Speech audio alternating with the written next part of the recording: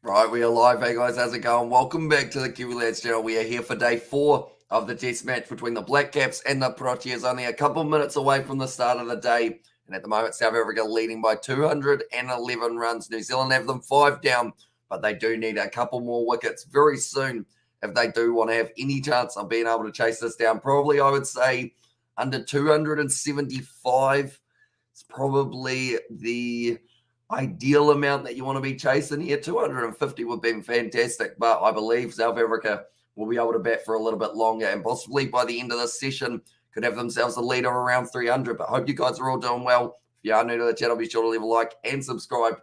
And we are going to be ready to go for yet again another day of cricket. I'm excited. We did end up doing the Six Nations last night, Ireland versus Italy, which was a 4 a.m. start, a 6 a.m. finished. I went back to sleep. And then now we're here. And also, what's this game? Says easy there. So this is South Africa versus New Zealand for a test match in the cricket side. Oh, cricket says easy. Yep. Exactly right. At IQ Lads, how's it? Says Barry Green. Welcome into the live stream, mate. Hope you're doing well.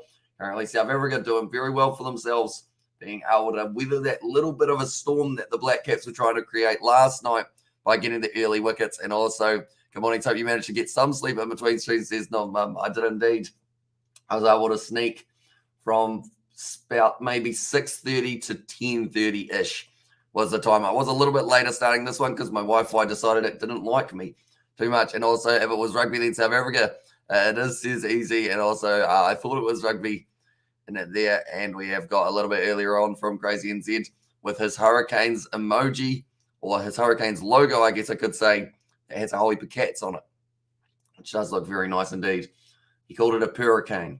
But now Mulder, going to be there. 10 runs off 42 deliveries, still at the crease, and that is with Verena. And this was a combo that New Zealand really needed to break early, but they didn't get the opportunity to. And now South Africa looking to bat deeper into this one. Good morning, Amish. What did you have for breakfast? I had peanut butter on toast, says Neil Wagner. I had some sort of, I guess, it's slightly like a smoothie, but it was a banana smoothie thingamabob that I did end up having. I decided to have something nice and quick. That we were ready to go for this one. There's cricket on a Monday in the background. I didn't realize people play cricket on a Monday other than, I guess, kind of for the professional stages. So it's cool to see that we've got some sort of cricket being played and at the background also. But currently, we are sitting around 11 a.m. here in New Zealand. The first session, it will be going right through to 1 p.m. And then we will have myself and my mum. She will be joining me for the next session of the day here, but now running in for the first delivery of the day, Tim Southey. It's an aggressive shot from Verena straight away. Or Mulder did end up hitting it straight to the field, although poached eggs on toast for me, says Nov Mum. Very nicely done. I think ever since we mentioned about eggs a few days ago, a lot more people I have been learning do have eggs for breakfast / for tea as well. We talked about sausages, eggs, and chips, which did sound all right. Currently, for tea tonight, I have no idea what's on the table. I'll probably end up cooking some chips at we're finishing at a decent hour tonight, probably like 7 p.m. Nice shot once again. Colin de Grandon able to field that one at short cover. So it seems like straight away Mulder's going to be aggressive and sunny side up, maybe in it there, and YNWA in there, and bacon and fried eggs in there. So here's Gareth, and also I wasn't going to be here because of school, but our premier called it off because of the rain. Says Neil. Oh, so I guess it must be raining very heavily, I would think, if they have to call off the school and pray for South Africa. Well, South Africa collapse. And that one says David. See, I'm used to going between the two sports. So because of SA, normally South Australia, we are looking at that's nicely done. Do let me know, ladies and gentlemen, how many runs do you think South Africa will be able to be leading by when they are bowled out? And Scotty Mack winning Indy, Liverpool winning the League Cup, and also made by Dave Black Caps, says David Lim. Currently, there's a good chance that if the Black Caps are batting by session 2, they've got a chance of being able to chase down this total. No, David Lim, but bad David Lim says TF there. Of course, he is open that the Proteas are going to be able to get themselves the victory here for the second test match between the two sides. The last test match it is. Again, well played behind the ball for Mulder. And the thing is, they've still got batsmen to come that have got a lot of skill with the batter. And yes, it's rained for the last 3 or 4 days, says Neil Wagner. I'm thinking through Janssen. He was able to give himself a very good total in the first inning. Maharaj as well was another man He did end up putting on some good runs, good late runs. They have got South Africa into the position that they are currently. I guess you could say, like, they've pretty much propelled it to a point where we're going to see a result between these two sides. Going to be hit to the leg side, and Mulder gets the first run of the day now for South Africa, and also SA fan and a Chelsea fan, says David Lim there. So what was the score in the end for that Liverpool-Chelsea game? I know after about 35 minutes or so it was 0-0, because that was about when I did end up going to sleep. But we were talking about it on the Six Nations live stream. People were saying they'd be quite keen to see some sort of maybe Premier League live stream in the future. We'll have to see what we can do. Maybe we can do. I know there's a Manchester United versus Manchester City coming up, and also 0-0, 11-10 on penalties to Liverpool. Right. Okay, so I went right down to the wire, going to the penalties then. My hay fever is kicking in today a little bit more, so I do apologise for that if I do sound a little bit worse for wear. And also a collab opinion or collab option. And there says, David, are you a football fan? David, more than likely, I assume. One moment.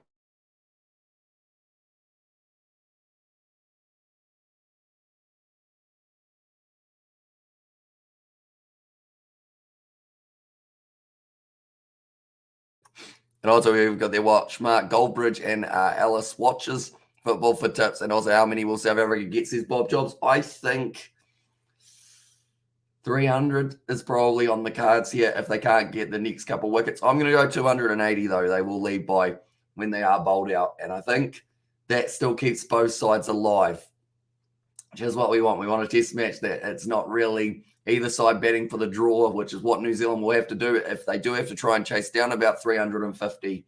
But if they can keep them within the 300, there's still a little bit of a fighting chance. 180, says a nugget cat there. A bowl by Henry straight away on the money. He was bowling well last night, probably unlucky not to get himself 1 or 2 extra wickets. But currently leading by 212, and like the commentators are saying, it seems to be that they're going to be bowling a lot straighter for this matchup, or for this session anyway. And how's the pitch, says Gareth? It's still looking like about a day 1 or 2 pitch at this current point. So it seems like there's not a huge amount of variable bounce. And that's one thing that they seem to do very well at Hagley Oval is no matter what, the pitch just stays intact. Like, I don't know what they make it out of, pure cement almost, I guess, because it just seems to stick like glue and just doesn't seem to have too many cracks. I'd say day 5, it might start looking like a regular day 3 pitch, maybe a day 3.5, but still going to be a very good surface to bat on. Not a lot of grass cover, slowly browning out a little bit as we've had a couple more days of test match cricket on it. Now, currently 3 dot balls in a row for Matt Henry. Good start to the over. I've realised my scoreboard has still gone to sleep. There we go. It has woken up. Tim Southey, he knows how important these next couple wickets will be for the Black Caps. If they don't get these 2 out within this first session, that's going to be a big problem. Trying the full ball from Henry. Of course, he was able to nail that Yorker. Was able to dismiss Markram in that first innings. One moment, we will go like this. And we will go like this. I'm just going to find the wickets that did end up falling. There we go. We will put them down the bottom. Irvia did end up losing his wicket. 8 off 9. Elgar, 13 off 27. Markram, 14 off 44. Van der Dussen to get quite a few runs. 45 off 85. And then Bavuma sitting there, 23 off 51. And did you see Eden Carlston took 5 for 16 in the women's domestic one-day final? Her figures 10, 5, 5, 16. Insane. Very impressive. 10 overs bowled, I believe that would be, isn't it? 5 maidens, 5 for 16. Who actually ended up winning that one yesterday, I think it was, wasn't it? And also the men's. I didn't get to see who won out of Auckland or Central. I might actually look that up now for myself. And also, hey, Hamish says, Kanakoina, and welcome into the live stream, mate. Hope you're doing well. Currently, we are sitting at 11:07 a.m., which means in Ireland, you guys are probably sitting at almost midnight, are you? Somewhere around there. But hope you are still wide awake. What did you think of the game last night between Ireland and Italy? I know that that one's a talking point. And some people are happy, some people aren't too happy. What do you think about that match? And Otago won. They smashed Wellington. And there says David Lim. So I assume she plays for Otago, if that is the figures that she did come out with. The highest 4th innings chases to win, 348 for the West Indies. Then following that, we are already sitting at 212, would have put them on the top 10 list in New Zealand for being able to chase them down. I think they're going to be looking at about 5th highest run chase in New Zealand conditions. And 10 p.m. here, mate. Oh, yeah, you guys are a little bit the other way, aren't you? You're 13 hours behind rather than 11 hours behind. I believe. Tell you what, my time zones are still completely wrong when I try and do the maths on them. Currently, Tim Southey, 125 Ks on that one. Not too bad for the speed overall. Hello. Right, when is New Zealand getting their next wicket, do you think?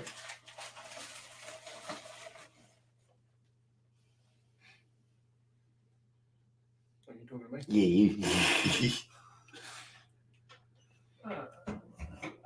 You got the last prediction spot on, didn't you?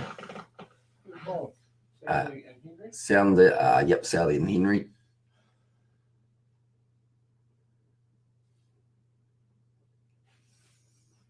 They just started. I think Henry will get one in his 4th or 5th over. Okay. How many overs is he bowled now? This is only his 1st or 2nd, I think he's up to. Yeah, he's only bowled one. Only bowled 1 over? Okay. Yeah, 5th. 5th over. Alrighty. And it looks like we've got that was such a shame the way it ended after 10 minutes with that red card decision was 100% correct.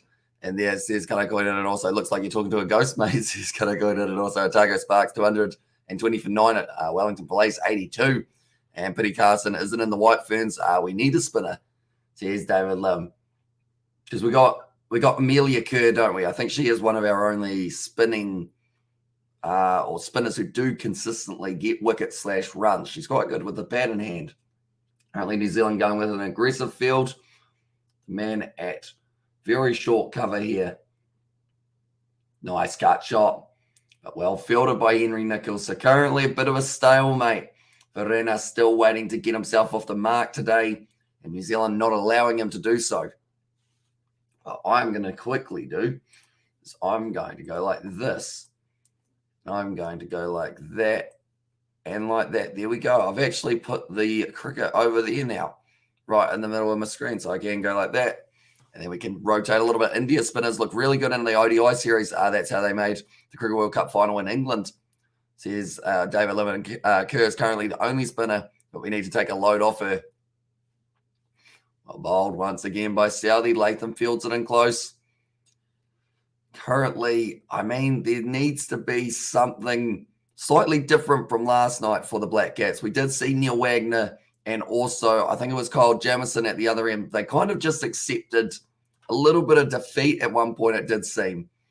Like, it seemed to be that they were like, right, we're not getting these guys out, so let's hope that they make the mistake. And they did in the end. They got a bit lucky with the fact that they were able to dismiss them, but they need a good bowling plan for today. Tim Southey with fielding that one from Verena, and that will be the end of his over. And it is now going to be 141 for 5. Also, actually, Devine spins it a bit. Is she a spinner or a medium pace? Sophie Devine. Trying to remember. Does she do a little bit of both, maybe? I think I've seen her bowling medium pace in the past, but I could be wrong there. Just going to go like this. And like that. There we go. I move the screen a little bit more. I love, like, I've learned recently there's a button when you're watching something on a computer, like it's in the sharing button, and you can actually like take it and make it a window on top of everything else. And I feel like it's very useful in this circumstance because I can just put it anywhere I want. And it's just sitting there right in the middle of the screen. Yorker there from Henry. Once again, trying out that tactic to Mulder, but Mulder's up for the challenge.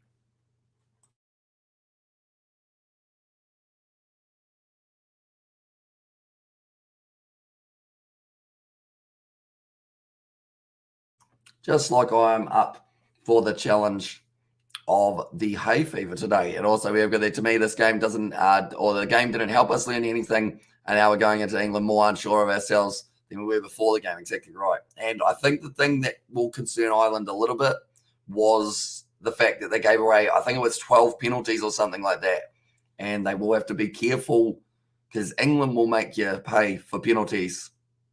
So we're going to have to wait and see how does he end up going? Luckily, they've got another week kind of recap and see how they think it is going to be going. But that's going to be a good game for Ireland versus England. And still have not addressed the issue of the 9 and 10, says Gunnar Coynan.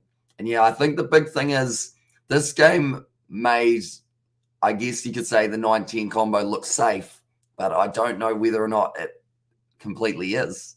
Like we saw Joey Carberry score the first try of the match. Then after that, we did see Jamison Gibson Park get the next one.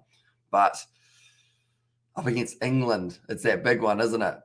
And also the penalty count was worrying. So he's kind of going and hit to the leg side straight to the man in close at short mid wicket, and currently still waiting to get himself off the mark is Verena. Mulder has got one run.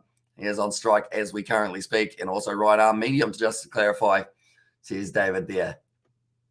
So yeah, she does. I think she's considered an all-rounder, even though she bats at about kind of right up the top of the order, doesn't she? Now, short ball in the air, and it's going to be nicely pulled away, straight out to Kyle Jamieson in the deep, and Mulder now gets himself another single. And also save, no, it's not against Smith. We will outplay whoever is at 10, or he will outplay whoever is at 10. Although he does for most countries, to be fair, at the moment, getting just man of the match week after week, Marcus Smith. But yeah, I think if England go with Ben Youngs, I would say that that's where Ireland will really have to be careful, because if you've got a real experienced veteran in Ben Youngs, the most capped English player now, and then, so I guess who are you starting at number 9? Are you going to be starting with Jamison Gibson Park? Is Conor Murray injured? Is that why he wasn't there for that last game, or were they resting him perhaps? Currently, that is going to be the end of another over, and it will be 142 for 5 now.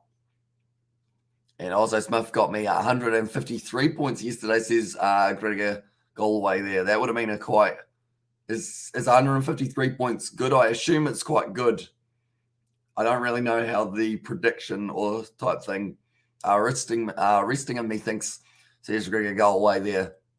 So yeah, hopefully he is going to be all right to go for England, because I think Conor Murray, Jamison Gibson Park are your two that you do need for that matchup. But now Matt Henry bowling his... Well, sorry, it's actually going to be Southey now who will be bowling his next over. 28 of 106 is the current partnership between these two. They've still got Maharaj, Jensen, then Ravada, and Sapamla is the rest, and resting him. But I want him out. I want a serious rejig of 9s, says Gunnar Coynan. Oh, okay. So you're probably looking, are you keeping Gibson Parker? Is he also on the chopping block? And instead maybe Craig Casey gets to stay, does he? Or no, I don't know. Do we know who your 9s are? Gunnar Coynan that you would bring in? Currently another straight ball from Southey, just blocked away by Mulder. But Verena's probably going to be facing, I'd say of his first 30 balls, he may only tick over maybe 4 or 5 runs. He's playing relatively aggressive, but it's going straight to the fielder 9 times out of 10. And it looks like we're stuck with Gibson Park now. I want either Casey or Nathan Doak. Hopefully I've said that correctly, to accompany him. I haven't actually heard of Nathan Doak, so I feel like that's probably a name I need to look up and keep in mind for the future, perhaps. Southey now, nicely bowled, no run. It's going straight out to Henry Nichols at backward point, and they are still, I guess you could say they're going at a lot slower of a run rate than it was yesterday, but that's understandable. New day, bowlers are going to be fresh. Tim Southey normally likes to pick up early wickets in a day, give him a lot of confidence going into the later stages. He got 2 wickets in quick succession last night. Although from there, South Africa then started to once again rebuild, which they have done very well throughout this test match. A few more extra partnerships. Nicely played down the ground, no run. Be fielded there by Neil Wagner, who will be keen to get in there. And also Nathan Doak is also prime 9, and he has massive potential, big future ahead of him. And they're out Celtics in the paces early on, by the way. Says David Ford, that will be the NBA, I believe it is. Currently, Tim Southey, he has been impressive throughout this test match and also throughout the last one. It seems to be the second innings where he really shows off that bowling for the potential that he has got. It's going to be whipped to the leg side, bit of a misfield there, but it is still just going to be the one. And now Verena will get the strike for 2 balls at the end of this over. Speedy's getting up to 130, Tim Southey, which is normally, if he gets up to 130, that's promising.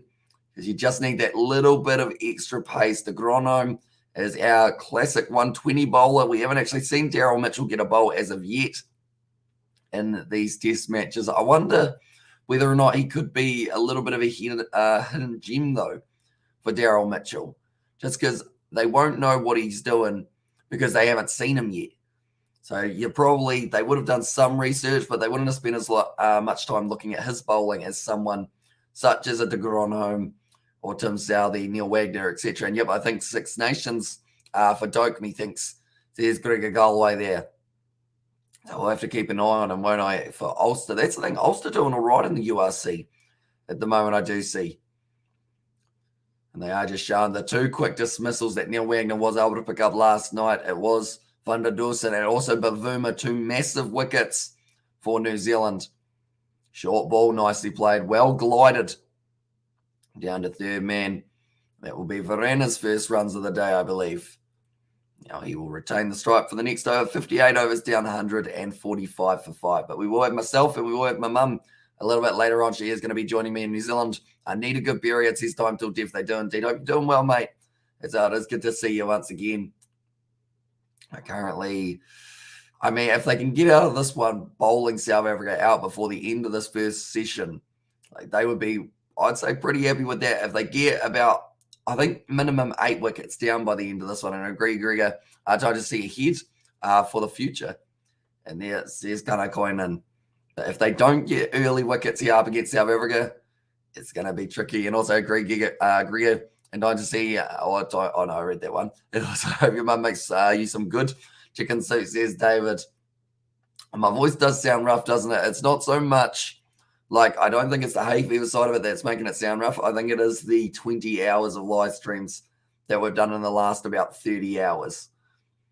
Well played once again down the ground, but it's cut off by Wagner. It seems like they're right on the verge of being able to get themselves their first boundary of the day, but Black Caps have got a very well set field with the bowling plan that they have got. Showing Devon Conway, does he know how to bowl?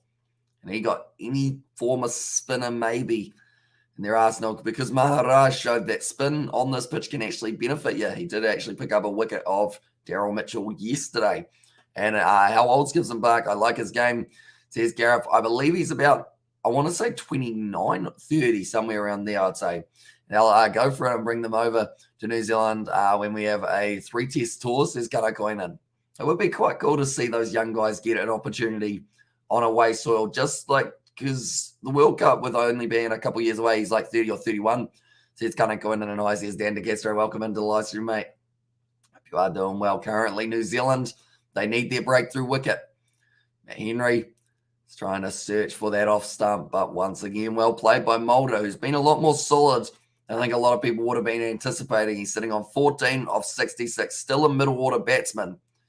And also, I'm contacting Guinness Book of World Records. Tell him about just this Dan De Castro.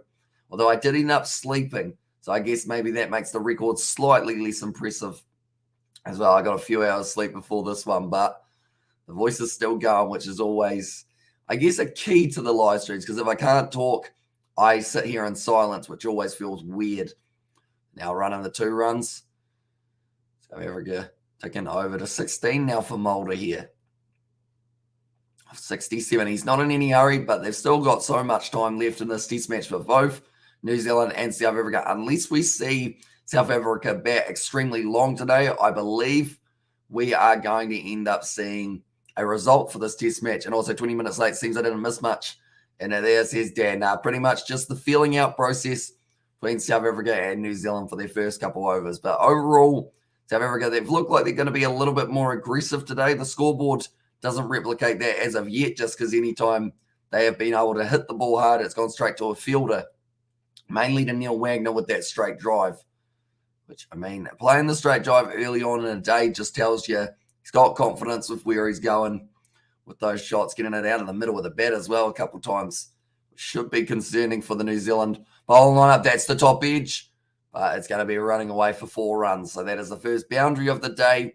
Little bit of a half chance, I guess you could call it, for Henry, but not really. There was no one down there, and that closes out the over, and it is going to be 151 for 5 now.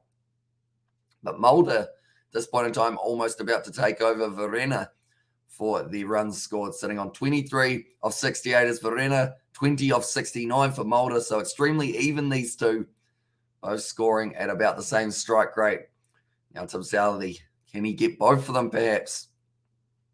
He will need them because he did get Irvia and also did end up getting the captain Elgar. If he can dismiss these two, New Zealand can rest easy knowing that maybe they're going to be able to stop them from getting around 270 or so. But then they've still got Janssen. They've still got Maharaj. This is a good batting lineup for South Africa and New Zealand. Are really going to have to pick up back-to-back wickets almost here. That's a nice drive.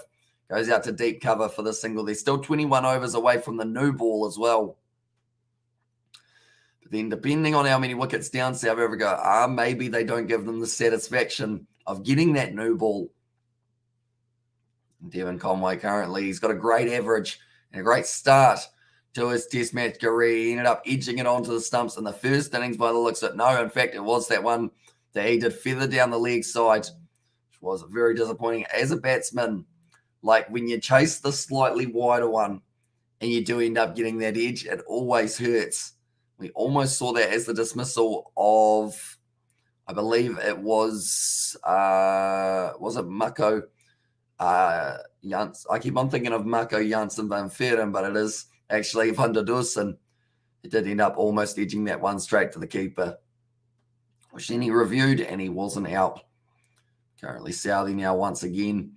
He's steaming and going for 33 so far of his 17.2 overs. So he's ticking over quite nicely in terms of that strike rate's not huge, or the economy rate, but another wicket would look a lot better next to that 33, because then we'd be looking at 3-3-3, and Tim Southey hits it down the ground once again from Mulder. And Wagner has another shot at the subs, just in case. Just something he does do very often when there is a batsman at the crease that he may not like 100%. He did have quite a battle out there with Rassie van der Dussen yesterday, and need over 300 to win. I reckon New Zealand will feel good chasing under 300, says Gareth. And I did see on the overall most chases, we're already sitting at, this will be the about 7th highest chase in New Zealand conditions, if New Zealand can chase it. And that is, as this currently sits, that's well done by Mulder. It's going to be at least 2 runs out through cover. It's a misfield from Kyle Jamieson. Has gone for the 4 runs, so not the start to the day that the big man would have been after. And also, it's very useful for Mulder as he now moves up. Went straight through 2 fielders, perfectly placed there for the cover drive of Mulder through to Gronholm, and also Latham, who was in close. Does race perfectly to the boundary. Kyle Jamieson, he'll be disappointed with that. Should have been able to field it, but does he end up going straight to the hand and goes to the boundary. Once again, left alone now from Mulder. Does look like he's going to be maybe more of the aggressor in this one. And Jamieson has been bit off his game. And there says David, yeah, he just hasn't quite looked like that Kyle Jamieson we saw a couple of years ago when he first really broke onto the scene. Seems his bowling length and line just isn't quite as accurate as he used to be, unfortunately. So he's just going through a little bit of a rough patch. And says, I bought fours with me. Says Dan De Castro. You've seen 2 already. And that is only ever since you came into the live streams. Have you brought a wicket, though? That was close to the stumps. I thought you may have just brought one there. That was inches. I'm taking on the off stump, I believe. A confident lead from Mulder, and that is going to be now 156 for 5. And also, hi, says Morecake. Welcome into the live stream, mate. Hope you're doing well. Currently, is it still raining for yourself? Do let me know. And we nearly chased down 549 runs to beat England in Christchurch. And that was the game. Astle scored the fastest 200 in Test history. Cheers, David. Because I guess that's the thing. That one had the successful ones, but we probably scored more runs than some of those times. But they just don't count in that category. And mind you, that was at Lancaster Park. I think I got to go to that game. I think that was the one that my mum mentioned, how we went down there. I was like maybe 1 or 2, so I don't remember it, of course, but went down to see him bring up the double century. And also, should New Zealand try Nichols? Says Dan, I think they need to try something that throws the batsman off, because they seem pretty well set with pace at the moment. So whether or not that is going to be Nichols, maybe you go with Daryl Mitchell and just go for that slightly slower bowling De Gronome's an option, but I think they still roughly know what De Gronome's going to do. And no, but I have online school. There's more cake there.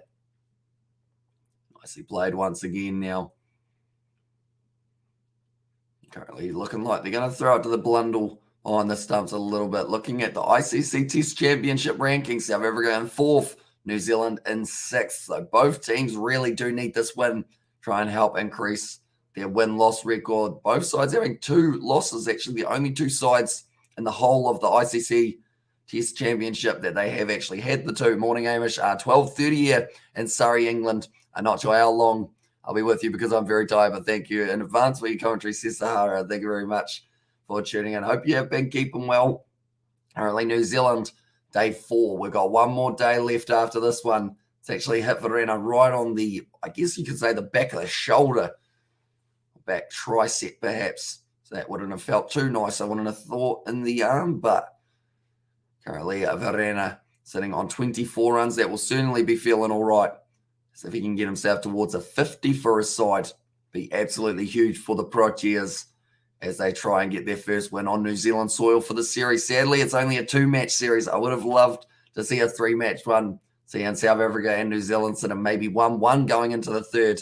And if we go out with a lead of 300, that gives New Zealand 135 overs to chase, just over 2 and over comfy. And there says Gareth. And that would be the 3rd highest run chase on New Zealand soil, I believe. Maybe even closer to 2nd. I know that the most was up against the West Indies. Now to the leg side, just a loosener almost from Henry, and that's going to be 4 more runs for Verena, now moving up onto 28 of 73. It's as if him and Mulder, without even knowing it, having a miniature battle of who can get to the 51st. Verena said, I will take that one down the leg side and get a little bit closer. Hamish, you are a legend. And there's Darren Smith. Appreciate you, mate. We are back up. I managed to get a 3-hour sleep in between the Six Nations live stream and this one. But my voice, I think, I don't know whether I am the legend. I think my voice at this stage, the fact that it's still working is pretty legendary for it. Like, I remember back when we did the BBL, I lost my voice pretty quickly, but it's still actually here for this one. We've done about 20 hours of live streams in the past 30 hours or so, and my voice is still here, which is nice. In fact, it's probably about 35 hours, so we have to take that extra 5 hours into consideration, of course. But now Verena, short ball hit in the air, but the umpire wasn't going to be catching that one for the Black Caps. And does live streams get monetized as much as videos? And there says Gareth, I know that in terms of I think they call it a CPM, don't they? I don't really know all the YouTube terms yet. I probably should, since I've been doing this for a little while, but like, I know that YouTube live streams overall for monetization do worse than videos because of the average view duration. I think those are all the terms that I need to remember. So pretty much like the live streams, you could do a 2-hour live stream, but it could have a watch duration of maybe about 2 minutes or so, whereas a video you might get up to about, 3 or 4 minute watch duration. So it just depends on how many ads people watch. Because with the live stream, like when you guys click on it, I think it normally has an ad, but then other than that, I don't believe you get any others. Hopefully. That's the thing. Even though it's monetized, I don't like when people have to watch ads, because I know as myself, like, ads are annoying. Like, you just want to watch the video and then you got to sit there waiting for the skip ad button. See, I feel like I'm more of a YouTube watcher than a YouTube creator at this stage. So I feel like I kind of sympathize with, like, when you get that 1 minute ad that's unskippable, you're just like, why me? Southie short ball, nicely pulled away. That's a good shot from Verena, and that's going to be racing to the fence now. And he moves up to 33 off 76. Brilliant shot there with the pull. Tim Southie under pressure. And South Africa needs another 100 runs from here, says Sahara. Yeah, up to 350 would be absolutely huge for them if they did somehow get towards that mark. But for now, it seems like Verena's looking towards that 50 for himself. Mulder will be doing the same. This is a 51-run partnership of 131 balls. Mulder and Verena very even in their contribution. 27 from Verena, 24 from Mulder as well. But this is the partnership that New Zealand needed to break early, and that hasn't quite worked out. And now South Africa are going to try and make them pay. That's across him. Nice shot from Verena once again, going out to deep cover. And they will get themselves the 2 runs comfortable. That's 6 runs of the last 2 balls of Tim Southee. New Zealand need to find a way of stopping this momentum, and I hope they don't just go, right, we're going to give it to Wagner to bowl short stuff and hope that we buy a wicket for giving away quite a few runs. I think they need, to be fair, they need Kyle Jamieson to step up. He's been in the side the last few matches. This is the time for him to really cement himself in the lineup because he hasn't done it with bat. He hasn't done it with ball. That's a good shot down the ground, but it goes straight to Kyle Jamieson, who just has a misfield. Mate, I was just bigging you up, and you've just misfielded that one. But luckily, it didn't cost them a run. And good day all. And Verena isn't a walking wicket today. Good to see, says Curtis. And it seems like also at the other end, Mulder is looking very impressive. Currently, they need a way of breaking through not just Verena, not just Mulder. They also need to get Maharaj and Jensen. And South Africa needs to be more aggressive in their batting, says Arif. It seems as if, that's a good shot there from Verena. I think he might have heard you because he is getting another 2 runs here. At least it might even race away. No, not quite. Wagner able to cut it off, but they still get the 3 runs for it. So I think they are just starting to they've waited a couple overs, waited for that new ball / the new day ball, I guess you could say. It's the same ball as day 3, but still you want to wait and see how much swing's going to be there. And now it seems like Verena is really starting to cash in on the poor bowling from the Black Caps. Currently sitting on 38 off 79 deliveries. Tim Southee charging in again. Mulder on strike. Leaves that one alone outside of the off stump. Good leave. Southee trying to create that angle straight across and maybe bring slips into play. Daryl Mitchell at the moment. He will have to do some very, very big persuading towards Latham if he wants to get the ball in hand. I think if I was captain, which I'm not because I sit in my lounge doing the commentary, but if I was captain, I would either put de Gronholm or Daryl Mitchell in. More than likely, actually, Daryl Mitchell. See whether or not, because, they're scoring against the Quicks at the moment. Scoring against Southee, scoring against Henry, so you might as well have them score against Daryl Mitchell and mix up the pace and get them a little bit hesitant when you bring in maybe like a Kyle Jamieson, different build. And happy to hear the up and the pace are so slow this test is harder there. Yeah, at the moment, we have still got the rest of this day and then day 5. And I believe the weather's quite nice for both of those. Sun's out at the moment in Christchurch. We should get a full 180 overs in the last 2 days of this test match. Right. I believe this is going to be Matt Henry now. We'll be bowling once again. I believe this is his 4th or 5th over. So my dad, for his prediction, he said that Henry will pick up the wicket in the 4th or 5th. I believe this is his 4th one now, but I could be wrong. Or they're saying a little bit of cloud cover might be coming over the ground now, which does mean swing would be a factor. But Tom Latham currently trying to set the field. You wonder, are they going to go with the aggressive field that they started the day with, or are they going to go with a slightly more defensive field, try and stop the runs from flowing? Because at the end of the day, South Africa now moving up to a lead of 241. This one is slowly creeping away from New Zealand if South Africa keep on scoring at this rate. But they've got the short cover, they've got the short mid-wicket, and then 2 men in deep out on the leg side. So I believe Henry should be putting this outside of the off stump. Down the leg side for the pull shot. Going straight through the gap, 4 runs. Right, he didn't listen to me. That was not ideal. That was about the opposite of what he should have bowled there for the field set. Unfortunately, Matt Henry does try the shorter ball, pulled away by Verena. He's very good with a short ball and pierces the 2 fielders in the deep. Doesn't matter how many you got out there, unless they're right where that ball went, it rocketed away to the boundary and does end up getting himself now into the 40s. Verena now sitting on 42 of 80. Where does Henry put this one? Better line. Going to be fielded in close by Colin de Gronholm.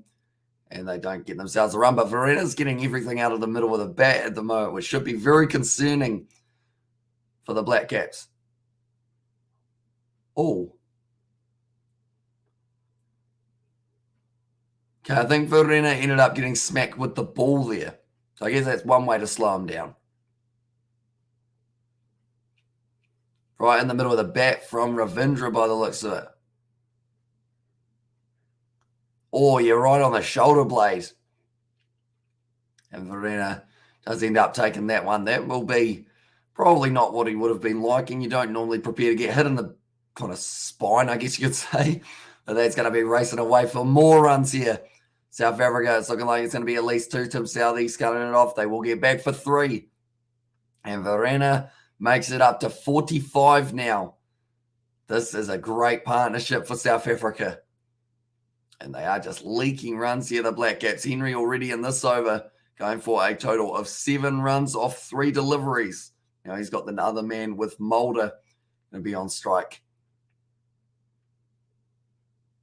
We've also, that's not where you want to get hit. That one would have been a very awkward one. Ravindra apologizes for it. And currently we've got another hour and 20 minutes left of this session, so plenty of time for South Africa to work their way towards that 300 lead if they continue to score as freely as they currently are. But Neil Wagner, he might have to be the game changer in this one to either bowl. I mean, that's the thing. The pitched up deliveries would be nice. I think they're going to more than likely get him to bowl short, though. But I don't think New Zealand's quicks have found that line in the length that they were consistently finding in that first test match. Could be from the aggression that we're seeing. Everything's too short. I've noticed they seem to be going for, I guess, either pull shots or cut shots. That's the 2 shots that they want these batsmen to be playing. And also, as Africa can declare enough runs, says that Johannes there. Although I think they still want to get themselves around that 300 mark. I think they're going to go a little bit longer in the day, seeing as New Zealand have so much time to be able to still have a chance of chasing it down. I think they might try and get towards 300. And also, I'm going to stay up to hear Verena's half century. Then it's snooze time for me, says Sahara. And you're not going to have to wait long because he's just pulled it away once again. Going to be at least 2 runs. Fielded nicely by Will Young into deep. Moves up now onto 47. And Black Cats need to stop giving away runs, says Gregor Galway. Exactly right. It seems like they don't know how to stop these 2 from ticking over the runs at this current point in time. No offense, Latham's subtle element of missing Kane Williamson. I trust his captaincy to look for a solution. New Zealand aren't trying anything radical yet, says Dan De Castro. And unfortunately, like I mentioned, I think it's going to be going back to Neil Wagner to just bowl short and try and buy a wicket. But they do need to try and get a couple more wickets after they buy that wicket, or else then they're still in the same predicament. And I was like, not enough, says Gregor Galway. But currently South Africa, they lead by 251 runs, just ticking over to that 250 run lead. But anyone who is new to the channel, be sure to leave a like and subscribe. We're going to be back for day 5, which at this stage does seem like it will be taking place. And 4, says Gregor Galway.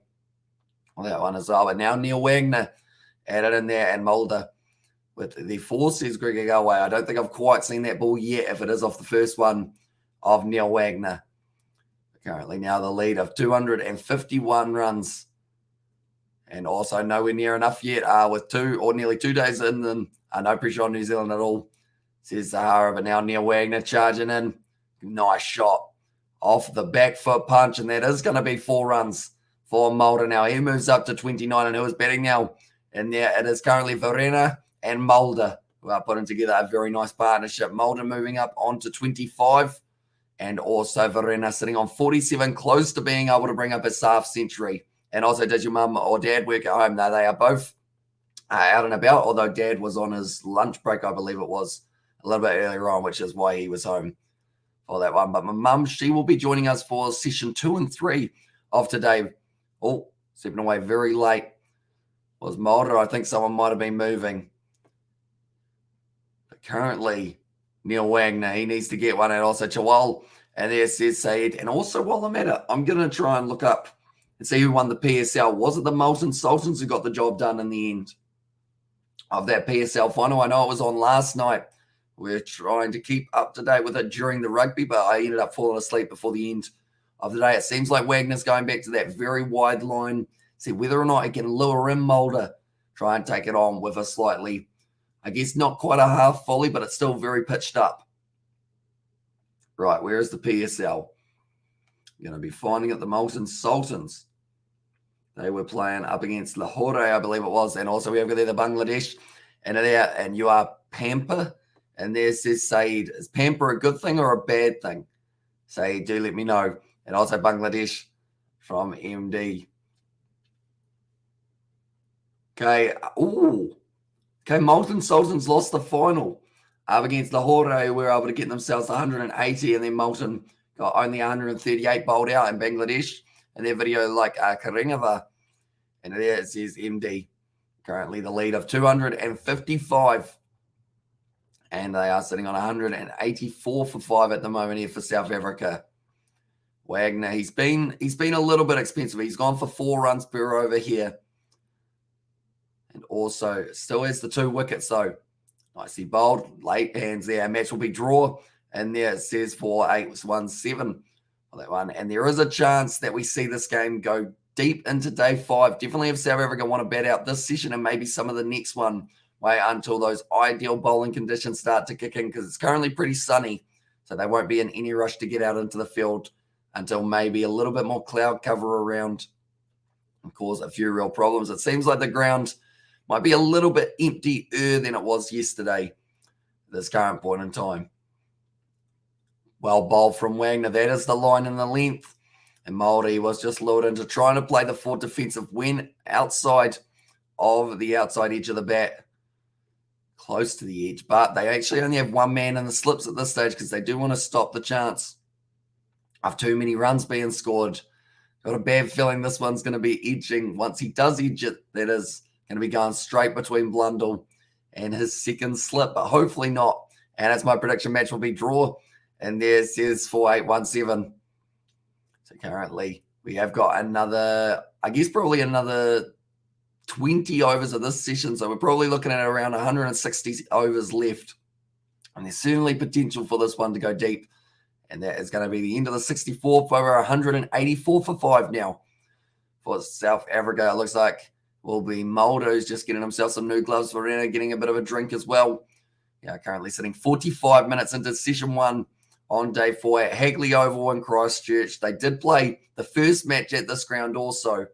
And now we have got the second one back-to-back. Originally, the Bay Oval was going to be host to one of these fixtures, but sadly, due to restrictions, it was easier to keep the sides in the same kind of position in the country. They actually announced that before we were getting 10,000 plus cases a day, so probably a good decision in the end. And also, they need a wicket, says Bob Jobs. They do indeed, and Kyle Jamieson now will be added into the bowling attack. And the Celtics 34-34, but the pace is after second, or in the second, 8:49, says Dave. It's a close one between those two sides. I know that my mum, she mentioned about in the old days, it used to be the Boston Celtics were the side to watch, I think it was. Kyle Jamieson now 11 overs, 1 made and 30 runs, an economy of 2.73, but a column that he has not been able to tick up anything in yet is the wicket column. And these early overs perhaps could be the time to get himself one. Currently leading of the 255, like I mentioned, Verena 3 away from the half century. Might be able to bring it up in this over, depending on where Jamieson puts this one. Outside of off stump, good shot. Goes straight out to the man at cover, though, and that is going to be well fielded by Devon Conway, who's certainly not given up in the field as of yet. I think they're just looking at the release points from Kyle Jamieson, comparing the days. Seems like he's going slightly wider the further he does get into this test match, but he's just, I guess you'd say he's just kind of missing what he normally has. It's whether or not it's maybe that line and the length that he's not quite too happy with, maybe the angle that he is bowling. That's better. Trying to give the man a little bit more hesitation of whether or not it is going to be a front foot or a back foot shot. And Vathala said, good to listen from India. Welcome in, mate. Currently in India, you guys must be sitting middle of the night, aren't you? And his commitment being up at this hour, and I do appreciate you being there. You have Celtics with Larry Bird in the 70s and 80s. Historically, they are the best team in the NBA along with the Lakers. And why don't they make it 3 tests when it's 1-1 in New Zealand test, says Neil Wagner. That's the question I think everyone in New Zealand have been asking themselves for a very long time. We always seem to just get 2. Like Bangladesh, 1-1 for this series. And I feel like you miss that decider. As I'm not the real Neil Wagner. And there, well, no, once again, and also shouldn't you be out bowling, says David. And also Celtics versus Lakers is still a massive rivalry to this day, says David. Verena sitting on 86 balls faced. He's moved up to 47 now. You will remember both him and Mulder we're sitting on about 24 of 70 deliveries. So he's gone and got himself an extra 23 in the next 16 balls compared to Mulder, who has only gone on to get himself around another 5 runs of roughly the same amount of balls. So it does show that Verena has decided he will be the aggressor here, and Africa lead by 390 plus runs, I guess. Says 4817. At this stage, it does seem like it could be a likeliness if they don't break this partnership up soon. And also now, maybe you'll do better. And there says Johannes, you're going to have Neil Wagner from one end and Neil Wagner from the other. That would be dangerous. Imagine if Neil Wagner had 2 of him, like he had a twin brother who was just as good. Like, he would be dangerous, like having 2 brothers going from either end, just bowling either the short stuff or the pitched up deliveries. You not want to be the batsman. Currently, they've still got that same field set for Kyle Jamieson. And I guess the way you describe it is they are expecting the ball to go too straight. Because when you've got that many men on the leg side, that was a decent one from Kyle Jamieson, though, because they've got the 2 men in the deep. And also Logan Williamson didn't take up cricket. And there, I assume that's Kane Williamson's brother, isn't it?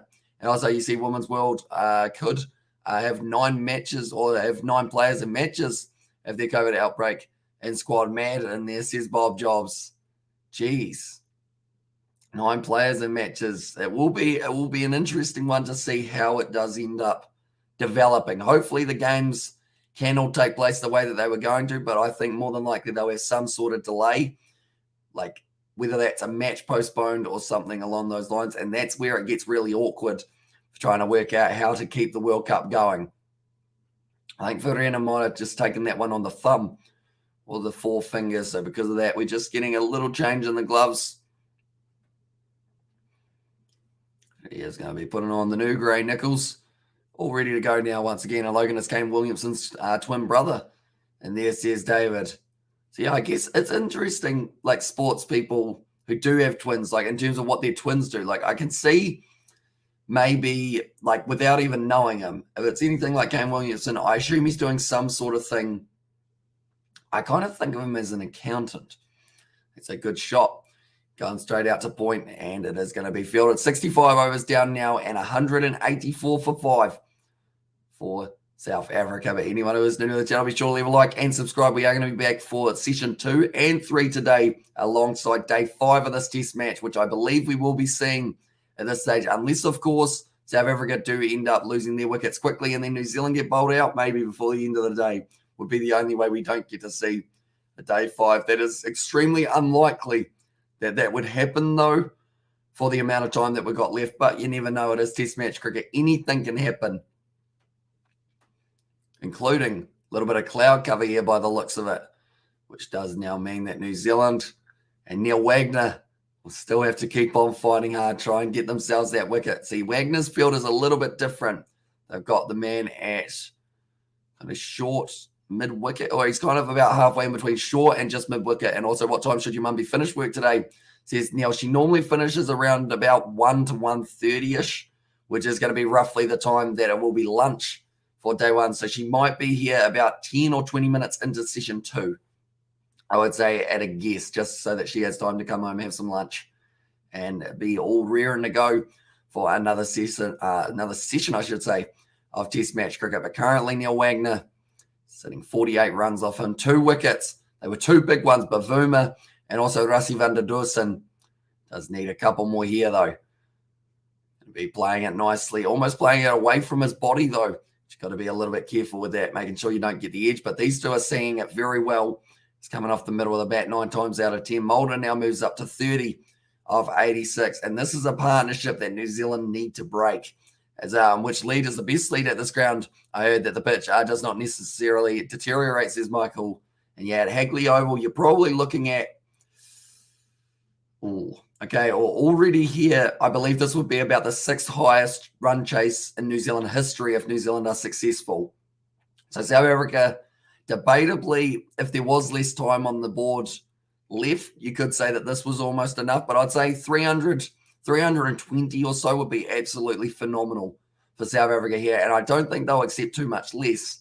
It's 275. It was my original prediction, but this partnership has really changed that because these two, look like they're in it for the long haul, and possibly both could bring up their half centuries in the end of this session. We've still got another hour and 8 minutes. So plenty of time to score. Nicely played once again. Verena right in behind it for defensive to De Gronholm at cover. He did end up putting down that simple catch yesterday to Gronholm, but after that, Neil Wagner was still able to get his man, Rassi van der Dorsen. It did cost him a few extra runs. But in the batting department, though, De Gronholm getting his highest score ever with around 120 not out. Wagner, he's actually close to bringing up his half century here, then at 47, or then Vereno's on 47, I should say. Now, Wagner, he went out on 49. He's trying to get this man out maybe on 49 also, give him a taste of the medicine that Wagner had to drink for that first test match. And I wish I was the real Neil Wagner, though. I bowled pretty well, although I bowled pretty well this innings, says it, Neil Wagner there. And yeah, as long as you don't go back to the short stuff as of yet, we will be all right. I feel like there's still a little bit of potential in the pitched up deliveries here for the Black Caps. And all they need is just that little edge, little feather. Well bowled, well batted. It was a Mulder there on strike, and that will be the end of the over now. 66 overs down, or in fact, it was Verena on strike, and now it's switching over to Mulder. They're very quick with the way that they react. They are just showing that man on the boat around Christchurch. You can get a paddling way down, although they did show him having to go under a tunnel. You'd have to make sure you were looking the right way, or else you probably end up getting quite a headache after smacking onto the bottom of a bridge. Kyle Jamieson, it's a great transition because he probably gets the same thing when he tries to go through a door and forgets how tall he is. He's currently, he's not getting any shorter. He is 7 foot, I think he is, or somewhere around that mark, about 100 or 200 centimeters, in fact. Now Kane Williamson, he is away due to an elbow injury. Latham steps up as the captain here. What tactics can he work out to try and get these two South African batsmen out? Going to be hit to the leg side. Kyle Jamieson straying a bit straight. There's going to be another single just ticking over the strike beautifully here for South Africa. And this is exactly what they needed after losing a couple quick wickets last night. Being able to rebuild. Verena and Mulder almost bringing up a 100-run partnership very soon, I would think. So we're able to get 27 for Verena, 24 for Mulder. That was the 51-run partnership. That didn't happen that long ago. That was actually before Verena started smacking the ball around a little bit more aggressively. Currently sitting on 47. Well played once again. And 6'8" according to Crick Info. Here's Beavis. Says Beavis there.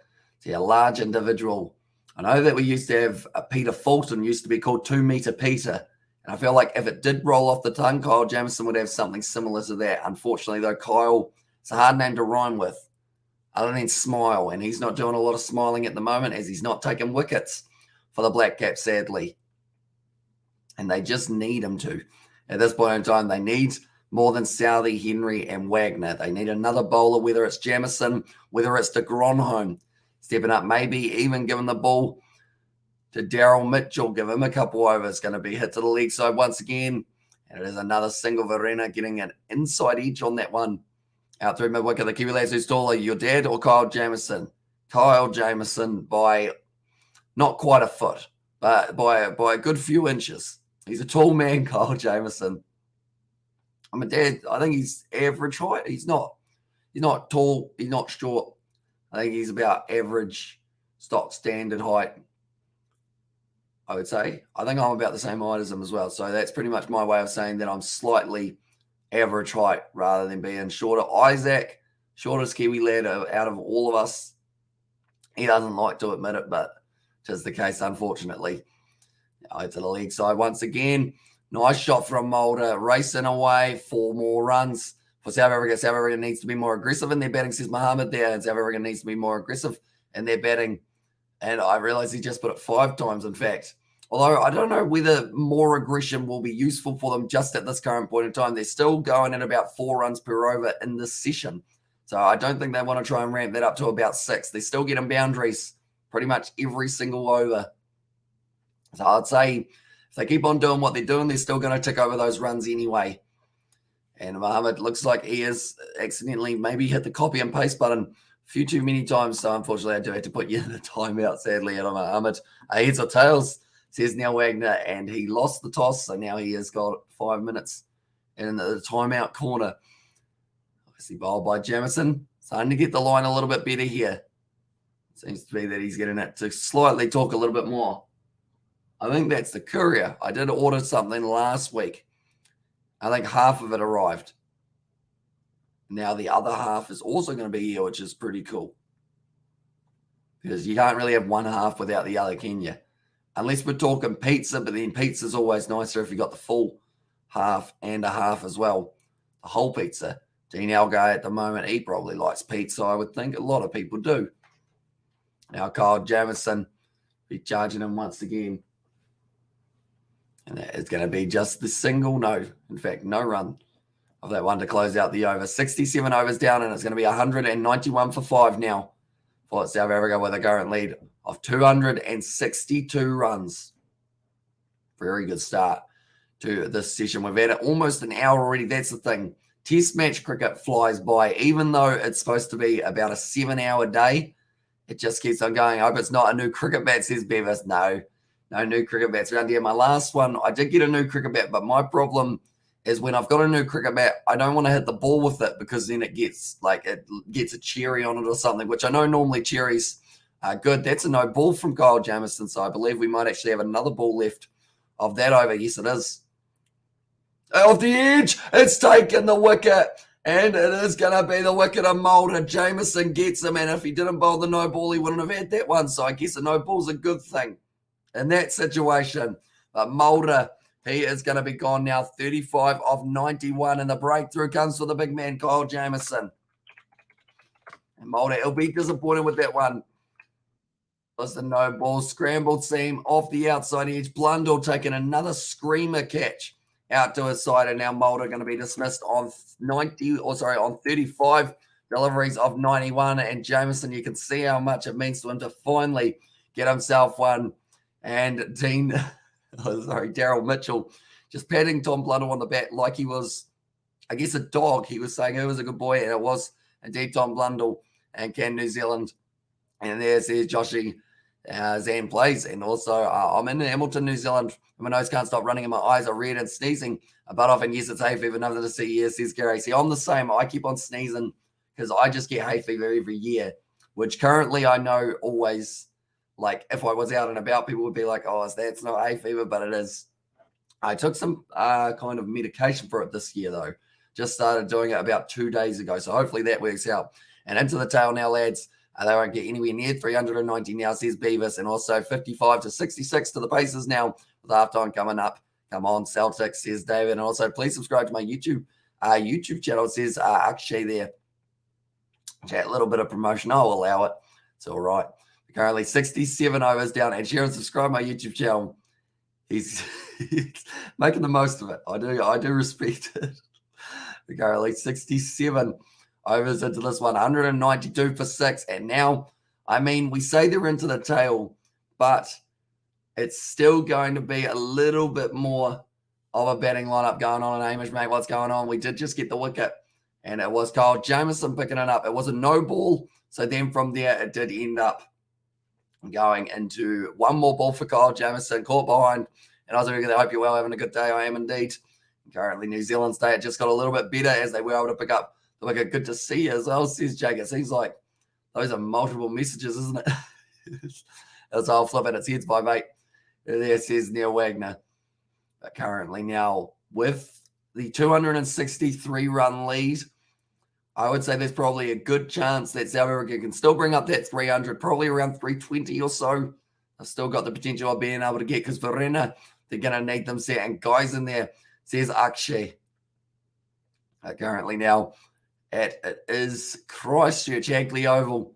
They were able to pick up that wicket of Mulder sitting on 35. He was slowly working his way towards the 50-meter line. Or not the 50-meter line. Sorry, that's a rugby term, isn't it? Slowly working his way towards the 50 runs for himself. And the 100-run partnership was getting closer. And right on drinks as well. That was probably the final ball before drinks. And Kyle Jamison getting the outside edge. Good take from Blundell. Kyle Jamieson celebrated it straight away and goes, oh, yeah, I think you're right, 320. Here's Beavis there. Yeah, anything less than 300 here for South Africa, they would be pretty disappointed with how well they have started this one. Yeah, Daryl Mitchell just ends up. He was showing a celebration pretty much. He did just cradle Tom Blundell in his arms and said, you good thing, thank you for taking that catch. He just gives him a cuddle. And also Neil said, can I be your moderator? And then we have currently got, I think it's about 7 moderators or so. So if we do end up with the chat going a lot quicker, then we will probably have to look for a few more. Normally, we do have it as the guys who are on the live streams all the time. So you're probably in the running when we do have our next wave of moderators that we do end up getting. But Marco Janssen now, the big man, in his way out to the crease. 5 matches, 109 runs with the best of 37 not out. I believe that was actually in the first innings. They did almost have that. That's going to be a nice cut shot from Verena, moving up to 49 now. He'll have to wait just a little bit longer before he gets his half century. But now Janssen, they need to get him out early because when he starts getting set, he starts scoring runs. And runs is something that New Zealand cannot afford to give away at this point in time in the test match. They are fighting to try and keep it around that 300 mark, have any sort of chance. And that will still be about the 3rd highest run chase on New Zealand soil. So it would be an impressive feat for the Black Cats. But South Africa's bowling, I would say I'm most worried about Rabada's bowling because he got 5 wickets in the first innings, and I think he will be able to get maybe 5 in the second one. And right at lunchtime for me, says David Lim there. So we'll see a little bit later on. But currently now, the big man Janssen up against Neil Wagner. Does he try a bouncer? And if he does, you're going to have to get it very high. Does try the bouncer, and it goes over the head of Janssen, just to try and square him up a little bit. Now, him and Wagner have got a bit of a storied history between the two of them, I believe it was. In that first innings, they were angry with each other. Wagner hit him away for a few boundaries. And now trying to pick up that wicket of Janssen for Neil Wagner. They've got the man still at mid-on, also a short mid-wicket, and then 1 slip, 1 gully, and a man at short cover. Probably the most notable positions. Bowled by Wagner just above the stumps for Janssen. Does have to get right in behind it and plays it very nicely.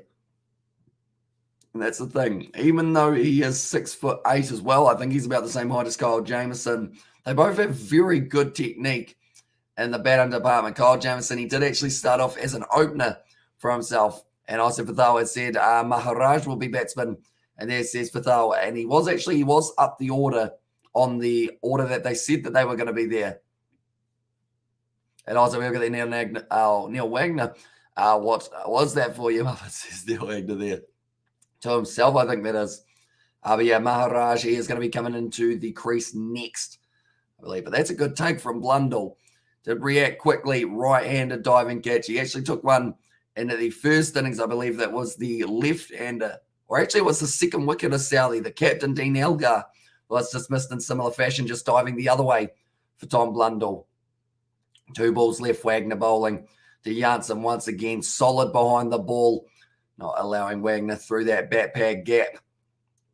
And it's going to be a bit of a concentration period, I would say, for Janssen here. Just coming in after drinks. Verena at the other end for 49. You don't really want to be the reason that other man doesn't get his half century. So more than likely, I would say Janssen's going to just block out this ball or leave it and let Verena have the strike for the next over. But it's a good take from Tom Blundell. They're showing it on replay, and he was able to react extremely quickly, which would reward him with a nicely played right behind it. And also, why would he do a short ball tactic? They only need 4 wickets, and then they can bat, says Neil Wagner. Pretty much short ball was probably more of a what happened in the last over, or not in the last over, but in the last innings, because he also got some short stuff from Janssen trying to take his head off. So I think that's just the little rivalry that these two have created amongst themselves. A kind of the veteran in Wagner up against the youngster in Janssen.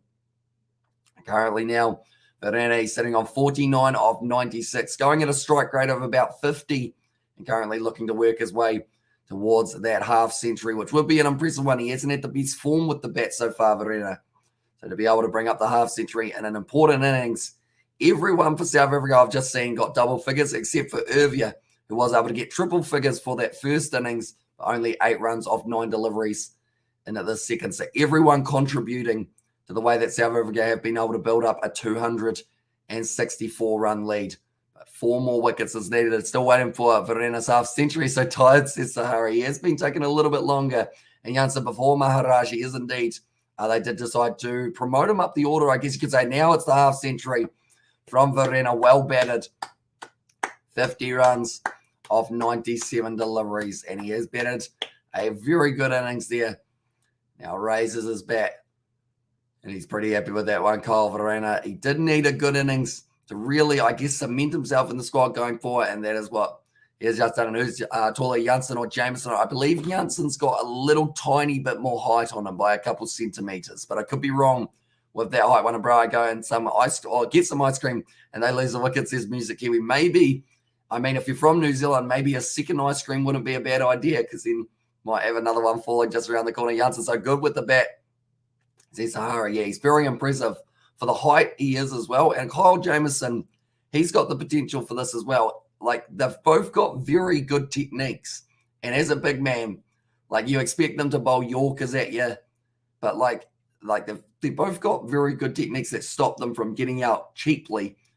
Betchy gets out this ball now that I've said that. But Jansen facing Kyle Jameson, the short ball once again just over the shoulder. And Jansen drops down to a knee, which is about how tall a lot of people are without kneeing or kneeling. This is a better way of describing it there. Jameson, he's picked up his first wicket, and it seems like now that he's got that one, got a little bit more confidence. 1 for 38 off 13.2 overs. New Zealand currently trailing by 265. They will have to bat maybe later on in the day, right? Night all. Come on, South Africa, enjoy the day's play, everyone, says Sahara. So we will see you later on. But thank you very much for tuning in and kneeling. And there says John, yeah, that is the word, rather than kneeing. Kneeing's normally, that ball came in quite nicely for Jansen, but well played.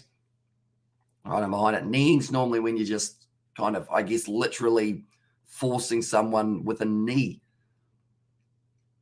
Is it called a knee? Yeah, it is. It's called a knee. I was thinking of mixed martial arts. And I was like 60 more at least. There's Gareth there.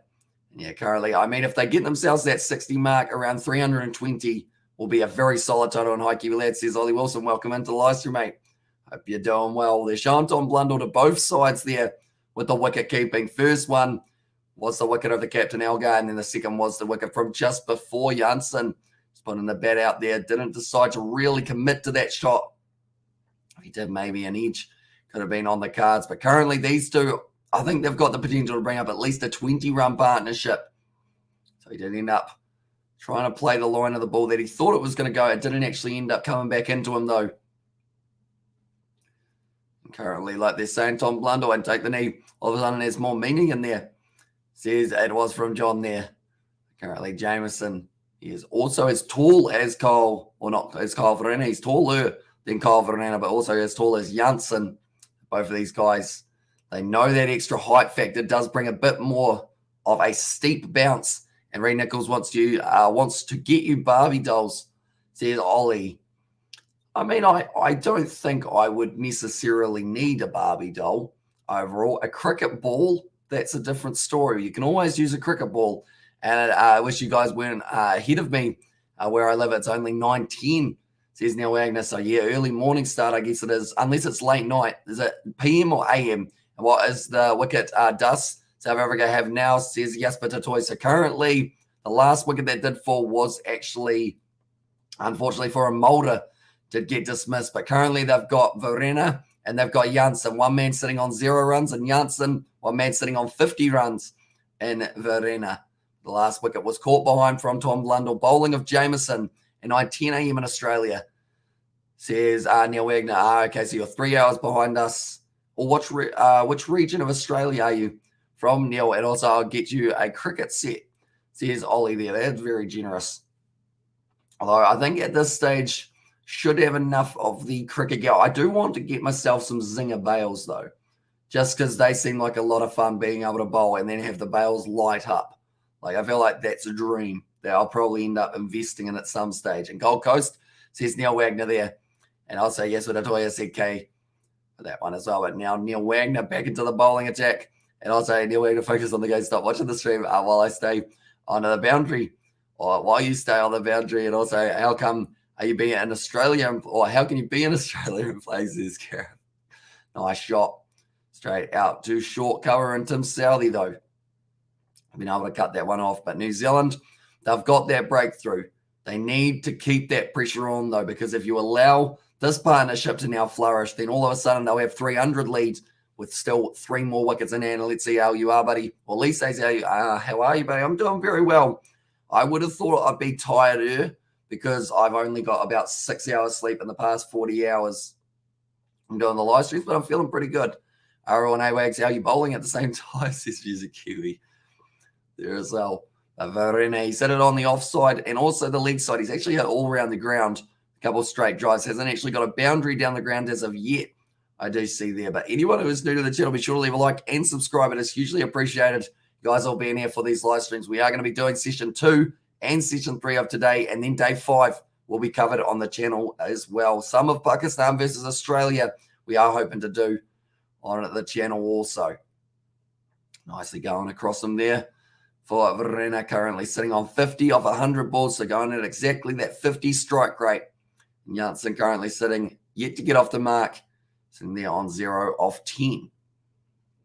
And also Neil Agnaway not in the cricket game. There's Ollie Wilson. I feel like at this point in time, Neil Wagner is regretting making his name on YouTube. Neil Wagner, more than likely. Currently, Verena, like I mentioned, is wagon wheel all around the ground. He has been playing all the shots. It's going to be another forward defensive, just getting right in behind it, trying to stop any chance of that ball getting on. And also, we have got here's the thing, I'm actually getting a drink of water on the boundary. I'll be off the stream to field and bowl. Says Neil Wagner, and also, where's the big boss? And there says Gareth, I assume that is my mother. She is going to be coming in for session 2 of this match. Session 2 and 3, we are going to be joined by my mum. And then maybe even all of day, or maybe not all of day 5, session 2 and 3 are day 5 as well, just because she works up until 1 to 1:30, which means that at 1:40, when the second session does start, we will be raring to go. Nice shot from Neil Wagner, or from Verena on Wagner. And Wags, you better get a wicket for this stream, says Music Kiwi. Currently now sitting 2 for 50. His economy rate is slowly going back down, Neil Wagner. He was going at about 4 or 5 earlier on in the match. Now almost 70 overs down, which does mean New Zealand in 10 overs time will have a new ball. So if they can restrict them to less than maybe 300 or so by the time we get to the new ball, that will give them a bit of confidence. Hey, howdy, hey, yo. Hope you're all well, says Katie. What time is it in Albuquerque at the moment, Katie? Hope you're doing well as well. Even though maybe the eyelids will be feeling maybe a little bit heavy at this point in time. But currently another over down, 70 overs. And it is 194 for 6. And hello, Albuquerque, or ABQ. And there says Gareth. Now, Kyle Jamieson, he was able to pick up that last wicket, one of his first wickets in a while for himself. That must get hard on the neck for Verena. He's got to look straight up at Janssen. Like, you just have a chat from about 2 or 3 meters back, so you don't have to have such a high vertical kind of thing for your head. It looks like the ball is still all right. The stage themselves, they asked them the question of whether or not they can get it switched out, but they're going to be unable to. So I would say New Zealand feel this ball isn't doing as much as it possibly should at this stage. Good bowling, Wagner. Welcome back to the stream, says Music Kiwi. Yeah, in the chat as well. But now Kyle Jamieson be bowling once again, and it's just 4:17 p.m. in the high desert, Hamish. That's actually a nice time. My time zones are still way off, as you can tell. So only 4:17 p.m. That's actually ideal timing, really. Game of Test match cricket. Currently, Kyle Jamieson 1 for 38. Does need to get himself another one. Neil Wagner, born in South Africa, plays for New Zealand, and comments from Australia, says Ray. Certainly a bit of a world deception of Neil Wagner at this point in time. That's the thing. We've got a lot of South Africans in our side, and also 350 stretch too, says UPSC. And it seems like currently, I'd say 330, 340 is certainly a match-winning total. That's a great shot from Janssen on the back foot punch. And it is going to be fielded in the deep. I think that's actually Fletcher. Did I say that? Or what's that? Fletcher on the back of his shirt? Cam Fletcher. It is Cam Fletcher. Also, Wagner, I would be pumped, or would be too pumped to chat, says Beavis. I feel like Wagner's the type of guy that if he's like chatting to anyone and he's like annoyed, he'll use cap locks all the time. Like I just get that feeling about him. Like he'll be fired up. He'll use like angry memes as well, or GIFs. And I was like, no, it's really him. And then says Gareth. And I was like, yeah, I had some things to do earlier, so sorry I'm late skating. No worries at all. And it's good to have you here.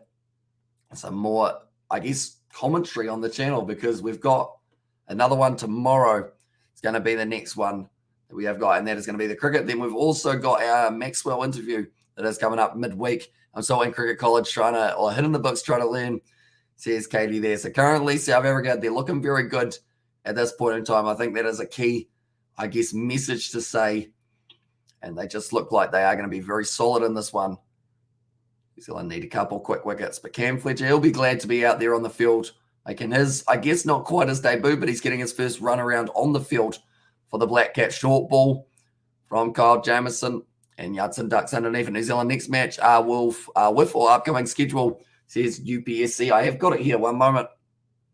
I will bring it up. I know that our next series we have got is up against the Netherlands. That will be in New Zealand in about 30 days' time. I'll just get you the exact date. And then we do head up north to take on England in the test matches. We were going to have a couple matches up against Australia, but it did end up getting moved as well. And also well done to Scott McLaughlin in the IndyCars from Holdenman. But still bloody proud of the gentleman. I know this is cricket, but I'm just saying, putting it out there, says Gary. And yeah, we've got some very good kind of, I was going to say racers, but that's not the right word, is it?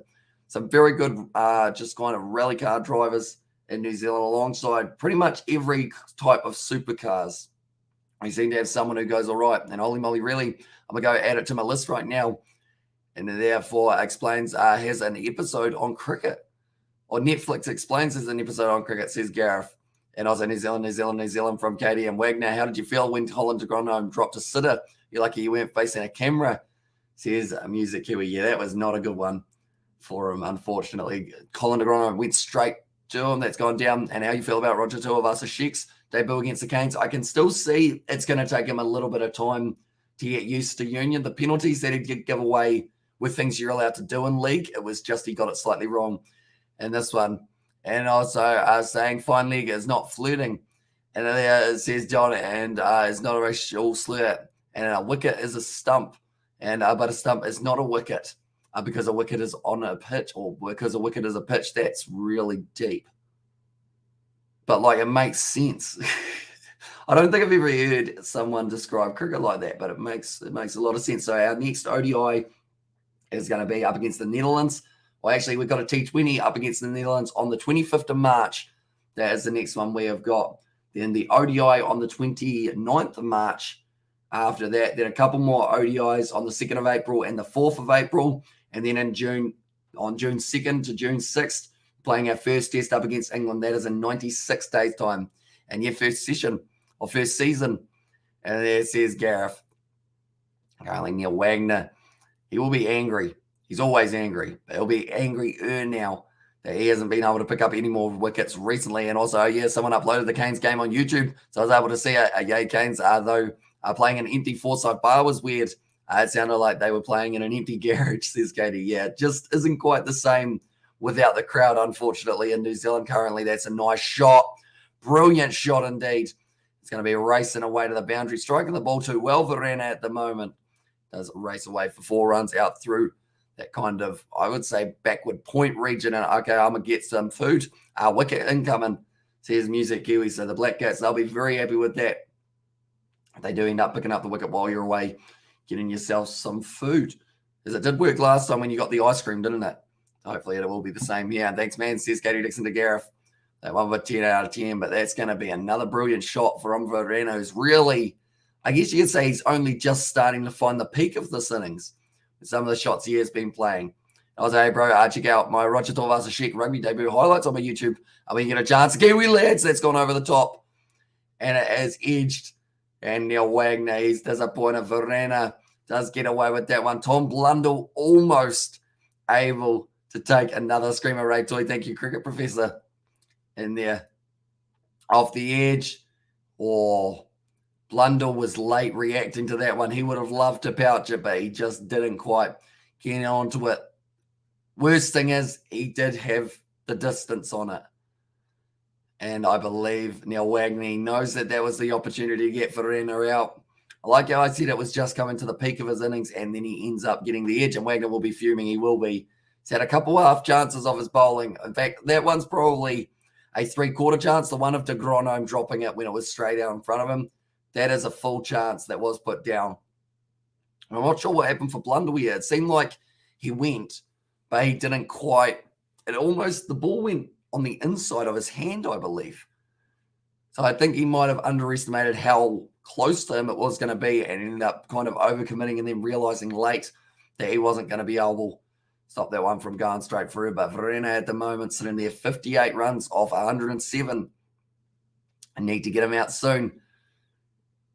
Now Wagner putting up the half volley outside off stump, seeing if they can lure him in to a cover drive, but it doesn't quite end up enticing Verena enough to want to go after that one. But Wagner, he's had a couple unlucky times in this matchup so far with the bowling.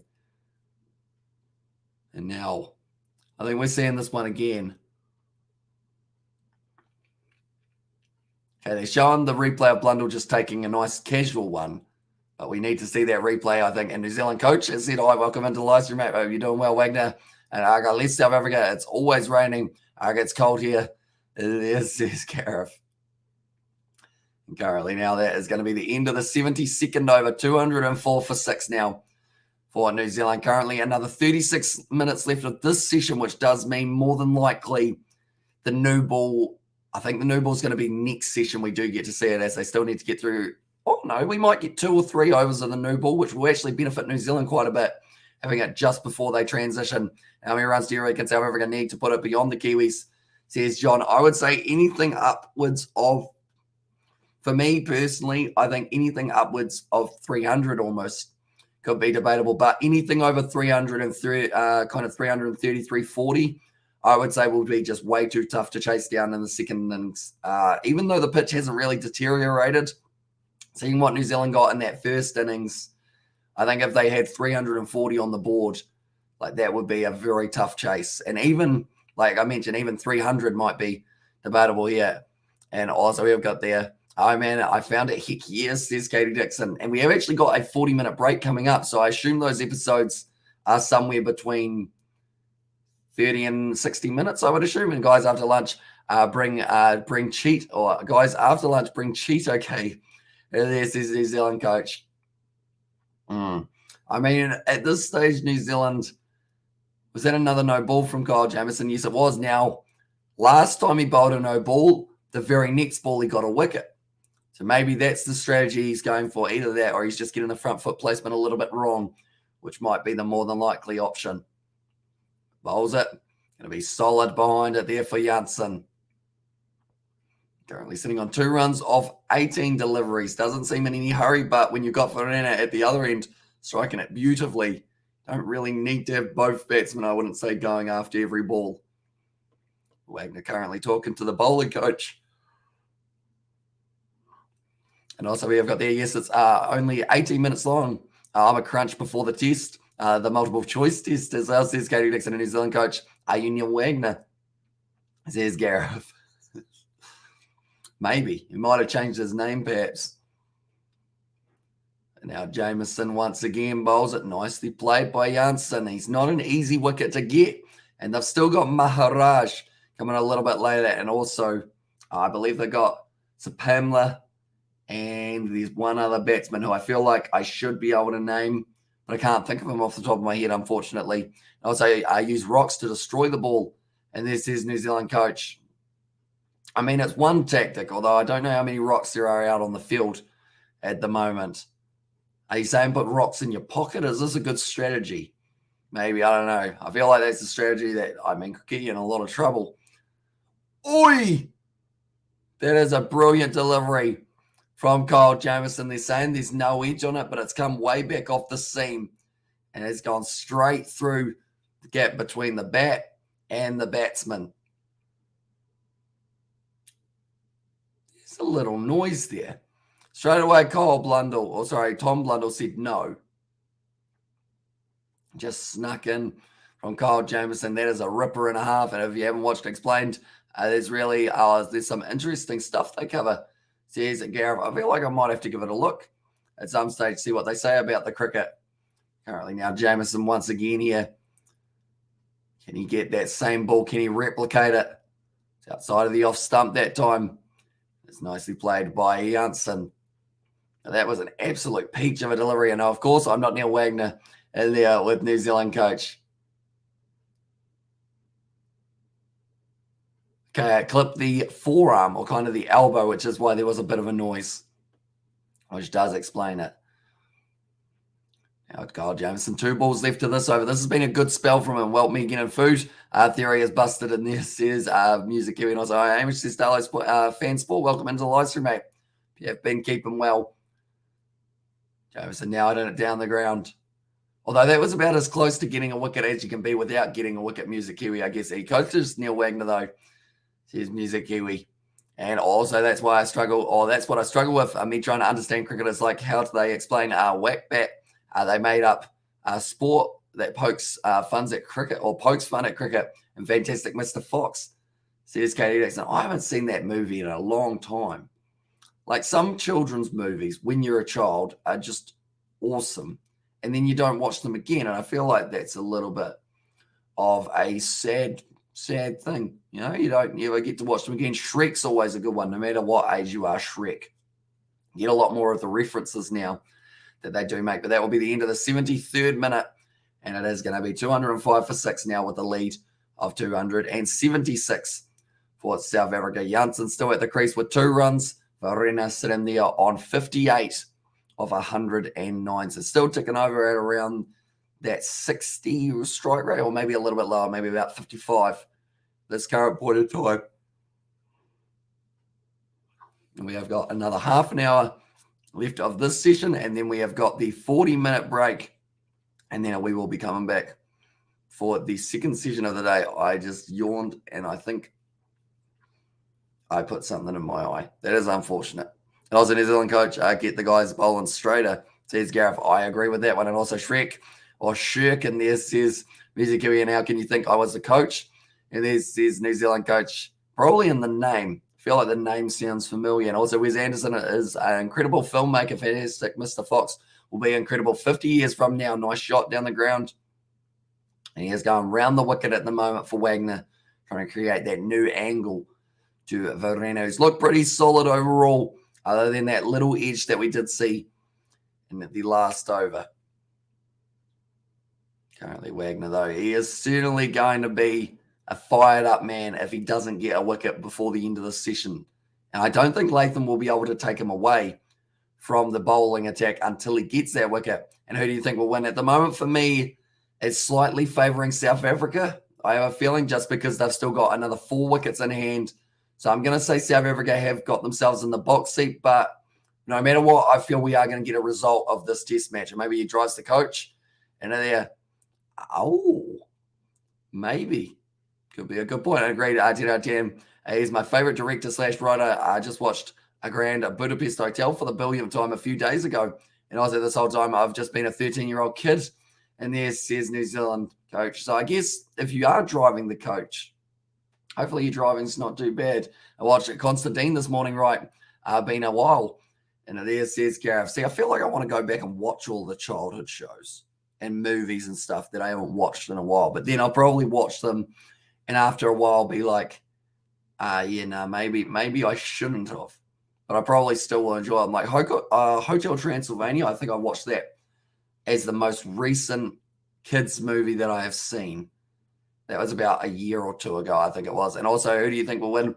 Says, man, I'm still slightly in favor of South Africa, but I would say New Zealand still have a chance if they can bowl them out relatively quickly. And oh my goodness, Stephen Fry is a narrator, or is the narrator, says Katie Dixon. And also, Hamish, do you own a car? I don't own my own car, but I do use the car. And so, yeah, and also, we've got the key. You don't, or you already don't sleep, mate. And there says John, that is true.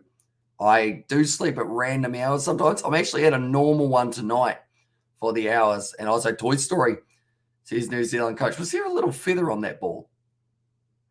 It was well bowled in the end from Neil Wagner to Janssen. He continues to go over the wicket. And also, yes, I'm a huge cricket fan. He also talks on the 2005 Ashes documentary. So New Zealand have a 13-year-old coach now, I understand. Says Johannes there.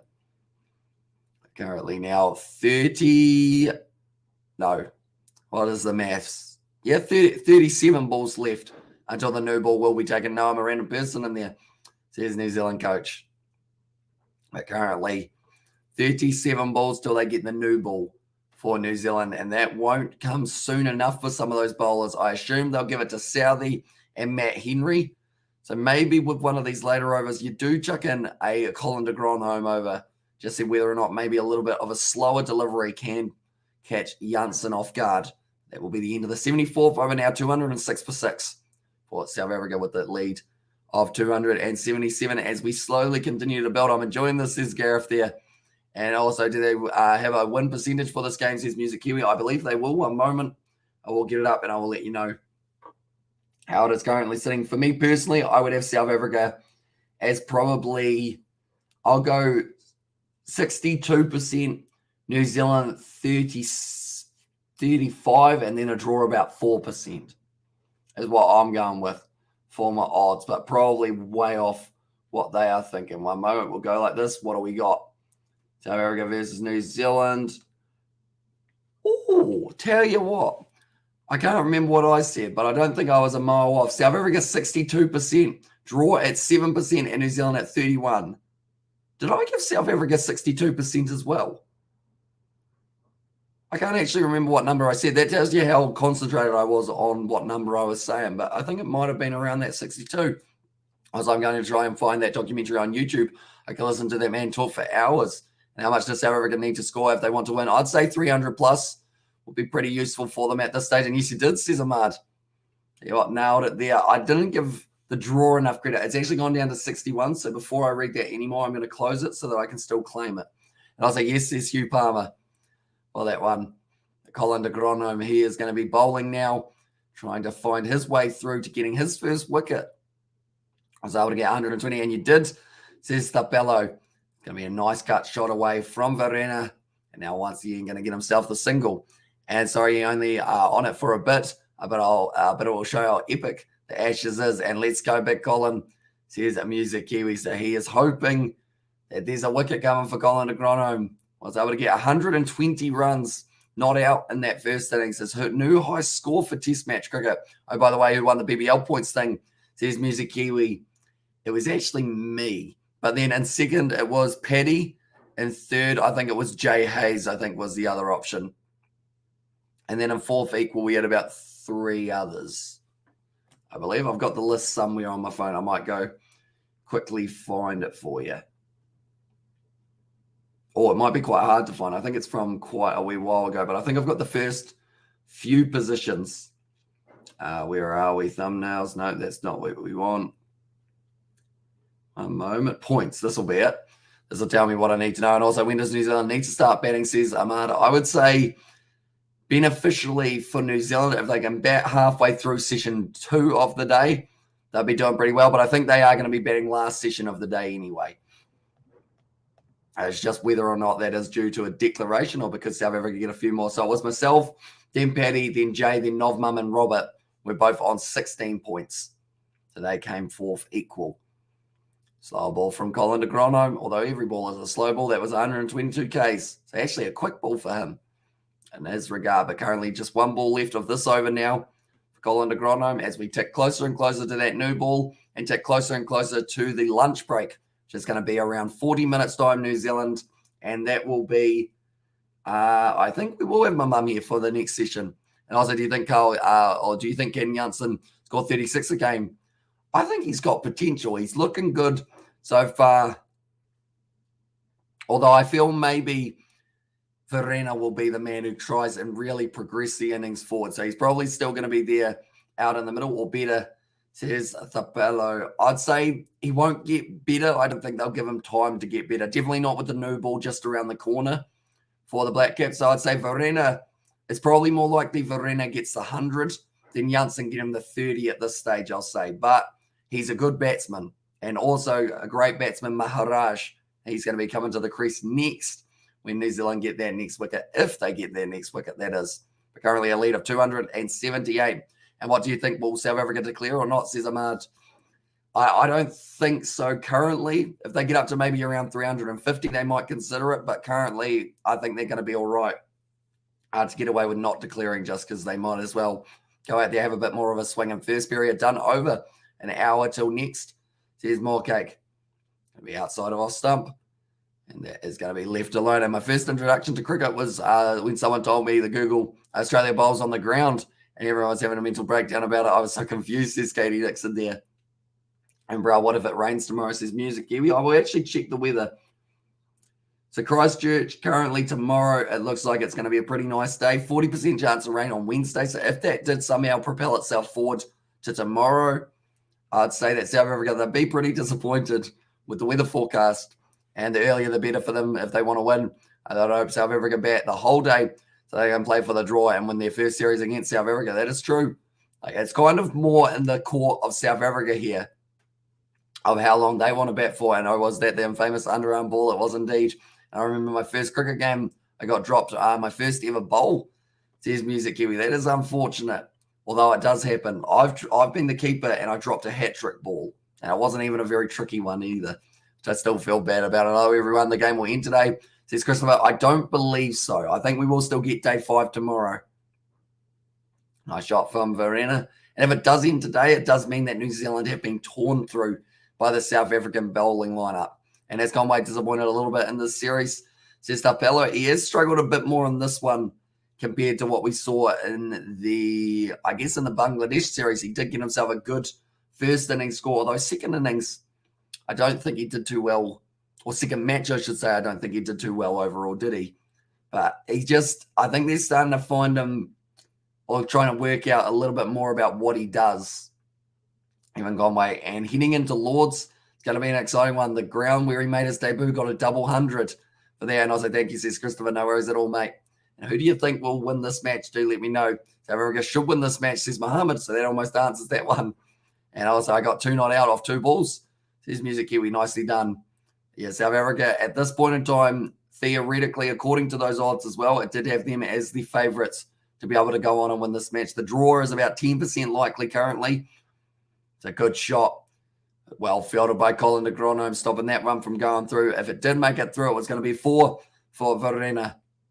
He's currently continuing to build into his innings, but they're showing the shots of Janssen in that first innings. He just plays some classic cricket shots, as well as being a bit aggressive.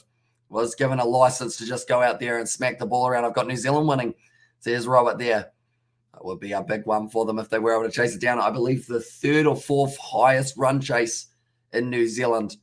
They can get the job done here. And that is as it's currently sitting. That's without South Africa getting a few more runs. And who's your favourite cricketer from New Zealand, says Music Kiwi? I'd say I'm a Kane Williamson boy. Overall, if I had to pick my favorite bowler, favorite bowler is a bit trickier. I'd say currently, I'm not sure. Currently, I'm not sure, but I did used to love watching Daniel Vittori bowl.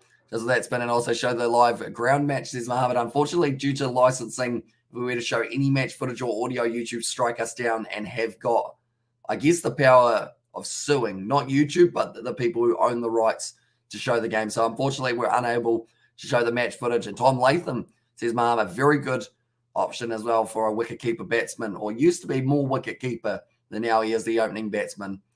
And captaining the side here due to Kane Williamson being out with the elbow injury. And also I almost made a really good catch in cricket, dive for it. Didn't end up catching it as the ball was about 2 centimetres in front of my hands. And if I had caught it, I would have won the game of backyard cricket. And this is Darlow.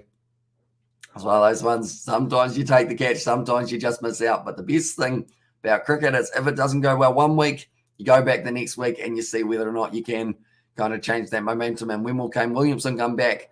I don't believe he is guaranteed for the tour up against the Netherlands, but then also he's going to the IPL. So I believe that that will be probably the next time we see Kane Williamson on a full-time tour schedule. But still a little while away. I think he's still about a month at least. And also, what's the pitch like, says Smeet? At this stage, it hasn't really broken up at all for a day 4 pitch. It's still looking very solid. Not a lot of grass cover. And you'd say that it is going to be benefiting the batters in the later stages of this game. Although, if South Africa find that hard, good length I would say that someone like a Rabada, maybe Janssen as well, will have a bit of a field day with wickets taking and at the later stages. And also our victory now depends on Verena right now, says the Pello. Yeah, if he can keep on going and work his way towards that 100, then South Africa will certainly be in not just the box seat, but almost, I guess you could say, wow, that was not the shot from Janssen that he should have played. Southie heard something. Southie always hears something, though, when there's a closeness to an edge. But that one went outside of the edge. They've gone upstairs. Sally has backed it. So this one, he did end up just throwing the hands at it, Verena. He wasn't even trying to play it aggressively, which is why he did possibly end up the slight feather. I don't believe it's out, but there could be a chance of this one does get overall. We have got the have fun. And they're from Music Kiwi, and I'm a head off now. We will see a little bit later on. And do you reckon the Black Caps could chase 350? Personally, I don't believe so. Oh, it's close to the outside edge. And let's go, boys. It's out. Come on. And there says Smith. Just because 350 is very tricky. No edge on that one. So that's going to be the review used up. Although they still have another 2, I believe, for New Zealand, but just outside of the outside edge of Janssen. He does survive. Let's go, as says Smith there. Now, he is going to be not out. So the Janssen's still on strike. Colin de Grandhomme almost able to pick him up. I can see why Southie thought that there was possibly something there. It was very close to the outside edge of the bat. And we know with Sim Southie, anything within 6 inches of the bat is out in his eyes. Currently, New Zealand, they got 2 reviews remaining. South Africa still have 3 for themselves. Now it's going to be Colin de Grandhomme. Once again, bowling 2 straight for that one, and that's going to be racing away to the boundary. So a bit of a reprieve for Janssen after almost being out on the previous delivery. A lot better shot there because the last one, it was just kind of throwing the hands out and hope that you get some sort of bat on it. That one was a nice turn off the pad down to fine leg for 4 runs, and never again has a pair of has a pair of sticks in his pockets. Never stacking them together. And there says Gareth, and also I reckon they could of Tommy and Youngie can have a solid day out. Then I think New Zealand all the way, says Smith. He's backing the boys, and of course Canterbury, somewhere where we see Tom Latham really step up. He loves Hagley Oval. It's his home ground. Knows the conditions better than anyone, and has got the record score for the most that anyone has been able to get at this ground in an innings. And also, it's 1:45 a.m. in South Africa. I'm trying so hard to stay awake, says Sapello there, or Thapello, sorry. Yeah, it's certainly going to be a late night in South Africa. I do find it very awkward, the timing of these test matches, because it's all right here in New Zealand, but for South Africa, it's literally just the complete middle of the night. Like, you're looking at the end of the day, it's going to be sitting at 7 a.m. So it will end up, I guess if you end up going completely silent, we'll know that maybe the eyes have closed for a little while. And then all of a sudden, you just slowly drift off. I've got to try and keep this exciting, I guess, to try and keep you wide awake. Currently, we've got ads here in New Zealand. They aren't really hugely excited, other than the fact it's Uber Eats. Who doesn't love a bit of Uber Eats? We can't get it here, unfortunately. We're too small of a town. It does make it a bit of a shame. But anyone who is new to the channel, be sure to leave a like and subscribe. It is hugely appreciated, you guys all being here. And we have got plenty more test match cricket and cricket in general coming on the channel extremely soon. 77 overs down at the moment for South Africa, leading by 286. Colin de Grandhomme just finishing that over. So cricket was still a 5-hour game all the way back in the 2000s. Unorthodox T20 wasn't created until then. Well, says Katie Dixon, yes. So T20 actually quite a new format in the length of how long cricket has been around for. It's a nice shot once again out to point, and Verena gets himself ticking over. Another run up to 64 now, and we know how dangerous the Black Caps can be with a Test Championship final, chasing 130 with less overs left. And also, Ann Collins' power hitting could secure them, says Smith. Yeah, exactly right. And coming off 120, that will give him a lot of confidence. Highest ever score in a Test match for that man. Previously, 105, I believe, was his best, and he didn't actually get out in that first innings. It was Matt Henry who was the final dismissal on the Golden Duck, but Neil Wagner charging in. Nice shot. It goes straight out. And also, yeah, T20 is trash in there, says Gareth. And also, favourite New Zealand cricketers Mark Richardson, Jesse Ryder. That's a name I haven't heard in a little while. And Shane Bond, says John. Jesse Ryder, what's he up to now? I know he was playing a few years ago, but I'm not too sure what he's up to now. And also, well played, South Africa. Says Galton. Yeah, they're going very nicely currently. Almost up to the 300-run lead. Still 4 wickets in hand as well, which is massive for them. Now, Wagner, that was close to the outside edge. He needs to stop chasing after that one for Janssen, or else it's only a matter of time till one feathers through to the keeper, or the keeper, I should say. That is flipping crazy. Doesn't that automatically make cricket the most intense team sport ever just by default? Says Katie Dixon there. Yeah, it's certainly a battle of endurance. Test matches, you're looking at 2,700 balls. Each ball probably takes, on a good day, probably about 30 seconds to bowl the ball. So you're looking at, it's a long time. You got 3 sessions of 6 hours. Nice shot there from Janssen that time, not just throwing the bat at the ball, does end up finding the middle. And also used to be timeless play until both innings are finished, says Gareth there. And 17th of February 2005, Australia defeated New Zealand in a first men's international T20 match played at Eden Park in Auckland. There you go. That's a stat and a half. They won't come on South Africa as an Aussie. And if New Zealand win, they take first on the Test rankings back.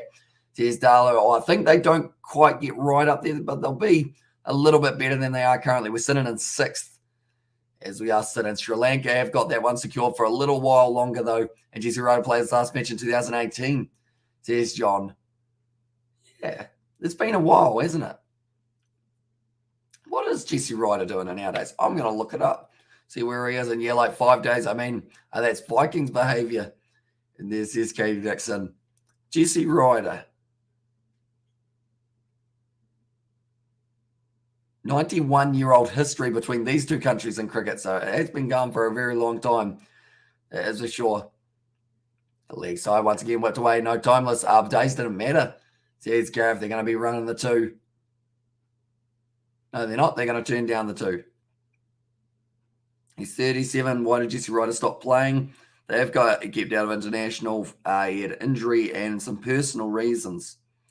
So I don't think I've heard, literally that name has not been around,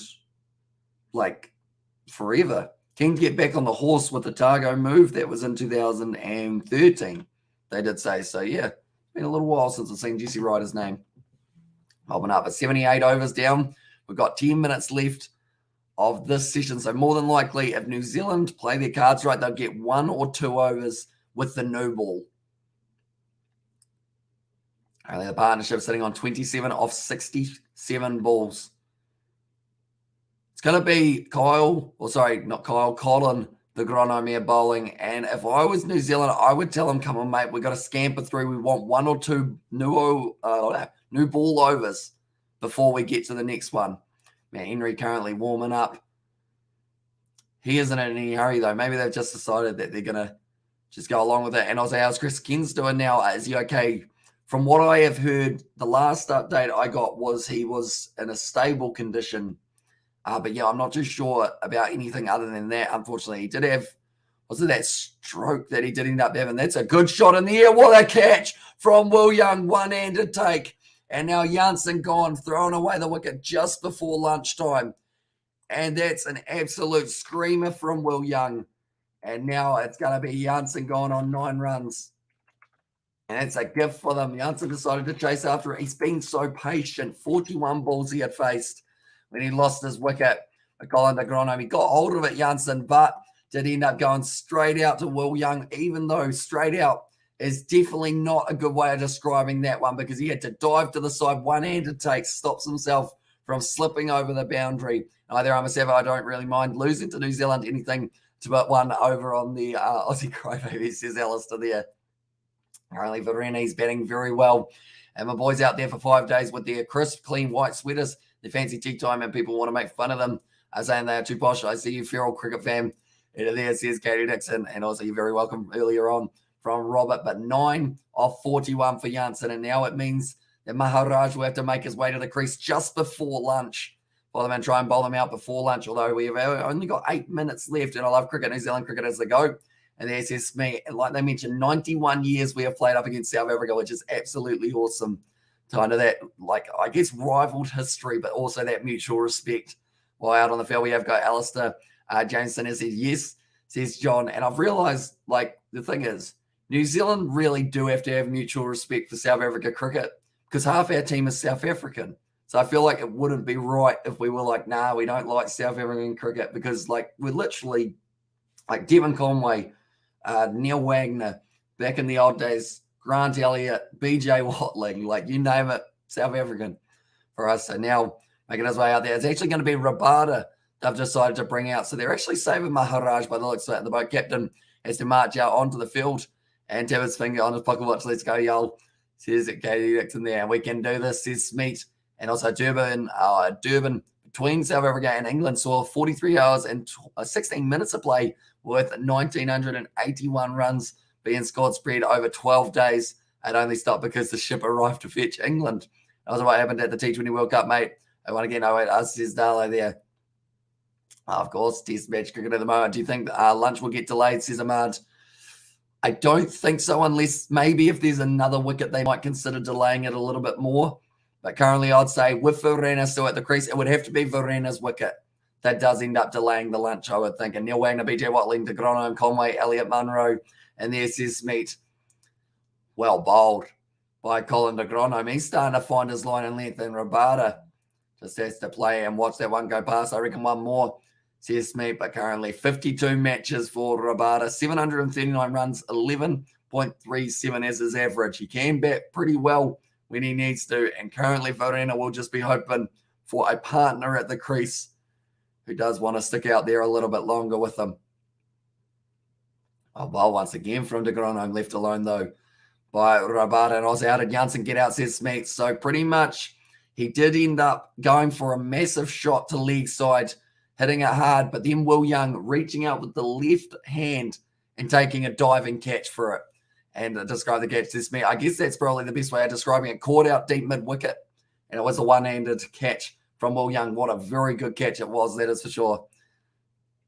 It's going to go out there. Paddy Werger, welcome into the live stream. I hope you're doing well. Same problem with England. Half the team is Safa. You guys are playing out B team, says Alistair. And I know that someone mentioned about it.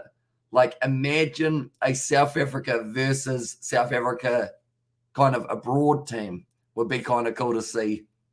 Although I don't think the South African abroad team would actually agree to it, because I feel like that would get quite heated, I would think, more than likely. But yeah, a test match between abroad players and up against South Africa and see who wins it. And Maharaj must have a niggle, says Gareth. I think so, because he's come in a lot later than anticipated, or maybe he just didn't want to come out just before lunch. Maybe he said nah, you go out there, Rabada, you can have these next few hours, and thanks, mate, says Smeet. Yeah, no worries at all. And I'm just in awe of these amazing people who can catch that cricket ball with bare hands, says Katie. And yeah, it does hurt sometimes depending on how you get it. That's the thing. That's why they have got the technique of either catching it like that with the fingers back or catching it like that with the fingers down. Because if you catch it like that and you get the timing wrong, as you can imagine, if you go like that too early, when you haven't quite got it, I haven't got a cricket ball, I've got a ping pong ball, doesn't quite do the same thing. But ping pong ball, if you close your hands too early, ideally you want to catch it either like that or like that. It's hard to do on camera, of course. You slightly vary the technique from what I'm doing. But then that's a 4 for Verena. Nice shot through cover. But yeah, if you go like that with the crocodile hands, as they like to call it, if you get it wrong, straight on the top of the finger, and then that can bend that. Well, that looked like I actually did do something bad to the finger. But yeah, you can bend it that way. You can end up whacking it on the nail. Painful. Which is why normally they do use that technique of that or that. And also, what do you think of now, New Zealand or South Africa? Says Smeet. I'm still in favour of South Africa because of scoreboard pressure, but New Zealand certainly have got the batting lineup to be able to go well. Marnus is South African, but chose Australia and became the best batsman in the world, says Darlow there. Nice shot from Neil Wagner. No, he's not bowling, or he is bowling, he's batting. No, I've confused myself, but Verena, another 4 runs is what I was trying to say. Catching the Aussie way or the Pommy way. And there says Gareth. And also, hi, Cutie. And there says Paddy Wicker with the winking face. And also, this is a better way to describe it, a bloody amazing catch. Says Paddy Wicker. It was very good. And hey, howdy, hey, brother, how you do?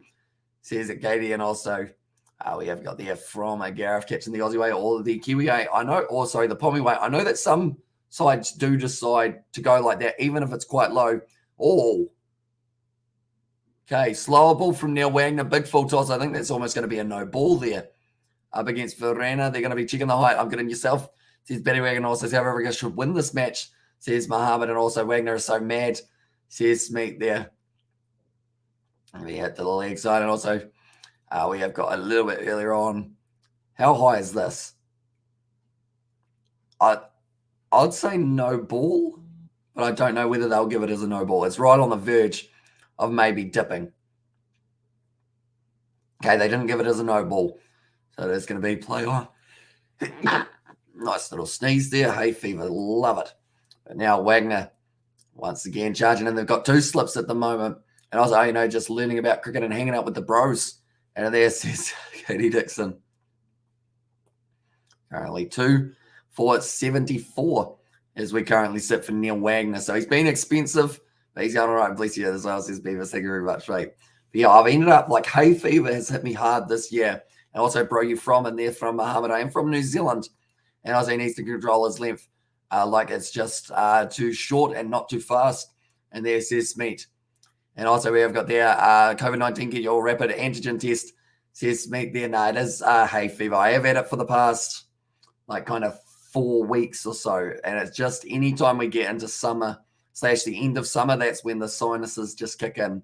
But yeah, I have taken a hay fever tablet yesterday. So hopefully they start working soon. And yeah, it's just pretty much sneezing because of pollen. Gotta love pollen. And also, Aussies catch the ball. Pommies get caught while betting the ball, says Darlo there. Currently now Rabati sitting on 2 runs off 6 deliveries if they manage to hit it. And there says Gareth. Now Verena, he's actually only 26 away from a century, and that is bringing up the lead of 301 at the moment. Good on you.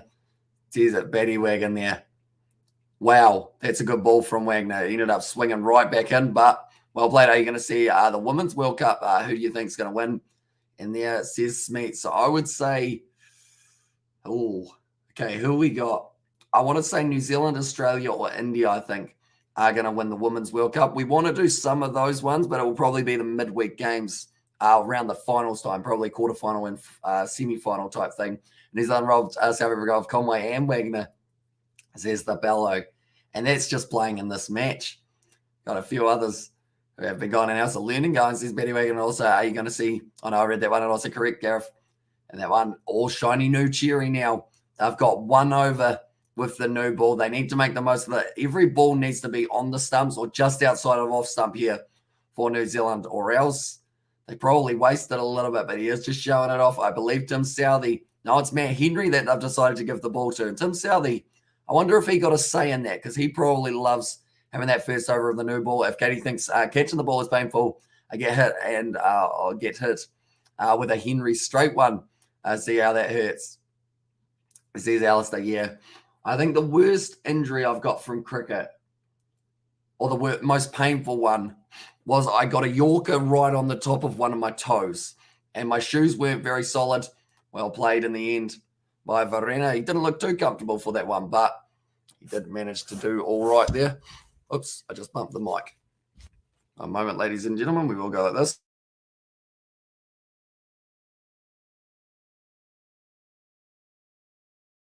There we go. We're all right now. And I love when England go down to Australia, get crushed. They all upset. Coaches get fired. Media goes mad. A few years later, do the same thing over again.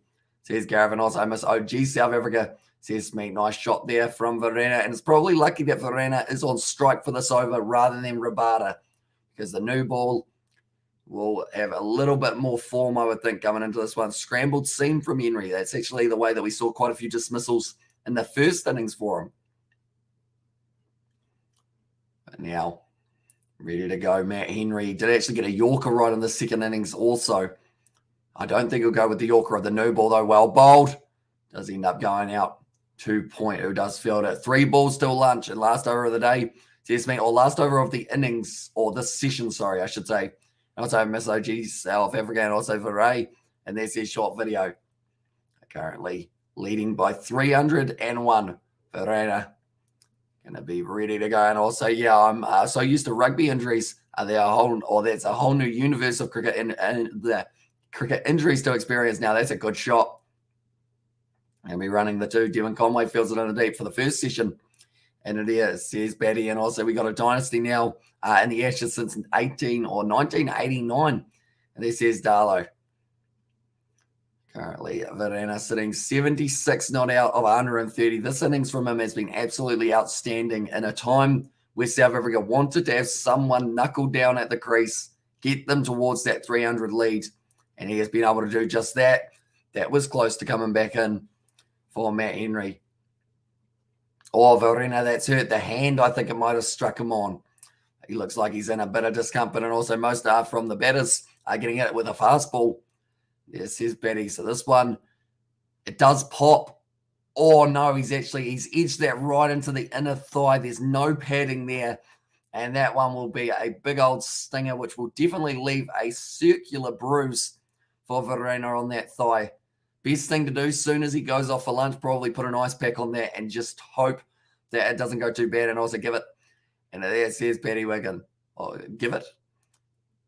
Oh, that's close. Henry calls for it. Referee has said no, or the umpire, sorry, has said no. I'm too busy talking rugby. The height is the one thing that I'm looking at here. Matt Henry, he's saying could be high. Tim Southey, he'll be saying it's out because Tim Southey always says it's out. They've gone upstairs. Okay. I have a feeling this could be an umpire's call, which would then mean that New Zealand would not end up with the wicket, but they'd still retain their review. So that's the thing. New ball. It's going to be bouncing a little bit more than the old ball. We need to remember that one as well. But now they will be going through and checking this one for the Black Caps. Right, Henry hits the seam. That's the concerning part. It's hit him on the back leg. JC, come on, boys. And there says Meat. And also Mitchell Johnson running a mustache shining in the MCG sent Kevin Peterson rocks there. And also, I don't like this. I'm emotionally damaged. Please, says Smeet. Well, he hasn't hit it, so that's a good start. And unlucky, says Paddy Wiggins. I assume this one's going to be going over, just over the top. Let's have a go overseas. And Conway, Roy, Labuschagne, Glenn Phillips, David Milan, Watling, and also David Bezer for that one. Rolf van der Merwe, Tom Curran, Michael Nessa, Neil Wagner. It's a good lineup. That is a very good lineup. That is for sure. And also, do you do all Super Rugby games? We do indeed. Every single one we have covered on the channel so far, and that is what we are going to continue doing throughout the rest of Super Rugby. But that's the end of the session. 28 overs bowled, 92 runs, 2 wickets for the Black Caps. The end. Then also the run rate of 3.29 there, and also we've got that. Okay, that's good. And there says Katie a little bit earlier on to this one. And also, I was wearing a batting helmet with a face cage. Cricket Law is wearing a batting helmet with a face cage at Cricket Law. It is, unless it's a spinner, sometimes players do prefer to take the helmet off. Someone like a Glenn Maxwell will do it. And also, you don't want to be ugly for the rest of your life, says Paddy Wagon. I mean, I guess that's true. And also, you just want to protect your vital brain, I guess is a good way of looking at it. I don't like this. I need this. Like you, Paddy Wagon, says it's me. But this is going to be the end of the session. South Africa 303 runs ahead. And now there is going to be a short intermission where they are having lunch, and then we will be back after. And I believe my mum will be joining me for that next one. I'll be here on Friday for the 10 p.m. game, says Darlow. And I can actually show you exactly who's there for the 10 p.m. game. One moment. Go like this, and we go up to this one that I made. There we go. Look at that. For the game on, which one is it? The game on Friday night. So that will be the Fijian draw taking on the Rebels. I don't know who I am. You don't know who I am, so be careful what you say. And there it says Paddy Wagon and also now cricket bottles or battle scars. Don't make me ugly, or don't make you ugly. But I understand what you mean, says Katie Dixon. And also a lot of our guys play in Holland as well. Orange cricket is fun, says Alistair. Yeah, you got some good players abroad, that is for sure, for South Africa. Hope you all go like this one moment. We'll get rid of that one so you guys can see the scoreboard. There we go. And we'll sit there like that. But currently South Africa lead by 303 runs at this point in time. It's a good innings from Verena. Also a good little spell alongside him from Muller. And I was like, I know, I'm just making a joke. It is, says Paddy Wagon. And also in rugby, do you think South Africa and New Zealand are miles ahead of other nations? Says Thapello. I'd say the gap's slowly closing a little bit. Like South Africa and New Zealand, very good.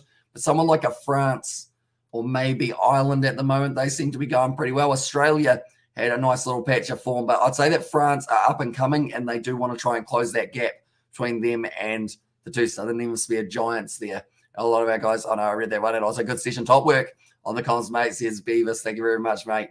And we are going to be back for the second one as well alongside the third session of the day, which is going to be starting. This next one will be at 1:40 p.m. New Zealand time. And also, we're better than South Africa, says Darlow, for that one. But yeah, currently, I assume we're talking from the recent Rugby Championship, although the rankings do have South Africa back at the top. And why are New Zealand doing so bad? Tell me why, says me. I think it's a mixture of impatience with the ball in hand. They haven't been sticking to a plan. And it just seems to be that has been costing them a little bit. If you don't stick with a certain plan, you're going to end up with a few, I guess, easy runs. They're not doing bad, says Paddy Wagon. They're going all right at the moment. They've had their moments, but then I think it was that middle patch where they just ended up really, I guess, committing to that short ball, and it did give them plenty and tell them to. And there says Meat. And I'll say, yeah, as we beat them twice in it. And there says Darlow, and I say, shh. And there says Meat. And tell me, I want to know everything, says Smeet for that one. But the highlights, they will be on the Black Caps YouTube channel, so be sure to check those out. Or the NCC, I think it is called, or NZC. Sorry, that is what the channel is called. They will have the highlights of day 3 and also all the other days that we have had so far. Day 4, they will be doing the exact same. The 1+ record versus South Africa isn't good, says Betty Wagon there. And they feel your nervousness, need to send some positive energy, as Gareth, and those wickets. If they can get them before reaching 90 overs, you're probably looking at South Africa leading by about 330, and New Zealand, they will have to chase it down. And if they did, it would be the second or third highest run chase. So taking win, whatever here is good, says Paddy Wagon. So yeah, pretty much it is going to be, I mean, I'll check the odds again in terms of how much it's sitting. I would have South Africa probably sitting at about 65 at this current time if I was the man who was in charge, although I am not, of course. Sadly, I'm not in charge of all of it, or else I would make it free to air for everyone to watch the game. 63% for South Africa, 29% for New Zealand, and 8% for the draw here. But Verena sitting on 76 of 132. You can see all of the wickets coming back across. And it's really that middle order that did extremely well. And Australia beat England, only because England cricket is in the doldrums. Too much pajama cricket, Aussie cricket. And a bunning sponsorship, don't they? Sandpaper and all bags or kit bags, says Alistair. And also Steve Smith couldn't play for England, or could have played for England. And also, what is cricket? I am very late, new to cricket. I don't know what it is. Describe it to me, says Smith. I guess the best way of describing cricket, test match cricket anyway, is a battle over 5 days. Each team bat twice on an ideal day, I guess you could say. Although sometimes one team may only end up batting once, but for the example, we'll go with they both bat twice. So pretty much you get yourself runs by hitting the ball with the bat, either to the boundary or running between the wickets. And then from there, the goal of the bowler is to get you out, which is either bowling you, getting you caught without the ball bouncing. And then pretty much it's the case of you do want to be the team with the most runs. And also, what is T10? That is pretty much 10 overs. So as you can see here up the top in the brackets, it's 81 overs. So that is an eighth of how long this game is. So you get 120 balls in a T10. Or sorry, you actually get 60 balls in a T10. And then the other team will also have 60 to try and get more runs than you got in your stage. Hopefully that made sense. Hopefully I didn't describe that too badly. I was all on the fly. I had no idea what I was going to say. Luckily, my words kept on coming out. So that is always a bonus.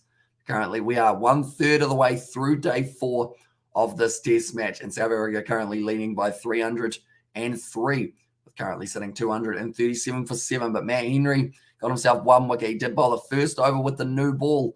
And what is T5? I don't think I've heard of too many T5 competitions. But T5 would be just 5 overs for each team. So pretty much anything that's got a T in front of it and then the number after it, that's how many overs they kind of compete. So T20, 20 overs for each team. And also we're coming in August 2023 for you, Alistair. Says Darlow, and also New Zealand only batted once in the first test. Says Alistair, they did indeed. So sometimes if a team does score a lot of runs, they don't need to bat twice as another side of test match cricket. And then the declaration, but I feel like declaration for someone who is new to cricket is a bit too much of a tricky one. Also, why isn't it O20? And there it says over 20. Says mate. So pretty much ODI is 1 day international is where that comes from. So it's not based off overs for that O in there. It's based off T's. I also bring the Fosters and the sandpaper, mate. Says Alistair, and also we've got there. Have a good one. Says it was from Katie, and also I think I'm going to sleep now. I'll check the scores at 7 a.m. and hashtag rooting for South Africa. Says the Bella, and also you are having a match on, mate. Says John. He may be, but if anyone else is new to cricket, I feel like hopefully that wasn't a terrible description. And also, so is it T50? Says me for ODI. Nah, they get rid of the T. They decide that Ts are only for the shorter format of the game because they were invented a lot later than the others. I feel like this is a whole cricket history lesson, isn't it? But yeah, pretty much one day international rather than T20 international, which is where that T comes from as well. And that pretty much stands for T20, which is 2020. I guess you could call it a 2020. It's so confusing, says me. You'll slowly start to get the hang of it. We don't have Fosters, it's Tulus and 4X in there.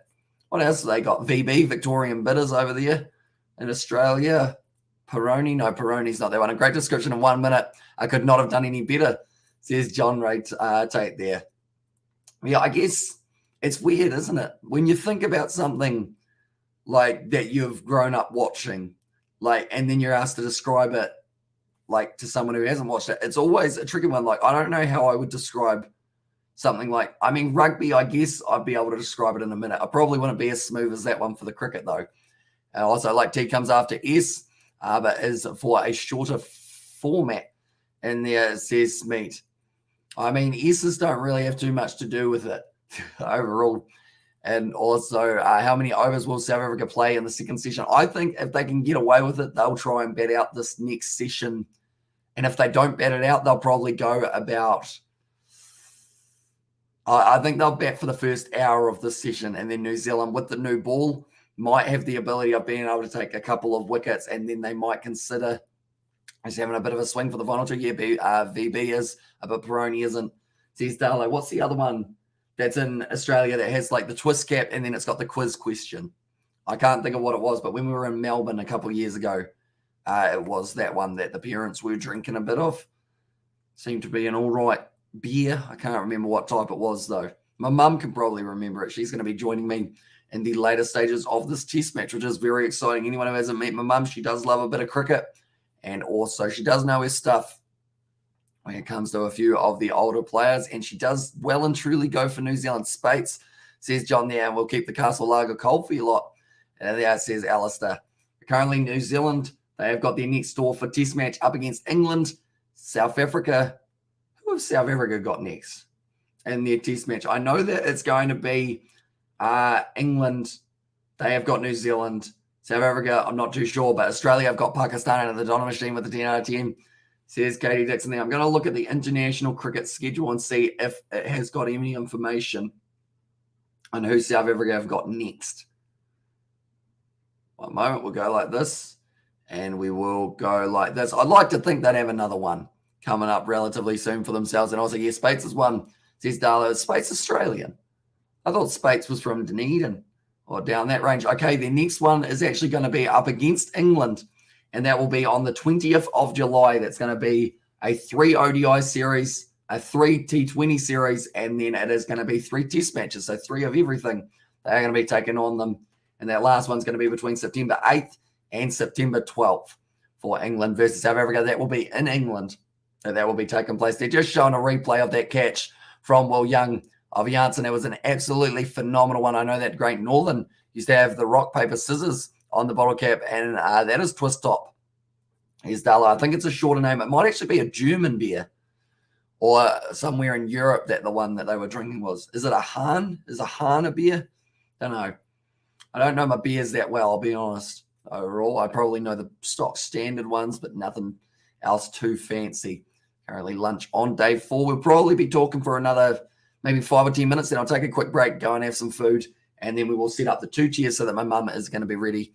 Come on to the live stream once she does get home from work. I think when she comes in, if I ask her how she thinks this New Zealand performance is going, she'll probably say disappointing, because they have currently, I mean, they got a couple wickets quickly last night, but then other than that, it just hasn't really been happening for them throughout the last little while. They've gone upstairs for 2 so far for the DRS in New Zealand, so they've actually only got 1 review left, although at 80 overs, you do get another one. So they will currently have 2, just the 2. Like they're saying, Brendan McCulmy has said you can't trust Tim Southey for a review because he will always go upstairs no matter what. And I think he thought that both of those were plum, and they were not plum. All right, so 2 wickets, or 2 wickets actually falling in that session as well. And also Spates is made by Lyon, and the headquarters is in Sydney. I see. See, everyone always says that Spates is like the down south brand here, but I think that's because of Dunedin having the Spates sponsorships for the Highlanders and the rugby. So probably that reason. Double brown, I'm not too sure where double brown came from, but that seems to be the one that all the tradies and whatnot drink just because it's cheaper and you can get like a whole heap of cans of it. I don't even know what it tastes like though for the double round one. But Verena, it's only 24 away from a century.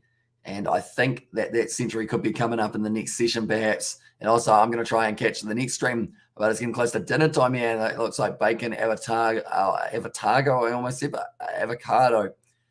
And is that in a wrap by the looks of it? Maybe. And a chili, I think I do see there as well. What New Zealand need to do to win this match is, Christopher, I think 3 quick wickets is so important here for them. The highest 4th innings chases to win in New Zealand conditions. This will currently be the 4th highest, 307. I'm going to take a photo of that while I remember. One moment. We will go like this. You guys will see me looking like I'm taking a picture of you, but it's just the thing on my screen. There we go. So I can have that one. So it is going to be, whoa, that's kind of deceptive. In my picture, I can also see my hand taking the picture because of the webcam above it. Science. Currently, the West Indies, that was the highest chase. That was at 348. 324 would take them through to the second highest. And then it was actually 1997 for 307 that the Black Caps were playing up against England. That was at Lancaster Park. None of these games at Hagley, or when Hagley has been the name anyway. And the last time there was a chase of more than 212 in New Zealand, it was 2017. Before then, 2004. So it's certainly a long time. Yeah, I want a giant burrito for dinner. I like the size of a swaddled newborn baby, says Katie Dixon. Interesting one. And most of the trades here drink DB. Or, sorry, VB. See, we have DB draft over here, which is probably... Although they do have VB. I remember when I used to work at a supermarket, I was actually on stocking up the beer. Although I did not just that, I was also on the milk and also had to do pretty much everything else while I was there as well. I was quite a busy boy because no one else did anything. So I just ran around pretty much picking up the slack. But like, yeah, I did the beer, and we have quite a few at our local supermarket that are kind of like the smaller, lesser known ones. I know that my friend Isaac, I don't know whether or not he actually likes Isaac's beer or cider. In fact, it is that they have got that's called Isaac's. Currently, Rabada will be joining Verena at the crease. But anyone who doesn't know about the wickets that South Africa have lost so far, there were a few last night. Irvia first to go, 8 runs off 9 deliveries. Elgar 13 off 27. Then Markram dismissed 14 off the 44. Van der Dorsen making his way up to 45. Bavuma 23. Mulder 35. And then Janssen on 9. So only 2 batsmen for South Africa have not reached double figures as of yet. And also, I've got my first job interview. Says Darlow, what's your job going to be? Do let me know. Hopefully it does all go smoothly for you, though. You'll be able to get yourself that job that you're after. But Kane Williamson, they're showing a little montage of him at the moment. Of course, sadly, not here for this series for the Black Cats, but will be returning to cricket soon. The IPL is just around the corner, and I believe he will be picking it back up for that competition when it does end up getting underway. Currently, I mean, that's the thing. The captaincy of Kane Williamson is certainly something New Zealand will feel like they're missing just a little bit there, because he does bring so much experience, and he's just got such a cool, calm mind when it comes to trying to work out how they can cause the wicket to fall. Currently, New Zealand, they've gone to the short stuff a few times in this match. They're also missing Trent Bolt in the bowling department and cooking at KFC, says Darlow. A decent job. All right, I do enjoy myself some KFC. George loves KFC. Wicked wings from KFC are like George's best friend. And he will tell you that anytime you ask him. And also thanks, mate, to Katie there from Darlow. But currently, we are sitting around 18 minutes till the next session does get underway. So what we will be doing here is we will be taking a short break. I'll be going and getting myself a snack. And then I will be returning a little bit later on in the day. So that will be at 1:40 New Zealand time that will be taking place. I'll quickly add it on the bottom thing that is going across that we will be back. We will be back at 1:40 p.m. New Zealand time for session 2. There we go.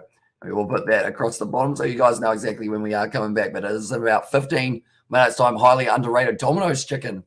I've actually heard good things. George loves the chocolate mousse from Pizza Hut. On a different note, apparently that's very nice. He actually prefers the mousse than the pizza, believe it or not. And I'll tell you who's Kane Williamson going to bat with when he comes back. Oh, I'd say that they'll probably end up taking out maybe either Mitchell or DeGrom home, depending on what other bowlers they have got available, because they still don't really have a spinner for themselves. So they want to play a spinner as well. That's when it gets a little bit more tricky for them. But yeah, we'll have to wait and see who does end up getting, I guess, the boot from the side, unfortunately for them.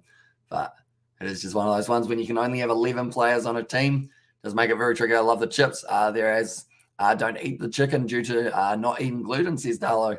And also, I would love to try Domino's in New Zealand and Australia one day. I love England Domino's. It was lovely. I loved England Domino's. It was lovely, says Katie. And yeah, I feel like me and George, I know that we want to do our chicken nugget challenge that you guys are quite keen to see. Also, surely we do some sort of Domino's pizza versus Pizza Hut pizza video and see how it goes. See who has got the better pizza. But nonetheless, we will be back in around 15 minutes time. So be sure to go and grab yourself a drink, grab something to eat, chill out in the chat, have a chat about how you guys think the second session will be going. But we will be back, and it won't just be myself. I believe by that stage we'll have my mum next to me as well, and we will be doing a bit of co-commentary. I might get the McDonald's McFlurry. That's very good. And Domino's Pizza Average. And there says John Detoy. Oh, sorry, not John Detoy. It's John Raytoy. And there, and also the Domino's here is very good. The Danky Nugget Challenge. And the Chicky Nugget Challenge, as Katie has called it there. But thank you all very much for being here. And I will be back in a very short moment. We won't be ending this live stream, though. It will just be in limbo, I guess you could say. It will have the scoreboard without me face. But I will see you all in a short moment.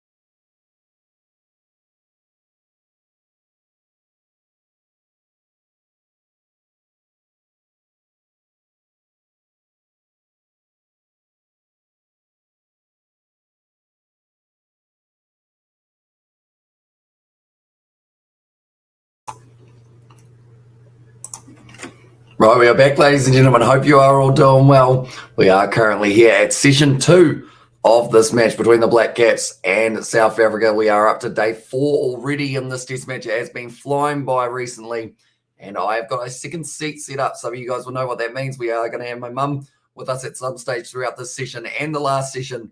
We will have her here as well. I've just realized that this headset, I've realized it again, in fact, probably not the best color to have there, because it does end up slightly disappearing. I do see that I can't speak at the moment. We did have Isaac in the chat at one point because it was on the lunch break, unfortunately. That's like terrible timing, wasn't it? I hope he is doing well. And currently now we are about to get back underway. They're a little bit late starting the second session, but we did have a wicket late in that last one in game, Mama Kiwi lads. And there says David Lim, and she is going to be joining us probably in about, I'd say, 20-minute time, somewhere around there. What happened to your ears? Says David. So pretty much I did end up switching out the headset because I have to use a little splitter thingamabob so that me and Mum can both have the audio there. But the chair's all set up, and she will be joining us a little bit later on. And paint your ears, but blood or my earbuds black, mate. Says David. I guess that is an option. And also we have got their Molten Sultans lost the final yesterday. I did see that, Ryan, which is not the result they would have been after. I believe getting bowled out for 138 or somewhere around there. Currently, Australia are not going to be playing in this game. They start their test match next week up against Pakistan. We will hopefully be covering some of that series as well. And that is where the PSL, I guess, kind of comes into it, because we'll see some of those players taking part in that series. But South Africa are 303 runs ahead at this current time. Verena been batting well, up to 76 not out. And Rabada now at the middle with him sitting on 2 runs not out of the 7 deliveries. Henry did bowl the first over with the new ball. I believe Tim Southee will be from this end, and he is going to be hopefully being able to pick up a wicket for the Kiwis, because they do need to get these next couple of wickets in a hurry if they do want a good chance of being able to go on and win this matchup. It's not going to be easy, though. That is for sure. I'm going to rotate my camera, or not the camera, but the light a little bit more. It doesn't look as light and as bright as it normally is. So we will go like this. There we go. That's a little bit better. I just had to brighten it up a bit more. But currently, Verena, he is going to be at the non-strikers end. And Tim Southee, he will be bowling to Rabada. Now, this is the best time to get Rabada out. He's just made his way to the middle. A new ball. He was facing the old ball before lunch. Now with that new ball out there, Tim Southee needs to make sure that this one is on the money. That's the thing, though. Rabada can bat. He's got a very large amount of runs in the past, I guess you could say. And if he can get himself into double figures, Verena will be able to work a little bit closer towards that century. But now Tim Southee, we bowling with 2 slips, a gully. They've got a short cover and also with a point here. But now Tim Southee, first ball back after lunch. Just a nice little bit of swing for Tim Southee. Ended up hitting the pads of Rabada. And what's the win percentage looking like, says Darla? I believe it will be very similar to what it was when I read it out before the lunch break, which will be 63% in favour of South Africa, or now 64. It has gone up to 8% for the draw and 28% for New Zealand to be able to go on and chase down this total. And this would be the 4th largest run chase in New Zealand if New Zealand are able to do so. And if South Africa get themselves another boundary and 1 run, wow. Hey, there is a bit of swing, but Rabada, brilliant shot down the ground for 4. And now, I mean, that's the 4. If they get themselves another single, it will become the 3rd highest run chase that New Zealand would have needed to chase down if they can end up getting the total, that is. Which is still not easy to do. What's New Zealand's largest run chase? It was up against the West Indies, and that was actually way back in 1969. And that was 348. And they only lost the 5 wickets at this stage. New Zealand up against Pakistan in 1994, 324. That's a great shot from Rabada as well. He seems like seeing it like a beach ball after coming out from lunch. And then New Zealand up against England. And that was England actually chasing it down. Well, no, sorry, that was in 1997. So that was before I was born. All of those were before I was born. And even the one at 278 was before I was born also. And last total, 350 runs, says Gautam there. And also when it came Williamson due back, I believe he's still got another month or so. It's a slow process at the moment, it seems, for him kind of getting that elbow back up to stock standard. And what is wrong in the scoreboard? Pretty much it does just have that the second and the first innings for New Zealand does end up overlapping, which is why it kind of looks like a muddled mess for underneath New Zealand. They are shown there.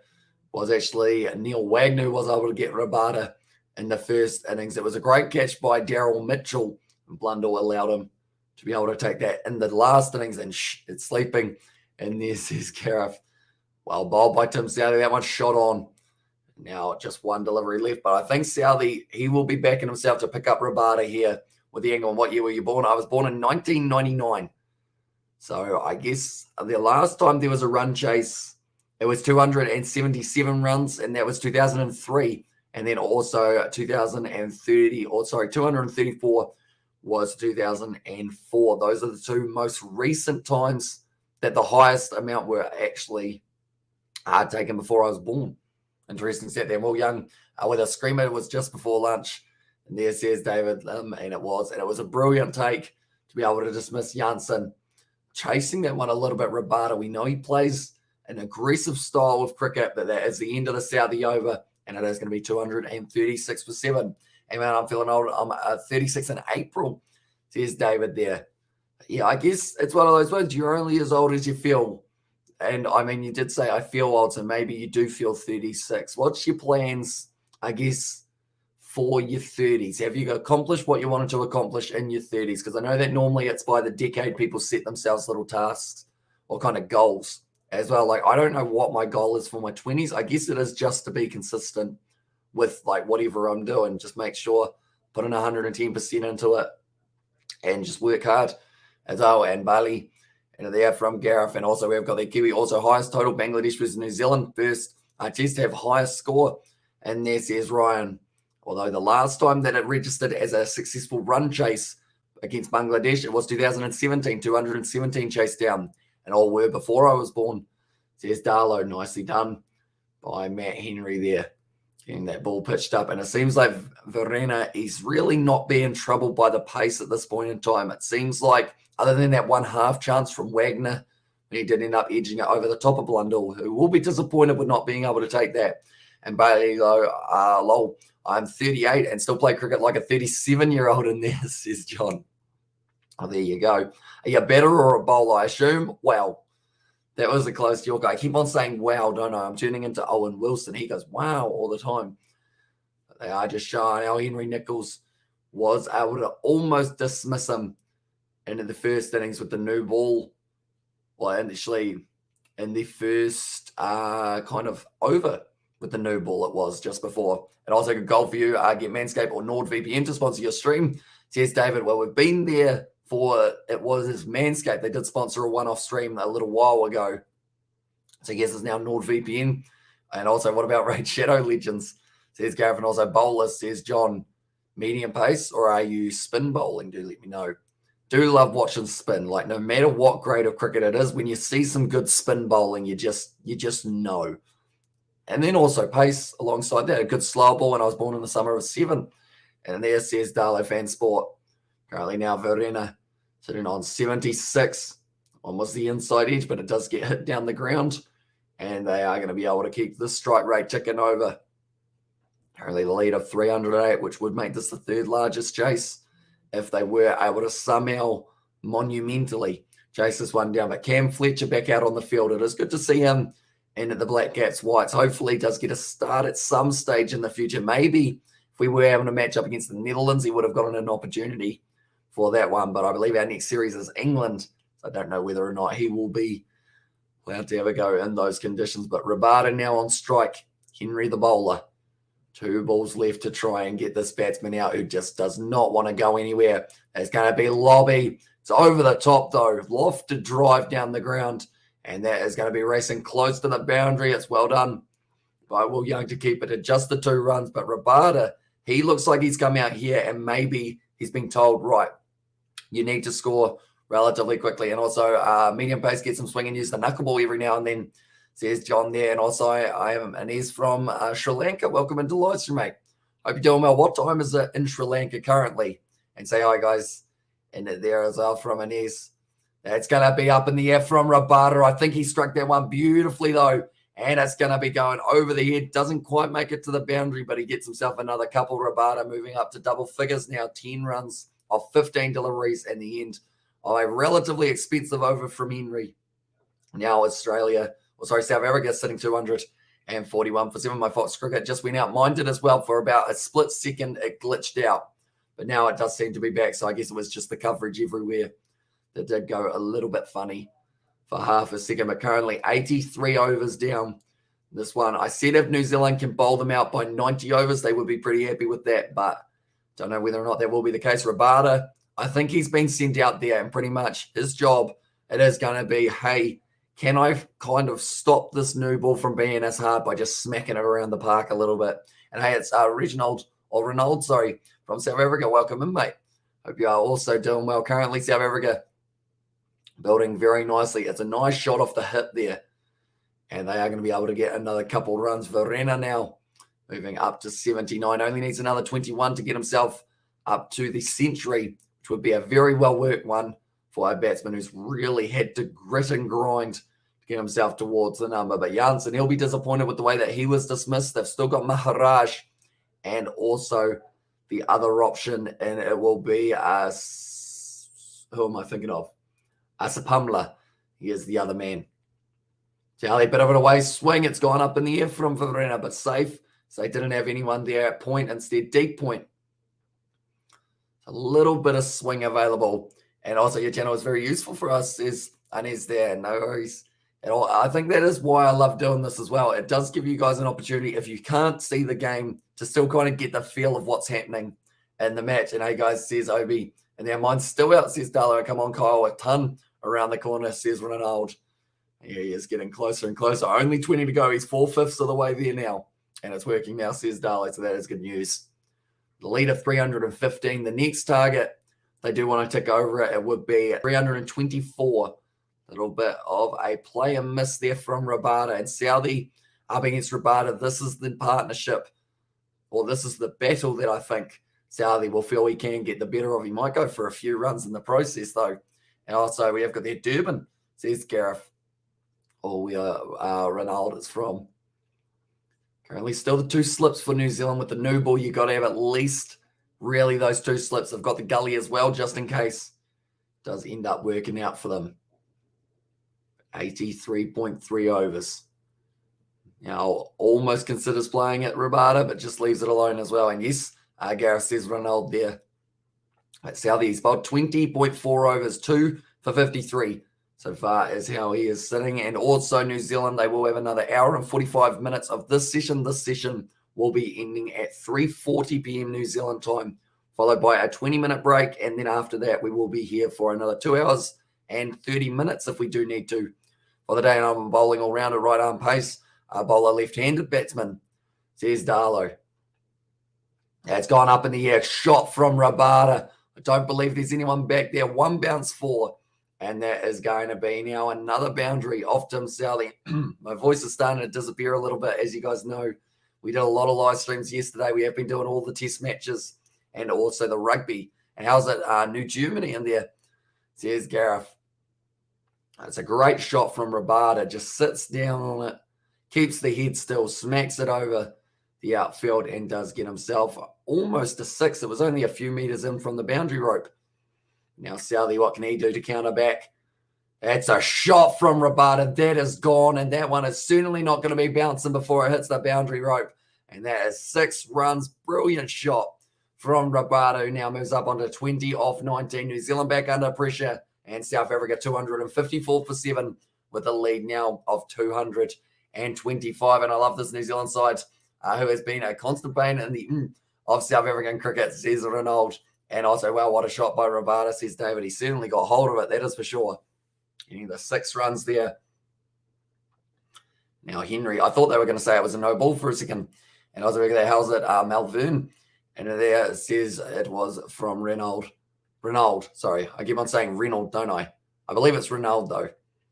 Hopefully. And this is a complete different match from the first test match, says Darlow. It certainly is. Which is why it's going to be a very exciting finish. Verena century will help the De Kock retirement.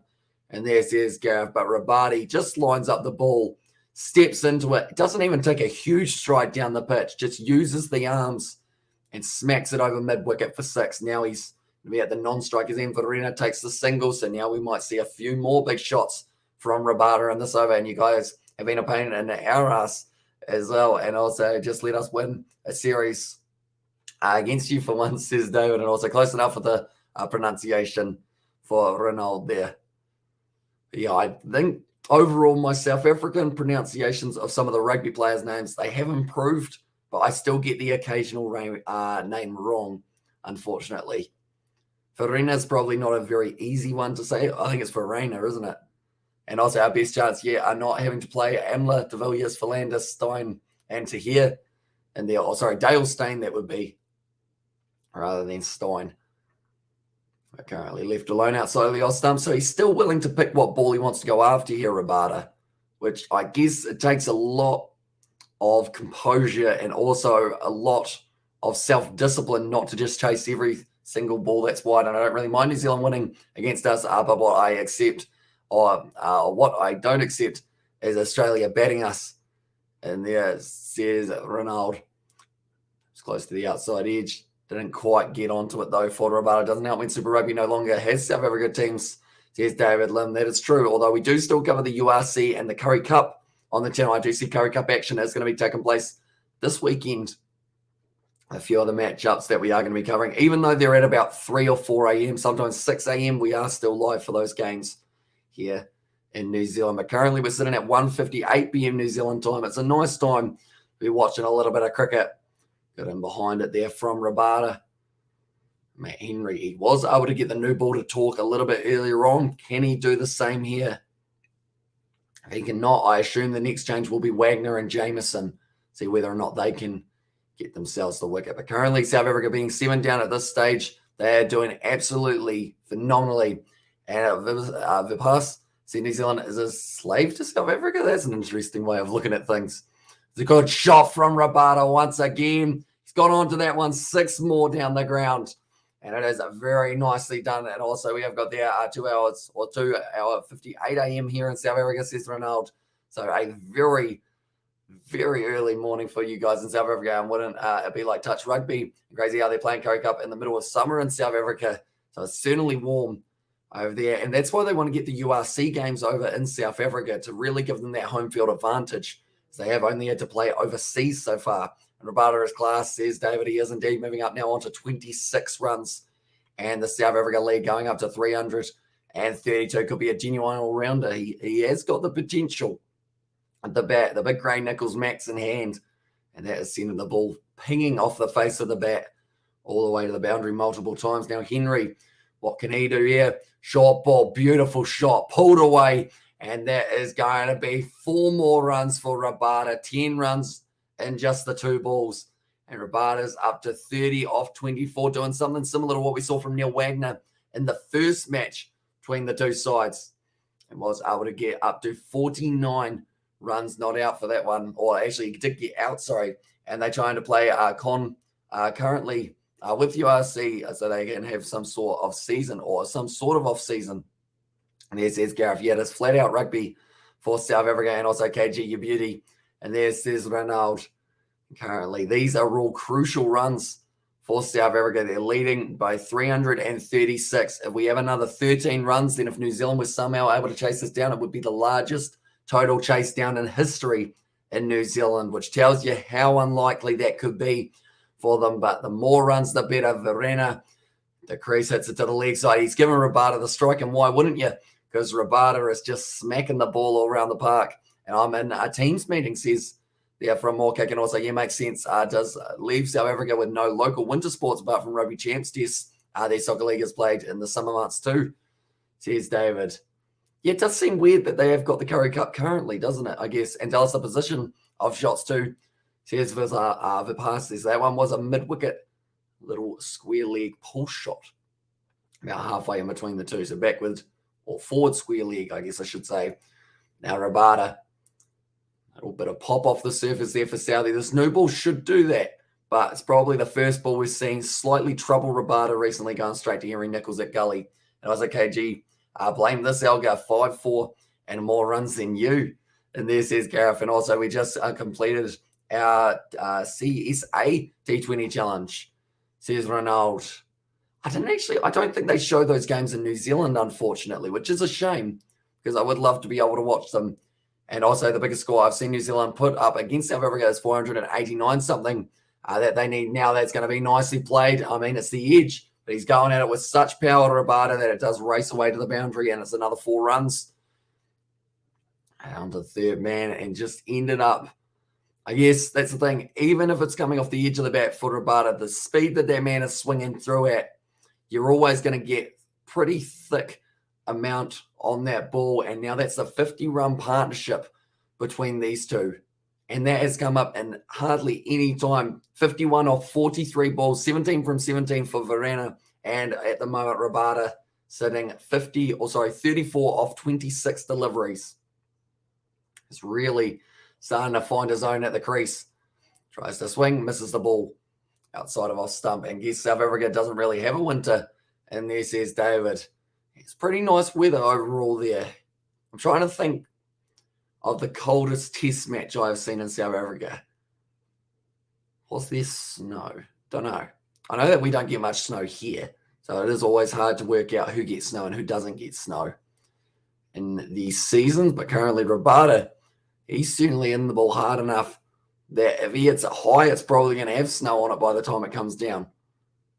Now steps to the side, hits it hard, hits it for 6 more. It's right up on the bank, and Rabada moves up to 40 off 28. And Maharaj is decent batsman as well. Guys, not looking too good for New Zealand, says Ronald. Yeah, Maharaj, I believe we got about 40 in that first innings.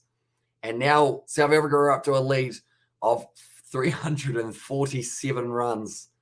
This innings has been outstanding from Rabada, from Verena, just giving him the strike, and Rabada continues to go bang over the boundary rope. He's hit 3 sixes so far and a couple 4s to follow suit. Tim Southey gives himself space. Rabada smacks it down the ground, 6 more for him. And they add Kyle Jameson down there. It didn't matter because Rabada is on an absolute tear. He's trying to catch up with Verena at this stage. He's got a big smile on his face. And that's going to be the end of the 86th over. 282 for 7 now. Keep going, guys. They're going to hold out eventually. So we don't get snow unless you're in Canberra. It depends where places in the Klein Karoo get a bit or get bitter at night. Where I am, we wish for winter, says Gareth, or Tassie, says David. But this session, here's a stat for you. 5 overs, 50 runs.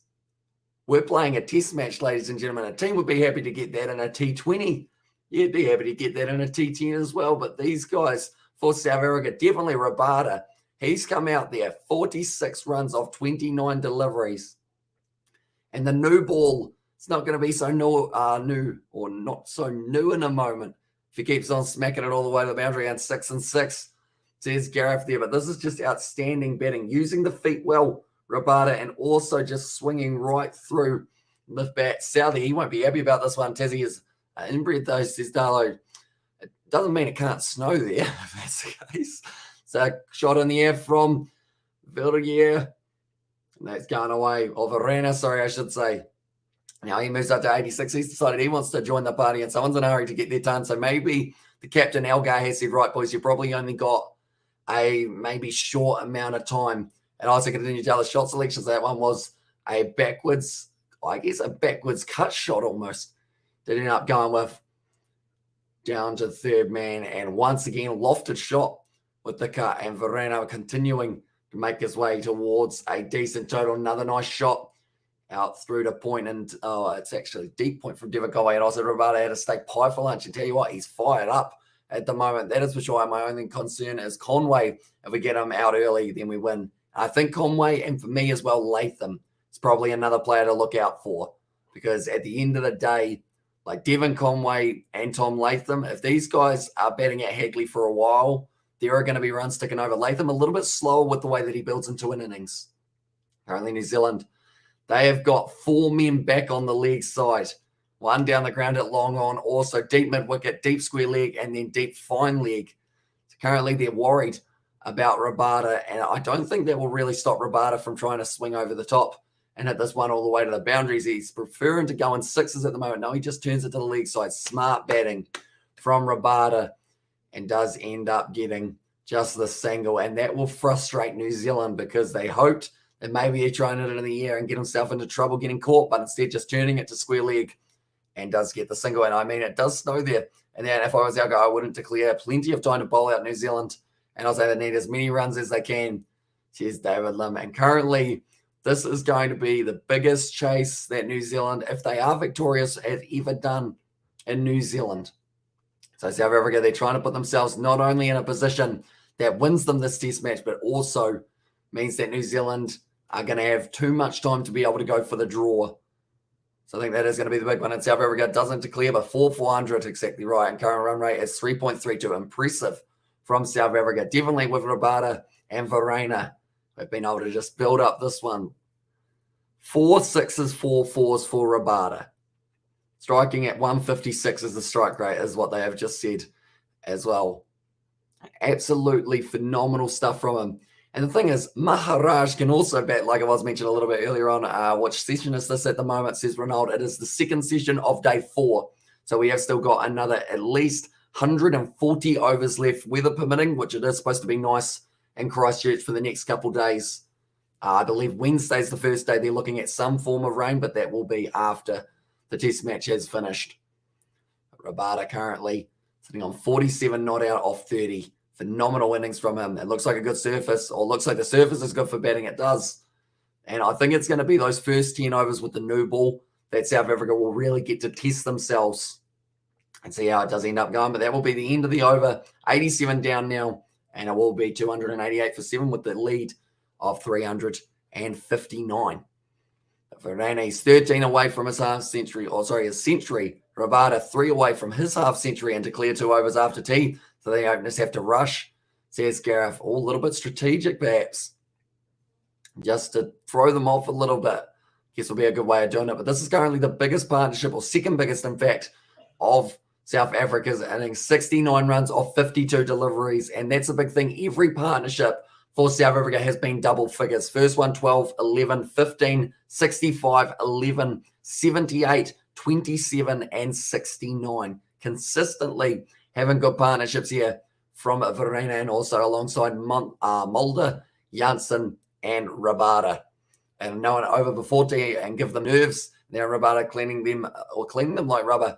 And there says Vivas, and also happy for Verena and hope he gets the landmark. This innings will shot off his career, says Karis. And it seems like straight away Tim Southee out of the bowling attack. Kyle Jamieson now will be bowling to Rabada. A little bit of extra height. Do they give him the short ball? Oh, well bowled by Jamieson. Not quite on the hit me length, but also not quite short enough to be able to pull away. Hello, sir, I'm from India. Says I know up there, so welcome into the live stream. Hope you are doing great, mate. And currently, South Africa doing very phenomenal for themselves here. But anyone who is new to the channel, be sure to leave a like and subscribe. It is hugely appreciated. South Africa should declare just after tea and at least an hour at New Zealand with the new ball. Could be a plan, says Ronald.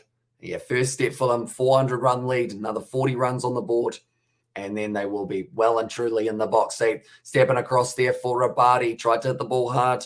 Only got the pad on it, so square leg. Where it is going. And Rabada could have been, or could be much better with the bat. Should average at least 20 in tests. His shot selection today has been good, says Karras. That's the thing. He came out to the crease with an average of 11. But he bats like a batsman, like you said, with an average of 20 in test match. But he is just very unlucky with some early dismissals. Does get him in a bit of trouble. Game is looking like a draw, says Karras. And who do you think will play it in the World Test Championship final? I think it's going to be probably straight away when I saw it, I was thinking India, Australia. But I don't know whether or not that will still be the case. And also, OKG loves it fast. The faster it comes, the faster it goes, says Ronald there. But now Kyle Jamieson is going to be charging, and also 400 runs is enough. Kiwis can't even make 380. And they are nicely played there by Verena, although not many teams can make 380 in a second innings of a test match, or the fourth innings, I guess I should call it. Now moving up to 89 now for Verena. 89 of 146 now for themselves. Currently a lead of 362 as well. So they are continuing to build very nicely. And come on, Rabada, take the stroll down the pitch and show them where to bowl. Says Gareth, and also ICC test chance. 1 Sri Lanka, 2 Australia, and 3 Pakistan. Nice shot once again. The cover drive from Verena. This is going to be another 2 runs here. And they are just getting, it's going to keep on rolling. 4 runs out through cover. Nice cover drive. And England rock bottom well. And there says David, after the Ashes, definitely not the start to the ICC Test rankings that they would have liked. And they also got penalised for a slow over rate. So that also takes away a little bit. And table as of today, by the way, says David, and I think South Africa made 408 against Australia to win, says Ronald there. So it is possible. I'm not sure about the highest run chasers overseas, but in New Zealand, they are going to be at a whole new high now and shoot or shot in there, says Karras. Nicely played. Kyle Jamieson going to be under pressure here as well. All of the New Zealand bowlers going for a little bit of H-up, and also we've got that 1 Sri Lanka, 2 South Africa, and 3 New Zealand. And there says a Vibhas for that one, although I assume it's... so is that your final rankings, Vibhas, or is that currently? Because I think David has got it spot on with the Sri Lanka, Australia, Pakistan one. I remember that 481 chase, wasn't that Perth? And there says David, there's some pretty good run chases we have seen in the past. New Zealand are going to have to dig deep if they want to try and make their own run chase here, but that's going to be whipped to the leg side once again, down to Matt Henry. Was at deep fine leg. And current World Test Championships are New Zealand. So respect to this side, says Ronald there. And game being played at Lords, England. And it was India versus New Zealand, wasn't it, in that final? I was like, yes, David. And I also think that was the summer of 2008, 2009. Says David there. But these South African boys on the sideline, I see Bavuma be pretty happy with the way that this one is ticking over currently for the South Africans. 88 overs down, 296 for 7. Still only 7 down as well. And this will be, I guess it's pretty disheartening for the New Zealand bowlers. No matter who they go with, they're getting smacked around the park. I'm surprised they haven't decided to bring in Daryl Mitchell just to see how it goes for him. Okay. I think it's Henry once again. I don't think Wagner will be too far away. And yes, it was Perth. De Villiers 106 not out. Smith the ton, and they scored 414. There's David Lim there. Verena hits it to the leg side, no run there, straight out to mid-wicket. And also, it was the same series where Graham Smith came out to bat despite a broken hand. And also, absolutely spot on, David, says Ronald there. But currently, we're almost at 90 overs batted for South Africa, and this will be using up a lot of stamina in the tank of New Zealand. It's been a tough tour up against the South Africans. Definitely this test match. And that was a great tour, blockathon. And there says Gareth, and also absolutely spot on.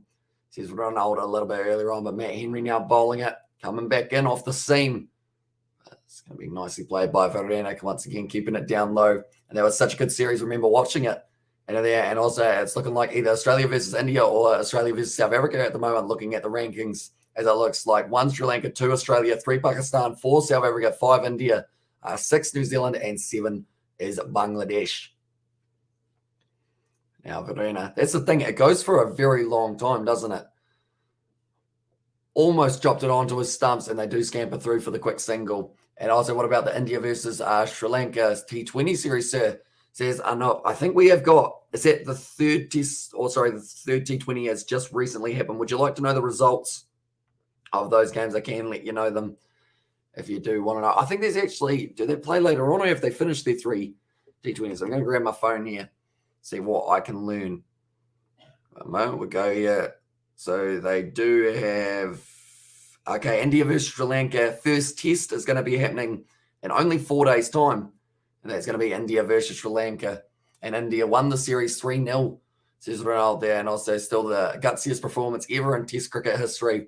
Nicely played by Rabada. Matt Henry, once again, they need to work out how to get this man out. And also when Graham batted with a broken finger, we actually lost the test. And this says Ronaldo in 8 Windies and 9 England. They won it absolutely 3-0, sir. Says enough, so very nicely done. The next series for India, they have got a couple more matches up against Sri Lanka. They are going to be test matches. And then after that, they head to England on the 1st of July for another test match that's up in the air from Rabada. He didn't get enough of it, and it's taken by Colin de Grandhomme. Rabada dismissed on 47. You got to say, it's unfortunate because he did deserve the half century there with the way that he has batted. But Rabada, he's going to be gone. There we go, Rabada. And it was 47 off. I can't believe I'm writing this for a test match. 34 deliveries. Rabada was on fire with the bat in hand. And I also told you Rabada was always going to hole out. And also probably in sport, I remember Brett Troutman played the FA Cup final with a broken neck and out. And then are you streaming Australia versus Pakistan? I do have plans of doing some of those games, or some of those sessions, I should say. It just depends on how much it overlaps with other, I guess, commitments and whatnot. He did what he asked. Oh, he was asked to do, says Ronaldo, exactly right. Went out there, scored a whole heap of runs. Now I think the next big thing for them is to keep someone out there so that Verena can get his 100, and then he will probably also really become the aggressor of the innings. And they will be able to possibly work their way towards that 400 lead by the end of this session. And I would say they've probably got another 30 minutes batting here for South Africa, and then they'll consider, I guess, either they would have lost their 2 wickets or they'll be getting to that total that they're like, right, we're just going to keep on swinging until we get out. And he did what he was asked to do, says Ronaldo, and I say, and there. Great innings by Rabada, says David Lim, exactly right. Huge innings by the big man, and it's exactly what they would have been after from him. Like you mentioned, they needed a big one. Maharaj now going to be out at the middle. Now currently average of 15, but saying that, Rabada's was an average of 10, and look where that got him. So, I mean, theoretically, an average of 15 would mean he gets about 75 runs here. So if that was the case, they would well and truly be in the box seat. Colin de Grandhomme, that one will feel good in the fingers because he did put down the catch earlier on. And I say anyone could win that series, I reckon. Here's Dale for Australia versus Pakistan. Yeah, it's going to be a good one. And it is just around the corner. I believe next week is when we get to see that one take place. Currently now Maharaj be on straight for his first delivery. This man, he was able to get close to 40 off the outside edge. It's going to be 4 runs. I mean, you don't mind them if that is how it's going to be. The first boundary of the day from. He's got a strike rate of 400 now. I mean, it's probably not quite where he wanted to hit it, but it's an extra 4. And all runs will out. But that is the end of the over, and that's the 300 runs up for South Africa now. Very nicely batted, and they are just showing the highest forfeit innings chases to win in New Zealand. And this one, in all test matches, I need to take a screenshot of this. A moment. There we go.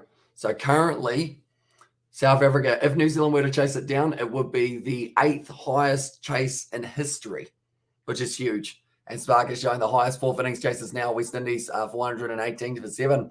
2003 against South Africa, against Australia remains number 1. Or was that the one Lara got a ton? Which one didn't Lara get a ton? He was an absolutely outstanding batsman. It was Antigua, so I guess it was a West Indian home game for that matchup. Kyle Jamieson, nice ball, but once again, it's just coming out of the middle of Verena's bat. At the moment, Maharaj has 3 Test 50s, so this man, he's got potential to be able to go on. So the last massive chase we saw was actually West Indies versus Bangladesh in 2021. Other than that, though, very, very impressive. Like they're saying, they're not actually 9 down other than England versus Australia. It's always when the batsman done what is asked of them that's going to be hit to the leg side. Verena wants to run hard. I think he does feel he can get to, and he will be able to do just that. Great running between the wickets and a well-placed shot to square for Kyle Verena, who now sits on 97 runs. Not out. He's getting closer and closer to that century, ladies and gentlemen. I'd like to see him get it. He deserves it. He has batted extremely well. Came in at a time where it seemed like a few wickets could have been falling quickly. He just sat there, batted out a little bit of the earlier stage. I believe it was about 20 of maybe 50 balls, and then from there has just really upped it since then. And it was such a great, or such a good Aussie team too. And also Chanderpaul and Sarwan got tons, and Lara 60. There's David. Nicely played. Once again, going out to deep cover with just the forward defensive. Doesn't want to get himself out now on 97. We've seen it so many times, batsmen who get close and then they miss out. Like Rabada in that one, he actually got 47 for himself off 34 deliveries. Can Verena close out this century? I believe that's actually the second highest score for anyone in South Africa for this innings. 45 for Rassie van der Dussen, and he was 3rd. Then Mulder was 4th with 35. Rabada able to get 47. Other than, of course, Verena is currently at the crease. Nice shot down the ground, but it goes straight out to mid-on, or mid-off, in fact, it was. And he doesn't end up running. I'm starting to get comfy on the seat. I feel like this is a big moment here for Kyle Verena. First class career, his best was 216 not out. But now, can he then bring this international record alive? That's one interesting to note. McGill was spinner Warren was still banned from cricket. Martin Love was playing in the place of Damien Martin, and Andy Bichelle also played. Says David there. It's a short ball. Verena pounces onto it on the offside out to deep point. They do end up just getting a single. So now 98. And he's not going to be on strike. Maharaj instead will have the strike for this one. And I wonder how Elgar's going to muck this up, says Gareth. And if he somehow does, I know that people will definitely not be too happy with him, because you would say from here, now that they're into the territory of the biggest lead that they have had in a long time in New Zealand, and also just the fact that they have got this much of a lead, they should win. They really should. This is really the nervous 90, says Ronaldo. I'm nervous from him, and I'm from New Zealand, even though I'm probably the least, I guess I support the Black Caps, but I'm also all right at being impartial if I need to be. Hit for the avoid defensive, and also we've got a high from Harris. Welcome into the live stream, mate. Hope you're doing well. Currently, Kyle Verena will be open to do very well for himself and move up to 100 off around that 160 mark, but that is the end of the 90th over, and it is 304 for 8. But this is definitely the South Africa that we expected to see from the first match up against New Zealand. We got the complete opposite, 95 all out, 111 all out. But now this is the South Africa that I think everyone wanted to see from the get-go. And if only there was a third test match, because I feel like that would have been an absolute ripper of a test as well. And good, make him sweat, says David. Now he's going to be back on strike, and Kyle Jamieson will be bowling. It's looking very nice at Hagley Oval. A couple games of cricket being played in the background currently, but this is the game that a lot of eyes are on. Can he bring up the 100 in this over? Verena sitting on 98 of 157. And Matt Henry will have the ball in hand now. Maharaj, 4 off 2 at the non-strikers end. He will just be feeding the strike to Verena. Going the best opportunity. It's gone to the league side, a little bit in the air, but that is going to be racing to the boundary. Well batted by Kyle Verena. You can see the emotion on his face. He knows that is a huge moment for not just this game, but also for the youngster's career.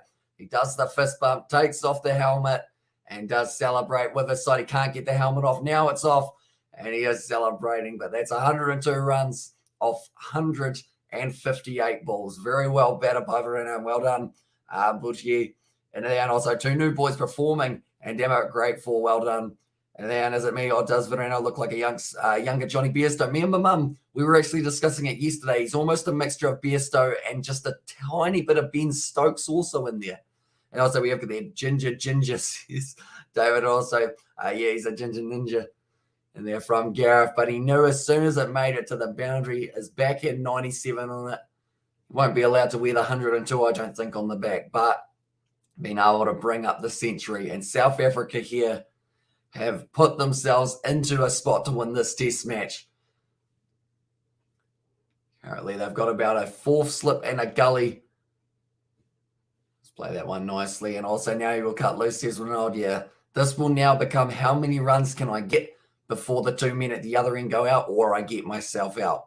Who knows, maybe the 150 could be just around the corner. If he does it like Rabada, it's only going to take about 40 balls. If not, maybe a few less. Rabada only facing 37. Get his 47, or 34 to face, or to get his 47, I should say. Nice shot from Henry for defensive. Currently the speed of 131. And Kyle Verena, you can see the massive smile on his face. And I think, like they've said, he was under so much pressure to perform, and he's just performed in the New Zealand conditions in a game where it mattered for South Africa. Back on strike now, and Henry gone for 80 runs of his 23.3. Going to be gliding that one almost through the slip cordon, but just a finger on it for Henry Nichols to stop that one from being able to sneak through. We've already had a total of 50 minutes almost of this session. It's actually 45 just ticking over, which means we've still got another hour and 15 left of this session. Then we will be covering the final session of the day and day 5 on the channel. So if you are new, be sure to leave a like and subscribe. It is hugely appreciated. Well, you guys showing your support for these live streams. It's in the air now for Verena. Going, Kyle Jamieson, he keeps it in the field of play, but he wasn't able to take the catch, unfortunately, for him to be able to stop that one. He had to jump out, push it back in, and that is going to be a good shot from Verena in the end. I guess you could say he got the single off it, but it could have been out if he didn't get it. And it was a metre shorter. Kyle Jamieson, you need all 6'8" of him to be able to stop it. Does jump up, chucks the ball back into the field of play. Very nicely done. He would have loved to be able to somehow take that catch, but I don't think there was going to be a way that he physically could unless he was able to chuck it back up in the air rather than just parry it. But there wasn't a lot of time to be able to do so for the big 6'8" individual. That's going to be a nice shot from Maharaj. That closes out the 91st over now, and it has 309 for 8. The lead currently of 380. I'm just going to go back to my stat sheet. And also, technically, this is the last pair for South Africa, says Ronald there. And also, all formats, top 5 cricket rankings at the moment based on World Test Championship, Cricket World Cup, Australia, and then 2 for the New Zealand, the White Caps, rather than the Black Caps. I assume that's the Black Caps, or are we talking women's? No, women's is White Ferns, aren't they? Also 3 Pakistan, 4 England, and 5 India there. And also Sapamla is not a batsman at all, says Ronald. So yeah, it's pretty much he needs to be at the non-strikers end if he makes his way to the crease, I think is the best way of looking at it. Hello, Hamish Cabro. Good morning. Welcome in to the live stream, mate. I hope you are doing well. Currently, South Africa doing very well for themselves. And now, if they get another 3 runs, then all of a sudden they build themselves up for the highest test totals. They would need chase down Verena. He tries to strike that one. I'm not sure whether there's anyone back there. There's not. 1 bounce for Kyle Verena, who now moves up onto 107 runs. And it seems like he's decided, right, I've got my 100 now. It's time to go. Kyle Jamieson getting a hit to the boundary there. Doesn't look too happy with it. This is just classy batting from South Africa in the Proteas and Kyle Verena. 1 bounce for. And then Neil Wagner was not getting back. And yeah, Black Cat says Darlow there. The moment, like they're saying, they don't see how Verena's going to get out, although I feel he will try and overhit one soon. End up skying it. That one's gone. Big for Verena. Did he get enough of it? It's going all the way for 6. And that is going to be another brilliant shot from Kyle Verena. No, in fact, it's 1 bounce 4. That means that it was close to the man out on the boundary, whereas Trent Bolt, his wife had a baby. So he was taking a little bit of time off to be with them, I guess, before heading to the IPL. And it was missing for the first game. They decided not to bring him back in for the second game. But yeah, that is where he is. But Verena now sitting on 111 not out of 164. And currently Colin de Grandhomme getting 120 not out. Perhaps Verena is just around the corner from being able to overtake him. He was fired up, Verena. And Hamish, New Zealand should go for the chase. Any total that South Africa make it an exciting match, not go for the draw, I think. There's a flat pitch in 4 innings. Can Black Cats chase over 400? 400 is tough. That is for sure. And also, very good afternoon, Hamish from Interesting Scoreboard says David the Mod. Yeah, it's certainly up in the mouth. That's going to be giving himself some width. Kyle Verena hits it out through cover. That's going to be another 4 runs. And Jamieson has gone 4-4-4 in this over so far. And his economy's not actually that bad, Kyle Jamieson. Kyle Verena, he's just going to keep on smacking the ball to the boundary by the looks of it. And congrats to Trent and the family, says Ronald there. And also, Hamish Pro, nearly 400 runs needed for New Zealand in the chase. So New Zealand can save the test or go for world record chase in 4 innings. It's 419 the new world record, says for sure. It's currently looking like they're going to have to go for a new record if they keep on allowing Verena to score as many runs as he has here. Oh, yes, no, bowler's end. He does just get there for Verena. He apologizes to Maharaj. He did end up getting a little bit caught. Kind of knowing. And 4-4-4, says Gareth. It was almost 4-4-4 wicket, but instead they do end up getting the single. So currently 13 runs. At the moment, he was very late actually getting set up there, Verena. He was looking at the field. Kyle Jamieson was all ready to bowl. And I guess that's the thing, rather than saying, no, just wait, I wasn't quite ready, he just went, yeah, you know what, we'll just keep on going. Now Kyle Jamieson bowling to Maharaj. Short ball, that's gone up in the air from Maharaj. He has not got the distance on that one. It's taken. And that is going to be Colin de Gronholm. They said he's got buckets for hands, but those buckets were pretty empty when he dropped the one earlier on from Neil Wagner. But that one is going to be Maharaj now gone. And 4 from 4 for him. So now they're down to 9 down here. This is the question. Do you let Sapamla make his way to the crease at 419? Crikey, says David, and great catch, Colin de Gronholm for that one. He did well. He was looking over the shoulder, looking into the sun as well. Was able to take a West Indies chase down the 418 run and 4th innings target against Australia. And that was actually in 2003 in Antigua for that one to take place. But now Keshav Maharaj, 4 from 4, dismissed at 2:30 p.m. New Zealand time, which does mean we've still got another hour and 10 minutes left of this session. So New Zealand, they will have to look to close out this day if they are batting without any wickets down, maybe only maximum of 2. Any more than that, they're going to be in trouble going into the day 5. But it's looking like a good batting surface. Hasn't really roughed up too much. And also, come on, get 400, the magic number. Says Gareth, you're currently only 7 away. And if they get to 400, that would be the 5th highest run chase if New Zealand chase it down. Of course, teams before have had more than the 400, but they have not been chased down. Other than the 4 exceptions, that which was the West Indies, South Africa, India, and Australia. New Zealand are not in the top 10 all-time test match chase downs, though.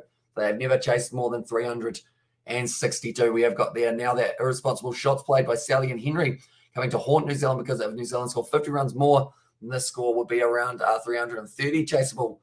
Says coding there, but now Sapamla, he's at the non-strikers end. Gareth and David. Says David. That feels weird to say, doesn't it? That's all right. Verena now sitting on 116 of 166. Does he continue to go aggressive? He knows he's got a man at the non-strikers end. It's Sapamla, who probably doesn't want too much of the strikes. So this is the last ball of the over, and I would think more than likely trying to rotate the strike here. Or trying to smack it. He's hit it in the air. It's going to be available to take. No, it falls safe. Let's go for 6. It might have gone for 6 there. Yes, it does. And Verena hitting it for the maximum. 122 he moves up to, and that is going to be 328 for 9. I thought he must hit it, but it just kept on going. And Roberto has something to prove. And there says Gareth, and also Hamish, the second chair is visible. Anyone is coming. Says coding. Very, very well spotted. We might have a guest a little bit later on, possibly. Once she does get home from work. We have got Hamish Bro. Chase above 400. New Zealand needs a great foundation by opening partnership, like 150 run stand and short ball. Just a bumler will do the trick. Says Ronald. And I feel like straight away when you say short ball, Neil Wagner just pops up at the crease. All of a sudden he's just like, yep, all right. I'll do it. But I don't think they'll give him the ball as of yet. I believe. So currently this will be the 5th highest run chase if New Zealand could get the job done, but going to be tricky for them, that is for sure. And I'll say, how's it, David the Mod, says Gareth. And I'll say, hi, David the Mod, says David. Hi, David the Mod, says David. There's 3 Davids in a row, and also New Zealand want to draw. And there it says UPSC, and also leader 400 is, this is going to be a drawn, damn it. Or this is going to be a draw, damn it, says New Zealand coach. Although they've still got a long time that they have to bat, New Zealand. It's still going to be around 120 overs plus, possibly. And also Sapamla doesn't do singles, says Gareth. Currently, he will be on strike. He's got Saudi bowling to him, and he's got 5 more balls at Sapamla. If he does get it in the right spot, he might be able to pick up the wicket. If not, then we get to see a little bit more of Kyle Verena, and I'm enjoying the way that he's batting, so I think I'd like to see him get a little bit more. Nice shot there. Glides it through and does end up getting the single out to point. Nice shot from Sapamla. And now it is going to be Kyle Verena. And I think there Latham said, everyone get back, because Verena is going to be swinging for the fences. New Zealand need to try and restrict this a little bit, but that's a lead of 400 for South Africa. I always feel weird clapping by myself while I'm in the lounge, but I feel like some things are worth applauding, and that is certainly one thing that is, and that is the 400-run lead for South Africa and at this match. And also South Africa also 417 runs chase down against Australia in Perth test. Something 2014 that was, yeah. So it was in the end, I believe it's South Africa. All they wanted to, I think they're only going to get the one though. Yes, they do. But yeah, South Africa able to chase down 414 in 2008 in Perth up against Australia. And that was actually, they were only 4 down at that stage. And also, New Zealand coach, what are you going to say to the boys? Says Gareth. It's a good question, that is for sure. It's not going to be an easy time to be a coach when your team has to try and chase down pretty much a record to be able to win a game. Anyone who is new to the channel, be sure to leave a like and subscribe because we are covering the whole rest of this One Australia pitch and New Zealand pitch different. Says at UPSC, a little bit of difference between the two. From Southie now, short ball. Sapumla ducks underneath it.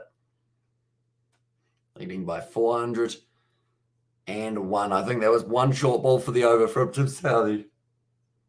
This session, they are still going at an 8.4 run rate here for South Africa. 11.4 overs, 98 runs. They've only lost the 2 wickets as well there.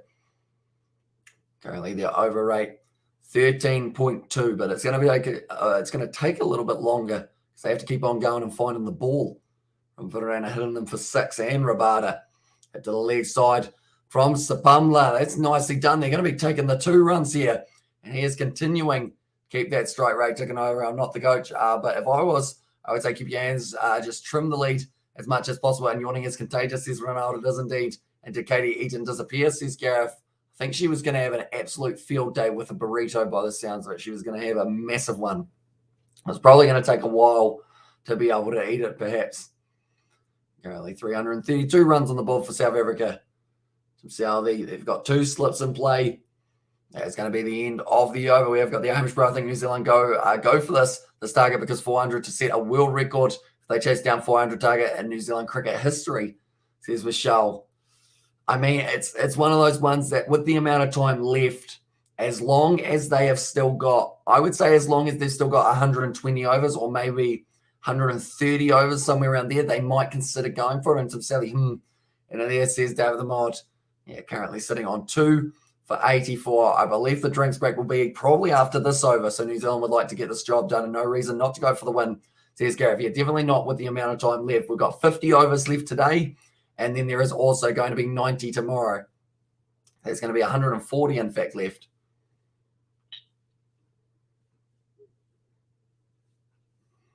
Okay, lose a couple for the change of innings, they have said. How many overs do they need?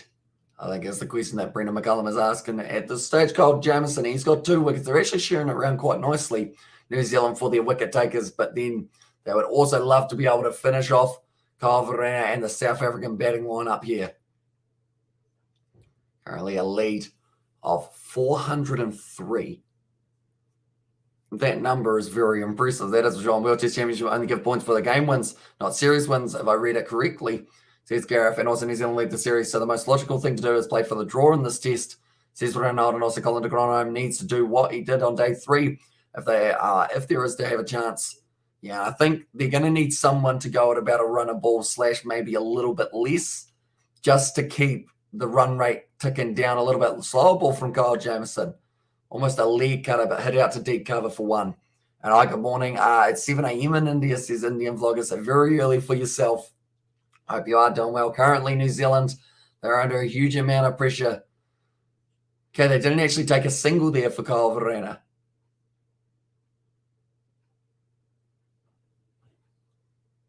Okay, what happened there? I think he was running down the middle of the pitch, did he? I'm not too sure what the umpire gave him a warning for. And even if it's a draw, New Zealand win the series, don't they? Says New Zealand coach. So if it's a draw, New Zealand will. If South Africa win it, then it's a drawn series. And then if New Zealand win it, they do win the series. If Scotland still win a chance to win the Six Nations, says David. Unfortunately for them, I think they're just a little bit too far behind because they have had 2 defeats now. So I'll quickly go like this. I think I've actually got the Six Nations table somewhere. There we go. So pretty much that was what it was before Ireland ended up beating Italy. But with them only being on the 5 points, I don't believe they have got a chance of catching them in just the 2 games, unless France lost both of their games and didn't get any form of bonus points, and kind of all the other results did end up going their way. So a bit unlucky for the Scottish in that one. But currently 4 defensive from Verana. And I believe it doesn't look like he's going overly aggressive at this current point in time, but he'll probably end up having a swing on this ball, then hitting a single and getting it for the next one. France to win the Six Nations, says Ronaldo there. They are sitting in a very good position, that is for sure. And also New Zealand need 280 runs in India last test. in the last day, but they didn't go for the chase. This is 400 out. Latham will go for this chase. Do you think so, says Coding? Although, of course, completely different conditions. India, you don't want to be chasing any more than about 150 on a final day because you know that the pitch is going to be extremely hard to read. We haven't seen much variable bounce. We haven't really seen a huge amount of spin other than Maharaj, I guess, is probably the best option to go off because New Zealand haven't bowled any spinners. High ball from Kyle Jamieson. And also South Africa is playing very well. Oh, called as a wide.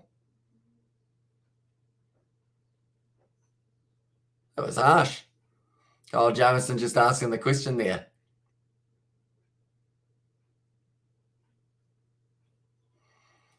What's this wide? I'm going to have another look at this.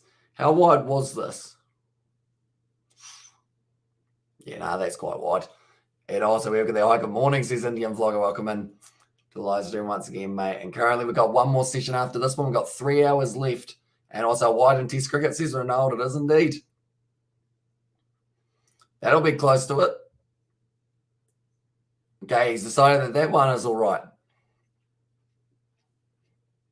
The umpire pretty much probably saying there, that's your limit. I don't know whether or not Kyle Jamieson should be talking to the umpire. He probably said that one was a little bit further wide than the last one, and that will get him in a lot of trouble with Village. To be honest, it will end up in a draw, says Village there. And also, Renal, yes, France look good. And also the new system, no matter the length of the series, each test is now, 12 points awarded for a win, 4 for a draw, and 6 for a tie. Hence, a 5-test series will have a total of 60 points and 1,000% a draw. And there says Village for that one. Who knows, maybe it could be the case. And I think France don't like England. And there says Ronald. And also there's one of the one for the postcards, a wide in Test cricket. There's David, but that will be the end of that over. And also now it's going to be drinks here. 333 for 9. And currently 404 South Africa lead by here. And so winning the match becomes more important than winning the series. There's Gareth. So I guess with that system, do New Zealand just go for it? Because I know the draw's 4 points. 4 points is better than no points, though. So I feel like there is a chance that they might try and draw, depending on how long left. And this one, I believe, will have about 140 overs or so when they were showing it before. So you're probably looking at about 130 overs New Zealand will have to bat for, which isn't going to be hugely easy against a South African bowling attack that is looking the part in that first innings. Currently, anyone who is newbie should leave a like and subscribe. Already series in their bag. They don't fancy for another one. What about you? And then hashtag Ferguson says a Village. Is that Lockie Ferguson we're talking about? Because if it is, if only he wasn't injury prone at Test match level, because it would be awesome seeing a little bit of extra pace in that bowling attack for the Black Cats. And does New Zealand have a chance? This meet a thin one. It is marginal. I will quickly find that one that does tell us what the odds are. Okay, South Africa to win is sitting at 71%. New Zealand to win is sitting at 15%, and a draw is sitting at 14%. Currently, as we say, and if they don't win it and ends up in a draw, will it affect their World Test Championship chances to reach final? And also, that means they need to win more tests outside of New Zealand, says Coding. So yeah, at the moment they're sitting in 6th. They're going to need this win. They're probably going to need to win that series clean against England as well to have a good chance of making the final. I think it's 120 points allocated per series. And if in this instance, is a 2-test series, it is 60 points for the win. Says Ronald there. And also tell me I have to go, I have to go for since, please, says Smith. So at the moment, it's going to be very tough. It's going to be a record if they do end up winning it. And no, Smith, it will end up in a draw, says Village there. And currently 14% chance of the draw hidden there. But every time that someone makes their way to the crease, they've pretty much had double figures as their partnership. And that is a huge one to have for South Africa. Rabada, 4 6s, 4 4s, and 47 off 34 balls. Just smacking it all around the ground. And unfortunately, just dismissed. And I don't think many will argue with you on that. So here's David the Mod there. Currently, where'd that ball go? It got stolen almost after Kyle Jamieson had to try and go looking for it over the boundary. That has happened quite a few times in the last few overs for New Zealand. I'm going to quickly grab myself a drink.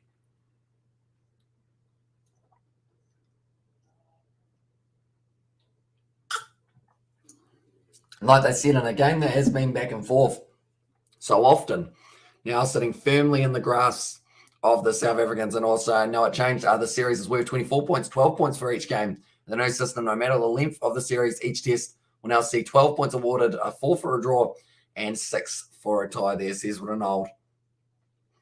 Currently now, Colin de Gronholm. Will he get a bowl here later on? Maybe they will try and go with him just to take a little bit more pace off the ball.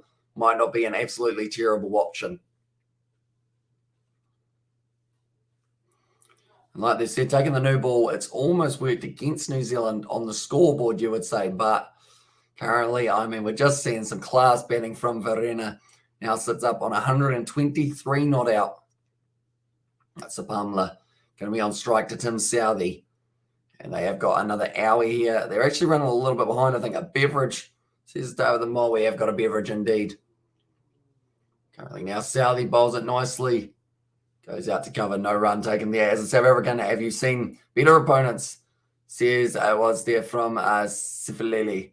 Hopefully I've said your name correctly. So as a South African, have you seen better opponents? So is that... Wait. So as a South African...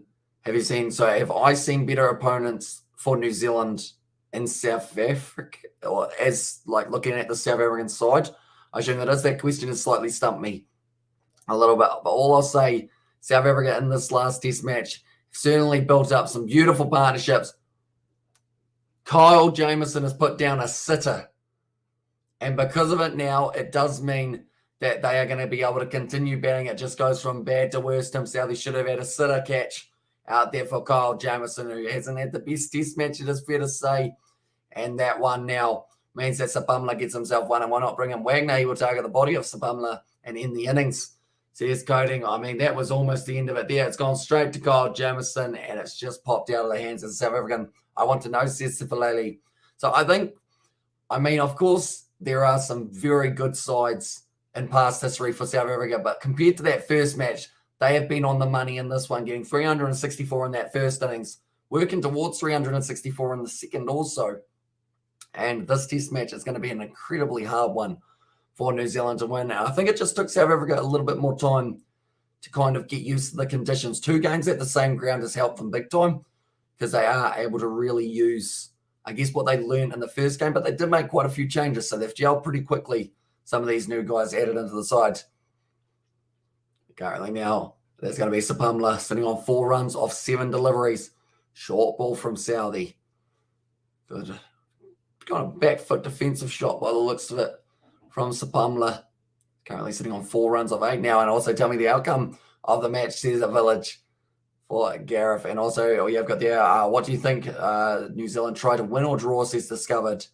I think it does depend on how many overs South Africa leave them, but I'd like to see some relatively aggressive batting from New Zealand. Not hugely aggressive, but just a little bit of something there, because at the end of the day, we saw what happened in that first innings for South Africa in the last match when they went too defensive. The wickets just started falling, and if you're not ticking over the strike rate and the scoreboard, if you lose those wickets, all of a sudden you haven't really got much to fall back on. But if they do still play their shots, go at about a 50 strike rate, something like that, just make sure you're still ticking it over, maybe a little bit higher than 50. At times, put the new ball under pressure, like we're seeing from South Africa, who have really done it perfectly into this second innings. Of course, you're not going to have someone as your opener go out there smack sixes like we saw from Rabada, but just put the bad ball away and not just leave everything, because or else then you'll eventually go, I might play that one, and then you get the outside edge because you haven't played too many of your wider shots. So I'm at 95 overs down, 335 for 9 now, and a current lead of 406. So I think the goal as ICC is to reward Test having a result, which is stupid because a draw is a result in Test cricket. But they're trying to spice things up. And also, I'm shrouded. I'm shrouded South Africa.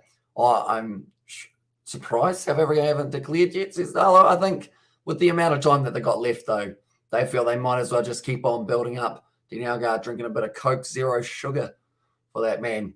And also, how on earth is the Pumler still there? And short ball's to his body. And generally fends them off with his bat, says Ronald. And at this stage, he's actually been doing very nicely for himself.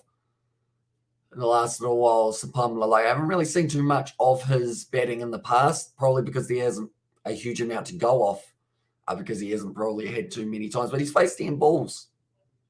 Hasn't looked terrible at this point in time. Almost got himself out, but did miss out. I thought that was a fishing rod for a second, but I think it's just some type of pole. It looks like a fishing rod, but now beautiful shot from Verena, and that's going to be moving him up to 128 now. South Africa, they are going to have a good old lead here of 411, and they just continue to build up and also going to play for the draw. Just discussing how the World Test Championship changes things. South Africa winning by 60-odd runs, says Gareth there. But it's just such a precise shot from Verena. He hasn't really picked out the fielder in the deep too often at all today. Seems to be able to hit that ball exactly where he wants it out square. Short ball, plays it nicely again, a little bit more forward of square that time. But it will just be their one run. Now Sapumla has got the strike. Do they go short to him or do they decide try and aim for the stumps? But it's a tough one because normally with these guys, short balls are more effective, but normally you try and go for the stumps with the tail ender, but then they're normally pretty good on the front foot. So it's a tricky one for Jamieson to decide. I'm sure he will hopefully make the right decision. It's very hard to tell, though. Currently 95.2. They've almost batted for 100 overs here for South Africa, going at a faster strike rate than they did in the first innings. Still ticking over at pretty much about a 3.5 per over. That's the short ball. Yeah, it's got just enough glove on that one, and it wasn't quite able to evade it, but it counts as 4 runs. So those are extra runs that New Zealand wouldn't have wanted to give up now, leading by 416. We all know what that means, and that means 2 more runs, and that's going to be the most runs that any team has to try and chase down if they win. That is, we've had higher run chases before, but if they win it, that is the highest that anyone has been able to chase down. This is so frustrating for New Zealand. Also, Jamieson should have taken that catch clearly. Is thinking of his bowling, not of taking wickets, says Coding. And the worst thing is, now that he is bowling, like all the runs that he goes for could have been avoided. Yes, he might get himself a wicket though, but I feel like he has to get Sapumla out. That's going to be left alone by Sapumla now. Currently, this partnership moving up to about 20 runs. So we saw a brilliant opening stand or late stand between Henry and it was Nichols, I believe, in that first match. But now it does seem like it'll be Sapumla. So there are 3 matches, 13 runs, best of 8 not out. This is his new best. Sapumla currently. Can he get into double figures? And also, is this the final session or second? It is the second session. So we have still got about an hour left of this one. In fact, it's down to 45 minutes left of this one, and then after that we have got another hour/hour and a half, or sorry, 2 hours/2 hours and a half, depending on whether or not they do need to make up a few overs. Kyle Jamieson getting that short ball. I think he knew it was going to be short for Sapumla. What do New Zealand do here? I feel like they've dug them a hole and now they've got to try and find them way, or try and find their way out of the hole. But how do you do that? You got to get out Sapumla for a start. If you give Verena the strike, he's going to hit you to the boundary. So you got to keep this man on strike. It's nicely played. I would probably have a couple more fielders up from as well, but that's going to be the end of the over. And it is going to be 96 overs down, 345 for 9 now. And Verena will have the strike for this next over, sitting on 129 runs for himself currently. They are just showing all the activities that you can do when you are in Christchurch. There's plenty of options. And it is a very awesome area for a bit of tourism if you guys are around the Christchurch region. A couple hours up the road from myself. Been there a few times. Isaac actually lives there in Christchurch currently. I think he's enjoying it. It's hard to tell. Although I haven't talked to him for a couple of weeks, so hopefully, I mean, he was here on the lunch break, but I didn't get a chat with him there. So I'll probably talk to him later on tonight, more than likely, where all those people saying that the Proteas were going to be steamrolled for 150 as well as his exam. They are probably watching the replay of last week's game, try and give them some happy memories, because this game is certainly not going the way that last week's did. But Verena now sitting there on 130 runs of 178. He's almost got 150 for himself. And where are you based? I am based out of South Canterbury, halfway in between Timaru and Oamaru, if you do know whereabouts they are. And I'm from the Campbelltown region, and also morning from South Africa to declare after 419-run lead, says Tebogo. So they are only 2 runs off that, perhaps, and that will have to be, if New Zealand chase it down, it would be the highest chase in history. But if they don't chase it down, it will be a monumental win for South Africa. That's it's actually snuck through for Sapamla, and now I believe it's going to be Viverena back on strike on 130 now. Now Wagner, he's looking grumpy, isn't he? And also Hamishu and Hagley Oval, can you recall that any test with the 4th innings, this much of runs have been required for the chasing team, and that much of runs scored? So I know that no one has ever chased down a total this big in New Zealand before in a 4th innings. I can tell you the exact stats here for a couple of the other ones, but it's going to be nicely bowled. Hit him on the glove. That is better from Southey. Get it around that glove limb. Don't let him step on the front foot. Don't make him pull shot either. So in New Zealand, the highest run chase we have seen was the West Indies up against New Zealand, and that was 348. And I think Verena should farm the strike and get 150, says Exan. Yeah, definitely. From what I've heard from other people, Sapamla apparently isn't much of a batsman. Although in this one, he's been going all right so far. Now, stepping back, Verena, nice cut shot, does end up. And it's straight out to point. They do take the single. So now Sapamla going to be back on strike for the last 2 of the balls of this over. But I think he got one right on the finger there, Verena. So I hope he's all right, because he is going to be keeping in this final innings. So New Zealand's highest run chase that they have been able to get was at Lancaster Park, and that was 324. They're going to need almost 100 more than that. It's a big one. It's a big total. In South Africa, they have just batted absolutely outstandingly. And not just the first innings, but also this one here now. So Southey hits it. Sapamla hits it down the ground. And currently, South Africa sitting 348, closing in on the 350. And they lead by 419 runs. And this is the highest run chase of all time. It will be if they do end up getting it. I believe other teams have needed higher run chases, but they've been unsuccessful. And also time left in this session, we have still got another 42 minutes, probably closer to 45, because they did start a little bit later than they were supposed to. So I'll say 45 minutes for South Africa. We've got about a maybe 5 to 10 minute changeover, which does cost them a couple overs. And more than likely, South Africa will have 130 overs at New Zealand in this test match to try and get 10 wickets. In 2002, New Zealand made 451 in the 4th innings and an unsuccessful run chase, says Ronald. Yeah, 451. Imagine getting 451 in a 2nd innings, but still not winning. Like, it's brutal. It's like in rugby, if you score 50 points, but you still somehow lose a game. We see that in the Japanese top league all the time. It's because teams do get a huge amount of points. And Aria, weather for tomorrow, says Exan, no sign of rain, overcast. I believe it will be. So good bowling conditions for South Africa. And also later on tonight, I think it's supposed to be a little bit overcast. Wednesday, supposed to be 40% chance of rain in Christchurch. So that will be over by then, though, for this one. So currently, for New Zealand, if they do want to get themselves this one, like we mentioned a few times, it's going to be the highest run chase in history. Last time we had a big one was 418 by West Indies in 2003, and South Africa up against Australia in 2008, getting 414. And I wonder if South Africa declare, will they call an early tee, says Gareth. I think they'll either declare or they'll just literally say to Verena, get you 150 as quickly as possible. We want to have a bowl. As the wicket taken turn, says Exan. It seems like it's still holding up pretty nicely. It looks like a better surface, though. South Africa need to declare real soon, says Ibrahim. And the stage now, it's going to be Wagner, slower ball. Nicely bowled by Wagner. Down the leg side. Took all the speed off that, probably about 105 Ks. Well, so that's not 129. Okay, that speedo has to be wrong. That went through at about 105. And that's probably maybe a tad slow, but 110 maximum for that ball, surely. So I don't know who was on the speedo there, but I think they did it a little bit late. And I was in wonder if South Africa declare and call an early tee, said Gareth. But going back to that, another slow ball from Verena.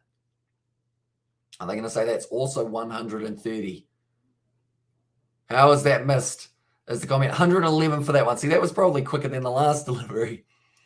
But it just ended up Going just over the top of the stump. T20 cricket now, says Ibrahim. And also South Africa also need to declare fast if they need to win and get enough overs. This pitch is so flat and will require more effort. Says Conan, yeah, it hasn't really broken up at all by the looks of it. It's looking still very nice for Hagley Oval. Currently now, Verena, slow ball, nicely hit. That's going to be another run there. Out to deep cover. No, they just take the single. Oh, this is dangerous. This is dangerous. So Pumla now does have to face the short onslaught of Neil Wagner. And I can tell you Neil Wagner's not going to be trying to hit him lightly with the ball. He might go for the stumps. He might be generous. But if I know Neil Wagner the way that I think I do from watching him from recently, he's going for the body, the fingers, and everything in between of Sapumla here to try and get him as much, I guess you could say, as worn down as he can going into the final match or the final test innings. Other side is worth Sapumla facing short ball on the fingers. Says Iksan, that's the big question. I feel like it's dangerous for South Africa. You don't want to lose one of your bowlers because if you're planning on bowling 130 overs, that's not exactly a short amount. So we'll have to wait and see what happens here. Sapumla now, short ball, no surprises there. And also, how much pressure New Zealand achieved the target. Set new real record in Test cricket history. I don't think they'll be able to do it. I don't know if there's the time left. And touring New Zealand is impossible. The strict quarantine protocols are just unbearable. I'm glad South Africa are able to fight them or find their mojo back exactly right. That's the thing. Something that makes Test match cricket so great normally is that interaction between the crowd and the players. But they've got to take pictures from afar with the thumbs up rather than getting to get things signed. I feel like that's kind of a side of Test match cricket. That helps get the younger generation kind of more interested in it. And also, do you think New Zealand have a chance? Please, I have 30 seconds answer, says Smith. So I say no at this stage. Coming from a Kiwi, I'm saying no at this point in time. I'd like to be pleasantly surprised, but I don't know. In normal Test matches pitches, we see first innings, second innings score are higher, but in Test, there is an exception. Third innings score is higher, and hopefully in the fourth, also in the privilege, the previous highest fourth innings chase at the Hagley Oval was 201. Jeez. That's a stat.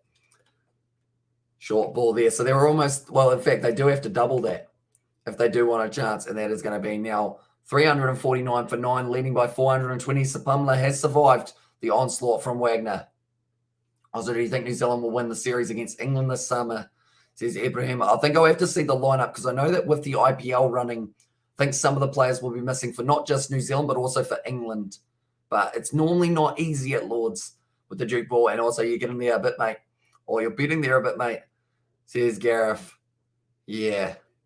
I mean, at the end of the day, it's tricky. 420 runs is the lead. That's what they're zooming into at the moment. It's a huge total. Massive total. And with the amount of time left, the longer that South Africa bat, the more likely New Zealand will be to bat for the draw. And do you have any predictions for Australia's tour of Pakistan starting soon? Says Ibrahim. I'm excited. I'm excited to see cricket in Pakistan. We haven't seen it for a very long time.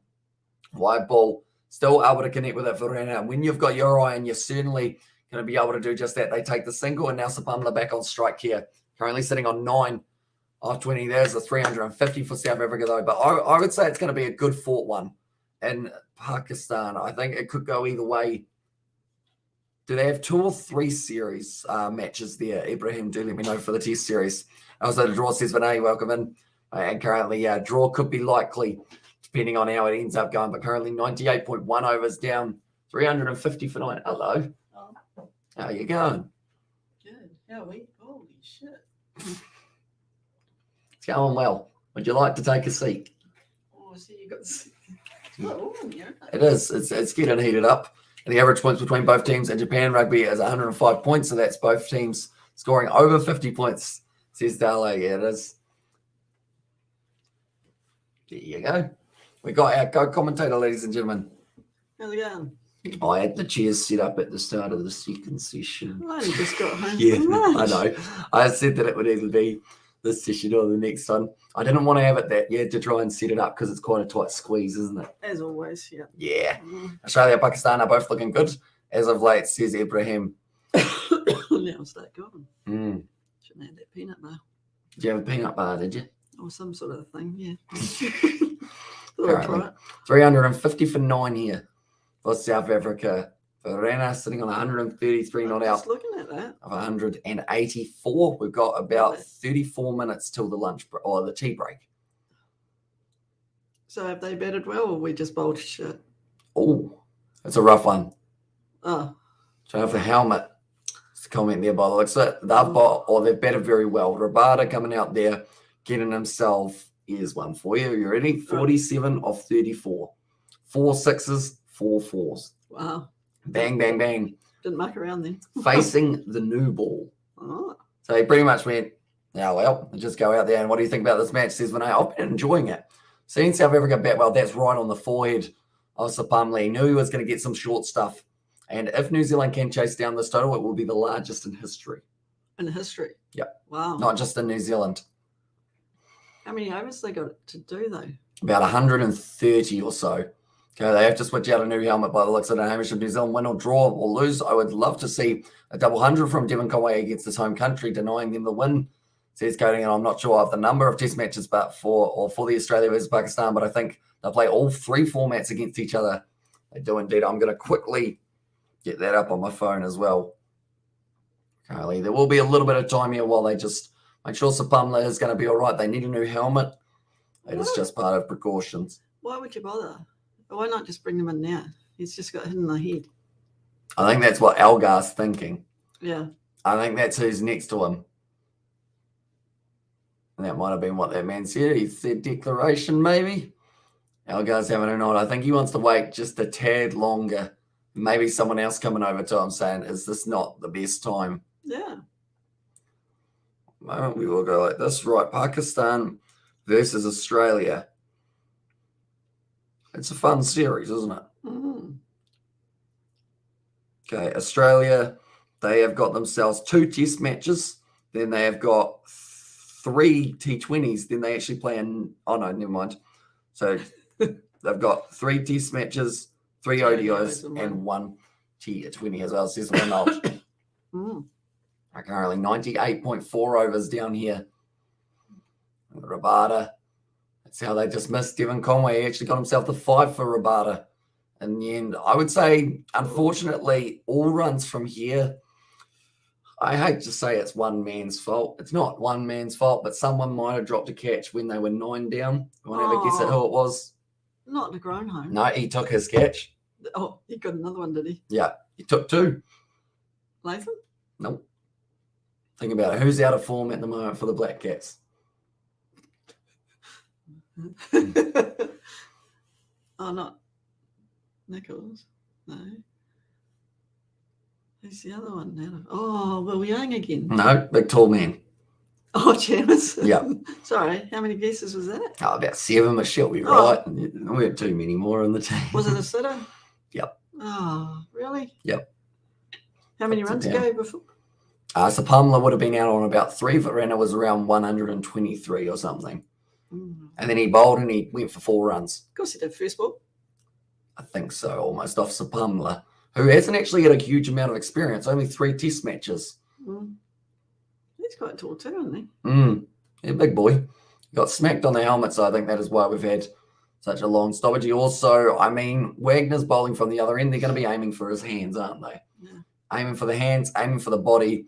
Also, Hamish, why players stop pretty much it is because he got smack bang in the middle of the helmet, so they just got to make sure that he is all right. Find a helmet that fits him. And now it looks like he is going to be ready to go. And who's out of form? Unknowns the entire New Zealand team. Which game are we talking? Would you say that who's an informed player for New Zealand? Oh, jeepers. Well, de Gronholm got a century, but he's probably been out of form till then. Nichols normally gets a few runs, but yeah, he's kind of, I think he got 40 with the bat. Yeah, he's normally pretty steady Eddie, isn't he? But Sally, would you say he's in form? Well, he's only got 2 wickets. Yeah, but everyone's struggling. Oh, he's not ready.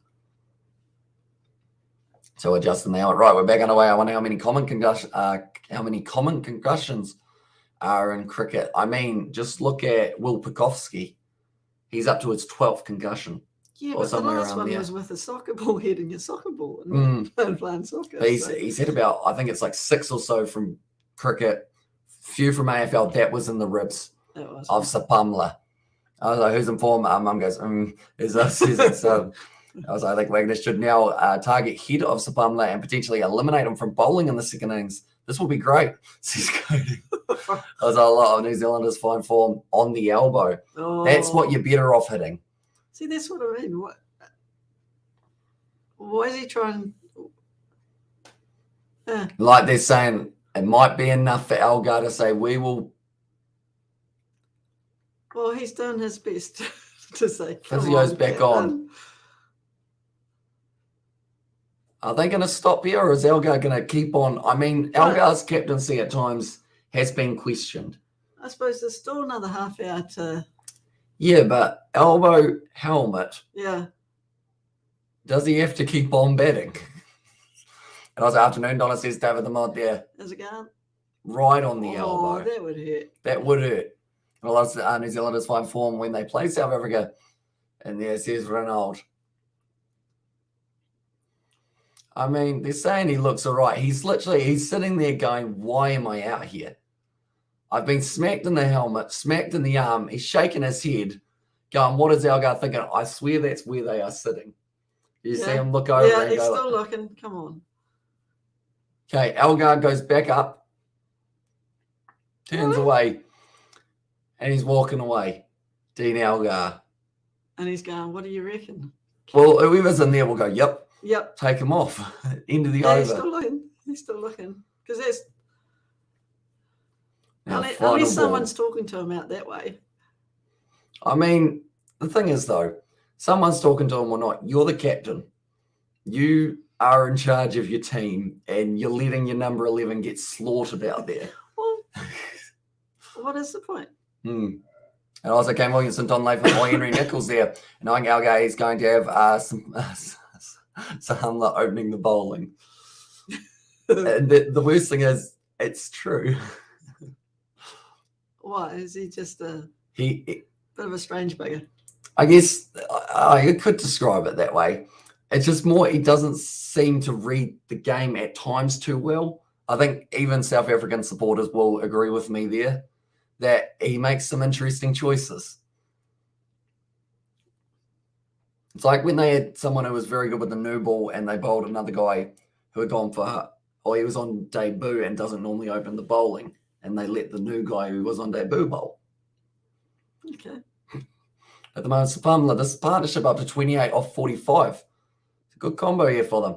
Slow ball from Wagner, hit to the leg side from Proteas, and Denelga, I think, is so cruel, captain. He doesn't feel the pain of his bowler. They've run two, and the reason they're running hard is because he's still sitting there watching. He doesn't mind. He's obviously got a time. But 4:23, you're not going to lose it from here, are you? No. I like to think not. How many overs did you say? About 130 will be remaining once they get out there. 33. That's still over 3 and over, isn't it? Down the ground from Wagner. Of course, he's going to act like he's about to throw down the stumps. Now, Wagner, any chance he gets? Only 25 minutes left of this one. I mean, are these guys whacking it? I guess the only thing I can think is Verana's 150. Oh, yeah, but he won't mind being not out, would he? Because his first class career, he's done very well. He's only just starting to move into the international scene. Is it worth for saying another 10 runs and let one of your strike? Yeah. For say another 10 runs and let one of your strike bowlers get injured. Because 130 overs, if you take away one of your bowlers, that's a lot to share. So the other bowlers won't be thanking him either. Well, maybe that's who's talking to him in the dugout is the other bowlers are, no, we can't do that. 130, no. 120 maybe. And open with Stierman on debut and then blame the bowling for the loss he did in the post-match. He said that the bowlers didn't do their job even though they got bowled out for 95 and then 111 and he didn't get double figures in the tour. Wow. And it was the bowler's fault. Yeah. I suppose the bowlers couldn't bowl the other team. Oh, another short ball. Wagner talking to him as well here. What's the Pumler? Maybe he just wants 100 overs. Also, the thing for South Africa is they need to win this test match to get everything from the series, and meaning that but a win means they lose the series. And there says Ibrahim in that one. Mm.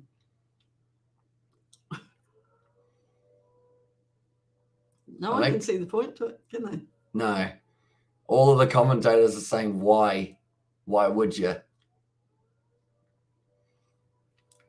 Now, Sapamla back on strike. Wagner's going to give him another short one.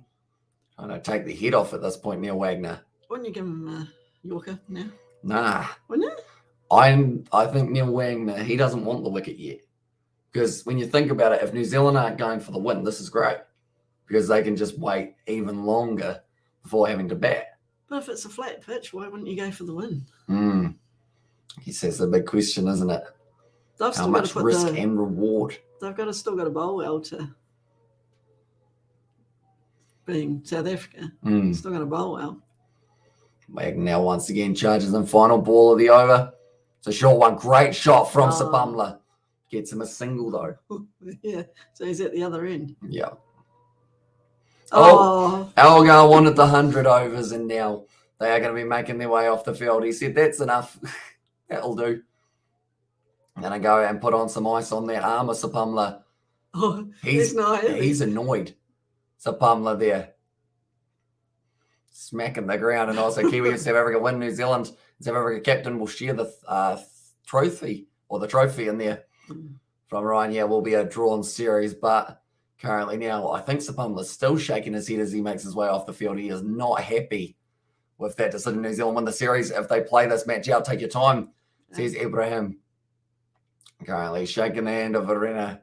Conway giving Sapamla. He knows that, that's a good effort from Sapamla. At the end of the day, to be out there, getting the short stuff, getting smacked in the helmet, smacked on the elbow, and still have your captain say, just bat a bit longer, a couple more overs will help us. Now, Verena, he's getting a round of applause from everyone on the side. Very well batted by him. 133, I think it was. Sapamla pats him on the back. I don't think I'll see Sapamla give an Elgar a handshake there. Well, if I was Elgar, I'd be hiding anyway. Currently now, New Zealand, they did struggle a bit. But does that mean that the South African bowling lineup will face the same fate? Currently, there will be 22 minutes left in this session as we sit now. Once they do get out on the field, probably about 15 minutes with the new ball at New Zealand before we get to tea. But I guess the big question, can New Zealand do it? Well, yes. Yes? You're saying yes. That was hesitant. 137 he actually managed to get up to, says Ronald there. All the scoreboards say 136. Do they? Oh, that one just did. But... And also does New Zealand bat, I recall, an early tea, says Gareth. Oh, do we get an early tea here? Oh, they might do. Early 20 minutes. I like food. You like food? Oh, it's always good for you. Yeah. One moment. I am quickly going to look at the screenshot that I took earlier on. So, in New Zealand, the highest run chase in a fourth innings is 348. New Zealand need an extra about 70 runs on top of that. Yeah. Plus, the highest run chase that has been recorded here at Hagley Oval is going to be 201. So they need to double that and some. Oh, sweet. So to wait and see how it goes. I think Roberto will be fired up. And he's going to be very dangerous, says Ronaldo. Yeah, getting 47 runs off hardly any balls. 37 to be exact. That is going to be probably an angry Roberto, which you don't really want. And also, we have got there New Zealand win the series if they play this match out. Take your time, says Ibrahim. And also, Hamish, are you today? What are you doing? You stay up or you stay up to a rugby? I did end up staying up for the Six Nations. So is this an early lunch or an early tea? Did you hear that, Gareth? I probably did end up speaking over it. Oh, a little bit glitchy. It's been a bit glitchy today for Spark Sport.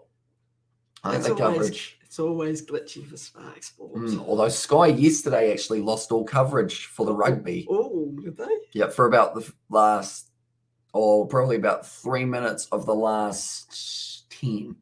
It was out. And luckily it came back just before someone scored a try. Oh, wow. James Lowe. Yeah, I hear it was an interesting game. Yeah. Bit of controversy. Italy down to about 12 men. It was. Yep.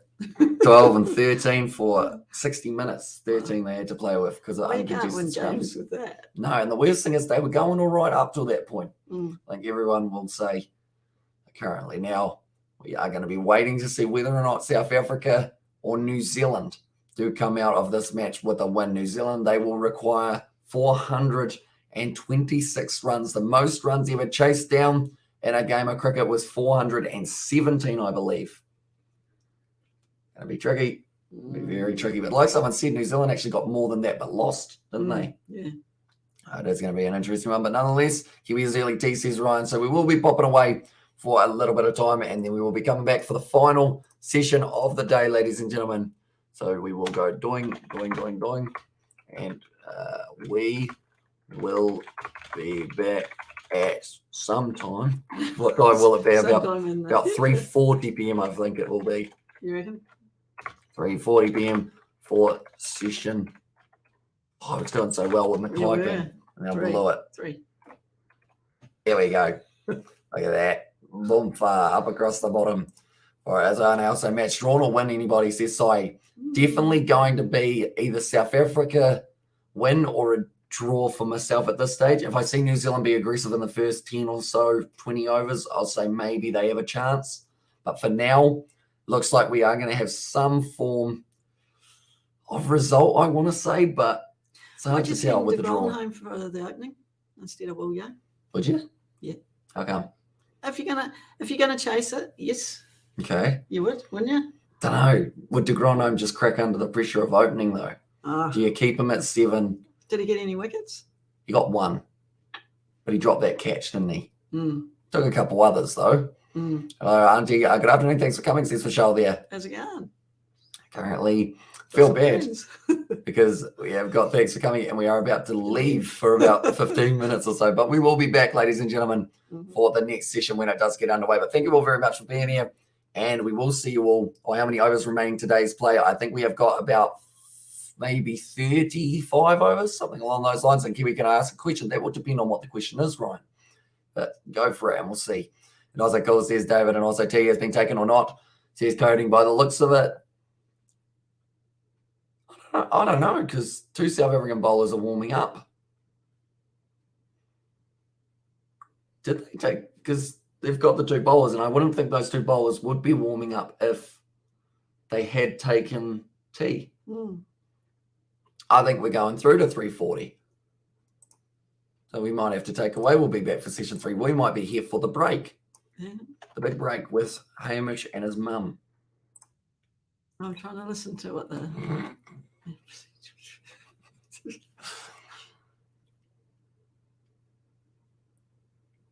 Okay, we now prepare for the change of innings. I just said, I think they are going to be having a few little moments. Hamish Bennett in the middle. Do you like him on the commentary? I haven't. Oh, is it who it's been? Mm-hmm. And T is normally 15 minutes, says with an old there. I think it's quite unlucky for New Zealand to draw or to win draw, considering they need to bat the whole day tomorrow against an improved South Africa bowling lineup. And however, New Zealand batting is quite deep, says Abdul. And I think it's going to be that top 4. In fact, I'll say top 6 even. Yep. Top 7, in fact. Well, they've got to get the batting lineup has to do well, I've just realised. But like it's kind of Henry Nicholls midway through. Tom Blundell, he's going to need to really step up. Like de Grandhomme's going to be a hit or miss, literally. Hit the ball or miss the ball. That's him. And then also Latham has the record for the most runs scored in an individual innings at Hagley Oval. Can he do it again? Yeah, but there's no pressure on that one, was there? That is true. Hamish, I've learned something really fascinating about New Zealand. They included brief Irish connections, if you want to hear them. Go for it, mate. Also, who will win today? Final ODI, Bangladesh or Afghanistan? I assume. I'm going to look at the other matches that we've seen so far. Is that us glitching out, or is it Spark Sport that's glitching for the sound? Spark Sport. His face just shifted, didn't it? And Latham will be caught. Farina and Boulder at Bada. This is Ronald. Oh, don't start that stuff. He might know it. He might know it. No, he's not another one, is he? You never know. But another Gareth who can predict things. Maybe. Who knows? Currently, that match is taking place a little bit later on tonight, isn't it, for Bangladesh, Afghanistan? Oh, who won the big PSL final? Not Molten Sultans. It was Lahore.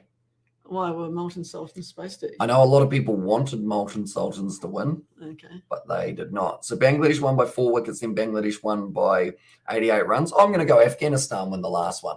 Bangladesh take the foot off the gas, Yeah. get themselves a little bit too, maybe, I guess, complacent. And Afghanistan, they've got some good players. Rashid Khan in there, he's going to tear for him 5 wickets, bang. Probably not going to happen, but we'll go with that. And is it T-Sports? And there it says, Ryan, T-Sports, is that the one in Bangladesh to be able to watch the perhaps? And also, basically, the 2 islands had normal or original names when New Zealand was a British colony in the 1800s. So he's going to coin in and also Hamish predict the highest score for the Black Caps. I'm going to go... I'm going to go Henry Nichols. Who are you going to go with? Oh, I think Tom Latham needs to Hmm. lead from the front. Okay. It's been a while. So 2 lefties. Yep. Okay.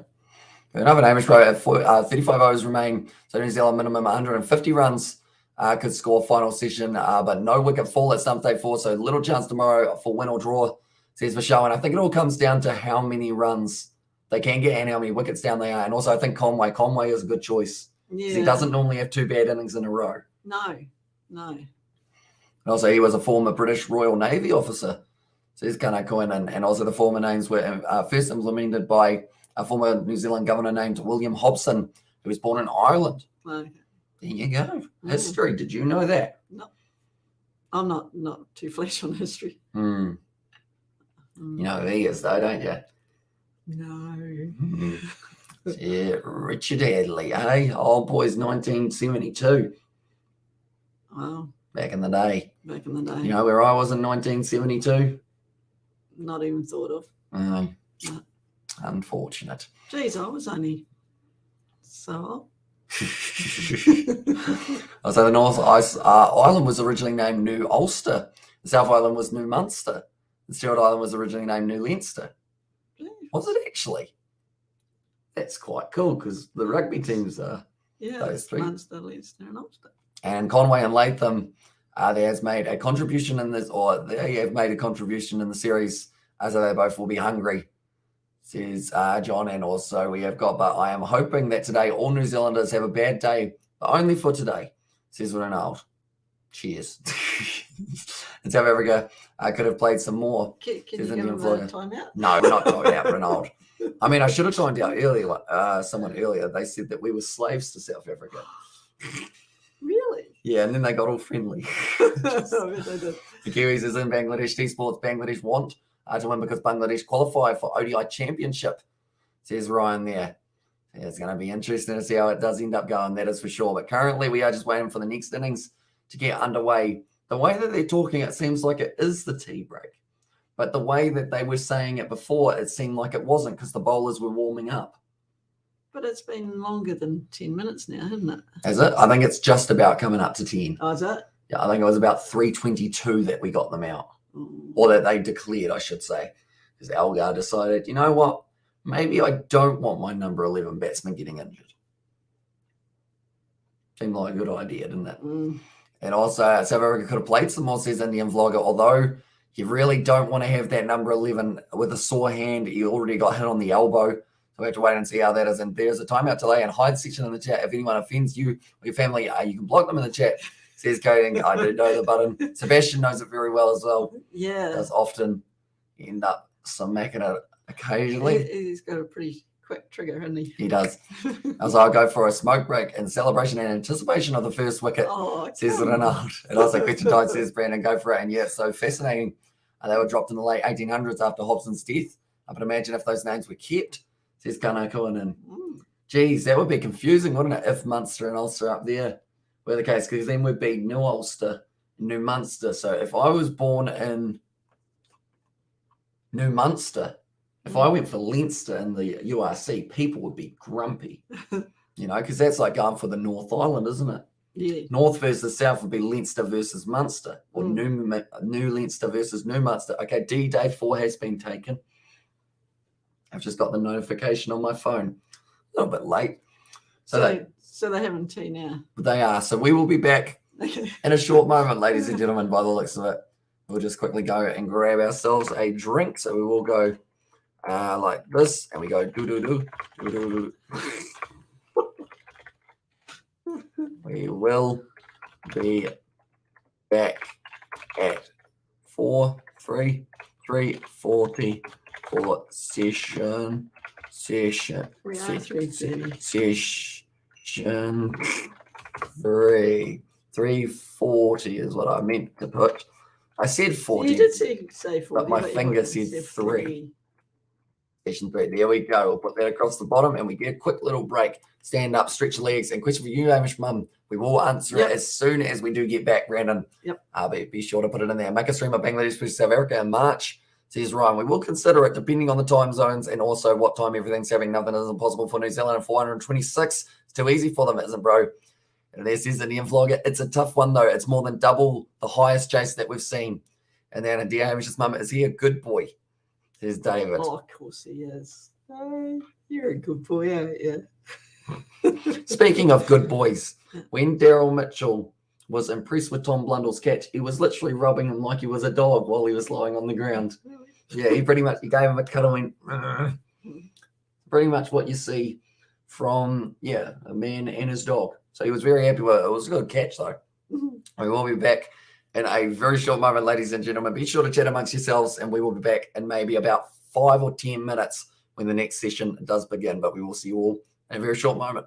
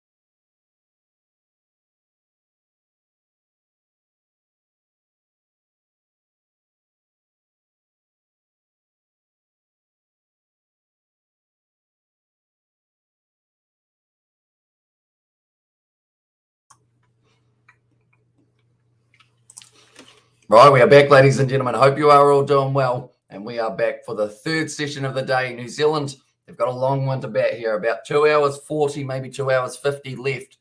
And hi, everyone, who's cricket for us. To you, welcome into Livestream I. On 2.0, I should say. And that one probably a South Africa win on the cards. Thoughts? I believe so.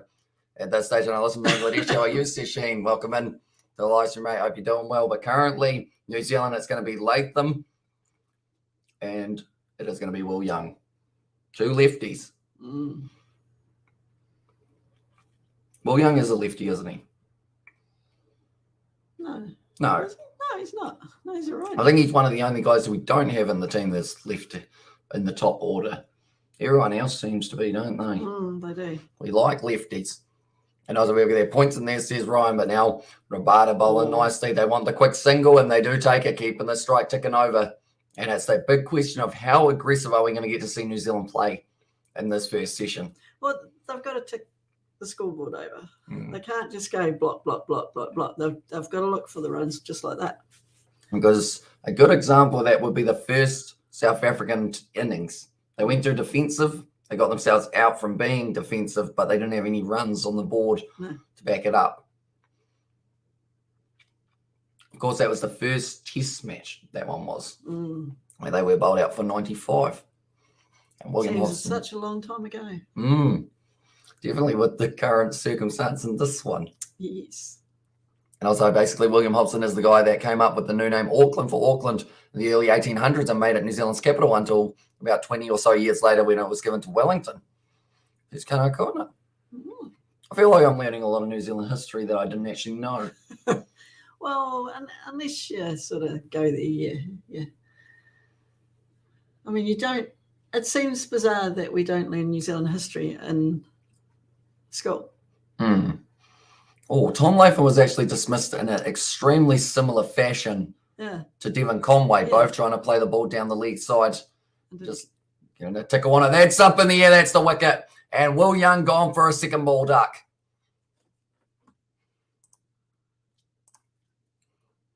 Wow. You're a bit speechless. I thought there was a replay of the first one. Nope, they had just shown his replay of him getting the edge, but Will Young going to be dismissed here. 0 of 2 deliveries. Full ball goes the gully. And New Zealand, I got New Zealand try scorers. That's not quite what we got here, is it? New Zealand wickets. And Will Young has added his name to the list already. And that's why I know also you guys have a seriously rad history. Ours is just plain miserable. Says Gunnar Coynan, but that's the first wicket already falling for the Black Caps. Davis, if you blinked, you would have missed it. And also we have got there, I think those are little dancing men from Gareth. Why don't you just rub it in? Wait a minute. I'm going to go to a little bit earlier on. Oh, here we go. Do you remember the one that someone said about how the dismissal was going to be there? Yeah. Where is it? Yeah. Court or not quite? That was Latham. So Latham, he's still yet to come maybe. And also the smoke did the tricks. Currently now New Zealand, they are 1 for 1. And what is not going to be ideal. So we see there 131 overs is how many do they have to bat for to draw this test match. That's come up. Devon Conway, he could be considered as an opener here. Oh, he might as well be. So far, 7 matches, 675 runs at an average of 61.36. And also butt-to-butt bump. And there says John, and also, are you not far off 10K subs, mate? Keep it up. It won't be long soon. It says Gunnar Coynan. Yeah, we've been growing very well as of late. And I've just been having a lot of fun. You just love your cricket and rugby, don't you? Yeah. It's just pretty much I get to sit here and have an excuse to watch more sport. Because it's like I got a live stream to do. So then it's just good. I can do, like, I worked out in the last 40 hours. Great take there from Verena. But yeah, in the last 40 hours, I've done about 24 hours of live streaming. Wow. Yet my voice, to me, doesn't actually sound terrible. Sounds better today than it did yesterday. Yeah. So I guess practice. Just keep talking. Because Hamish's mum, what hospital was Hamish born? Christchurch Women's. But I'm a man. I know, but it was called Christchurch Women's. It's going to be off the edge for Devon Conway racing away, and that's going to be his first boundary and runs of the day. So it's time to pack Conway back to Johannesburg in there, says Ronald. Yeah. Wagner can go with him, you think? Will we give up Wagner? No. Surely not. But Vuma able to get that first catch of the day for them. Just drove a bit too hard at it. Will Young didn't really play it late under the eyes because of it. He is disappointed. Had 2 disappointing innings, unfortunately, in this match. For his Irish bro, bad start to New Zealand it was. That almost got a lot worse. That almost ended up finding the hands of the man in close. But Devon Conway now gets himself another single, and that's the end of a very good first over from South Africa. 6 for 1 now. Early drinks break. Early end of the day, you think? I mean, if you've got a large enough kind of irrigation system, just spray some water over the ground. Like, it's raining very heavily at the moment. We need to stop playing. Please. And also, a question for you, Hamish Mama. What video game? Pick one. GTA, because EA, or BEAC? B and C. What's B and C? I'm trying to think of what it is. And also Among Us. Have you ever heard of Among Us? No. You think you play it?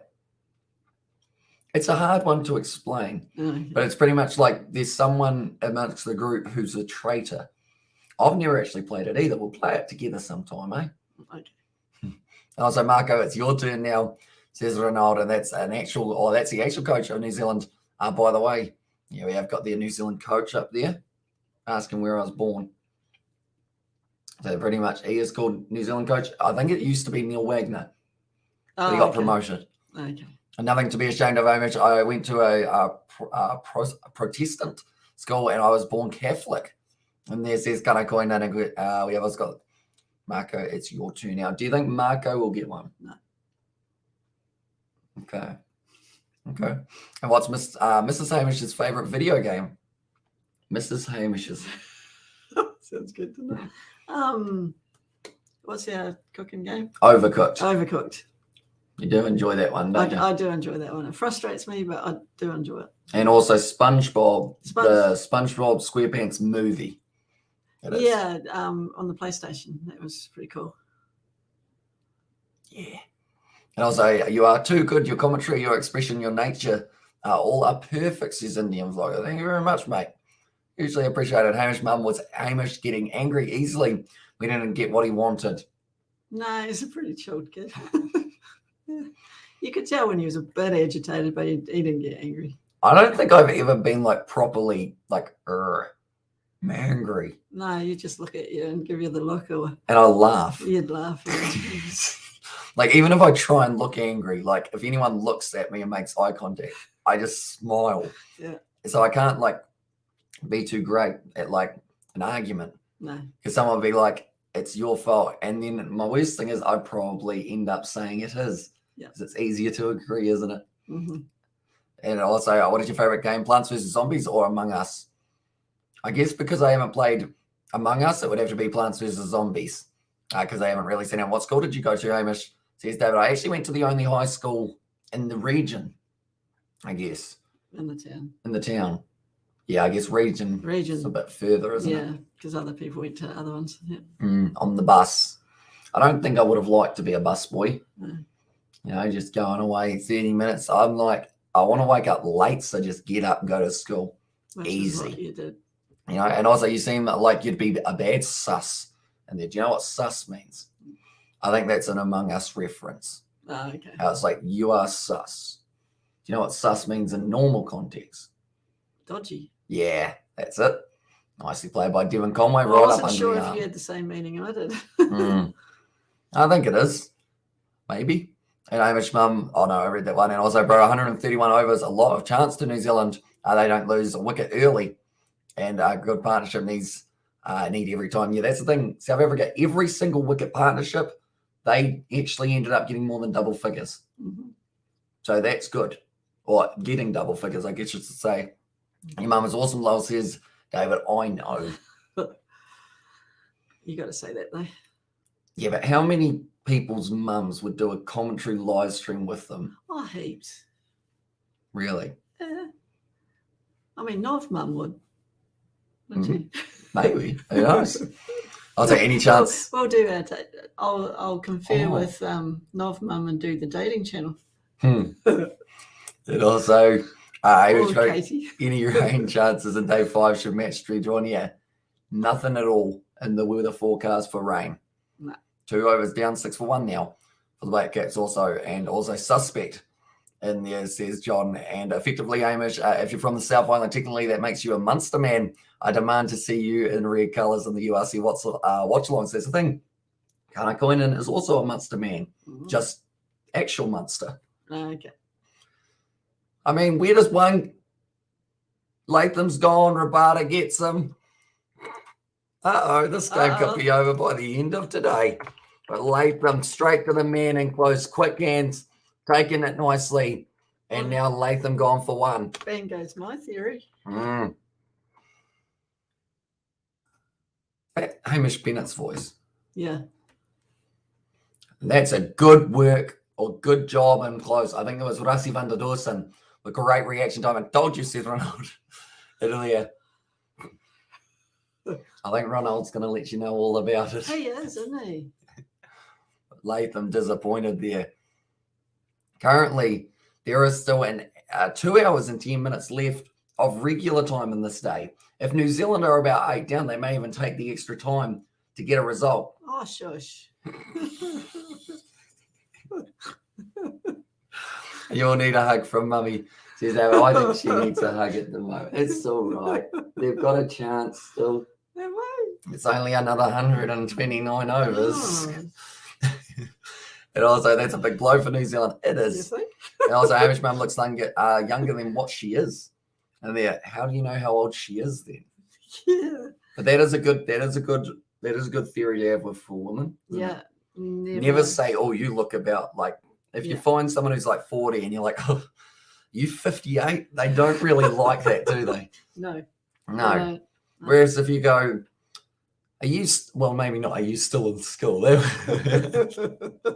No, that's just going a wee bit overboard. Did you finish uni recently, could be a good job, sister Invia. Is that your sister? Yeah, that's another good one, isn't it? If you laugh a lot, why not laughter is the best medicine, says Indian vlogger there. And also, how many overs left for this match? Still another 129 and 42 years, says NZ coach. Yeah, we'll go with that. There you go. Pretty close. Yeah. Yeah. How old are you? That would make sense, though. I am 22. Yeah. That would Maybe I was be a born young. responsible age to have you.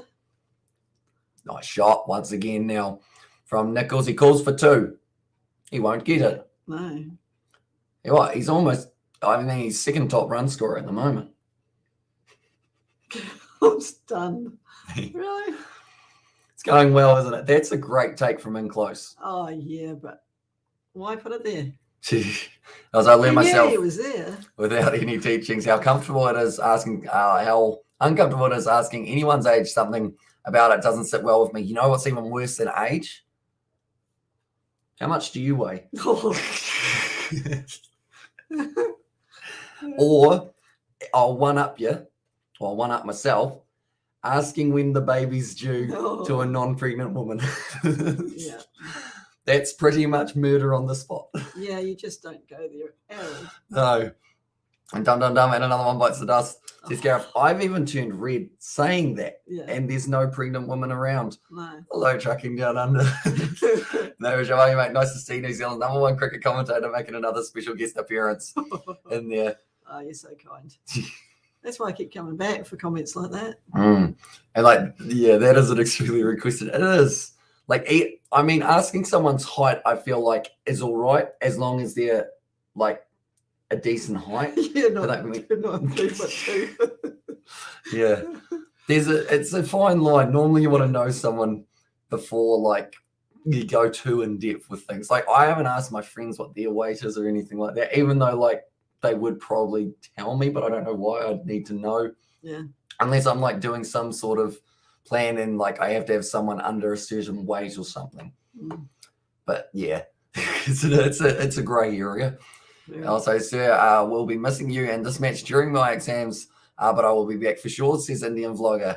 And yeah, we've got plenty more coming on the channel, whether that is going to be cricket whether that is rugby, whether it's Pakistan versus Australia, Mm. might be the next one that we are covering. But Rabada's bowling very well at the moment. It hasn't really strayed away from the stumps, and that is a good over from Rabada there. And oh dear. Hello, Hamish and Donna. But if me Black Caps, Sebastian. Yeah, I couldn't have said it better myself. You almost did when that I second did. wicket fell, didn't you? Luckily, I refrained myself. But if it makes you feel better, New Zealand only need 419 more runs to win. Sweet as. And that would be a world record. Yeah. And they've made such a great start. Yeah. 42 years. And there's New Zealand coach. Yeah.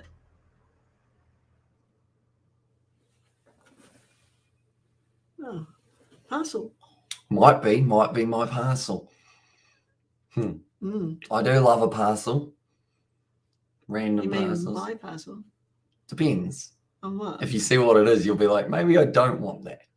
Oh, have you bought something else? No, that's some of my clothes. Oh, the rest of them. Yeah. No, bugger. That's okay. Thanks for coming back, Sebastian. And there's Brandon. Legs side is close to Nichols. And luckily, the South Africa side is still in the rebuilding phase. There's Ronald. Yeah, a couple of very young players in there. So I see that they haven't opened with Sapumla, which is one to watch out for whether or not he does get a bowl. And New Zealand coach, I'm starting to think you're actually Neil Wagner in disguise, says Gareth.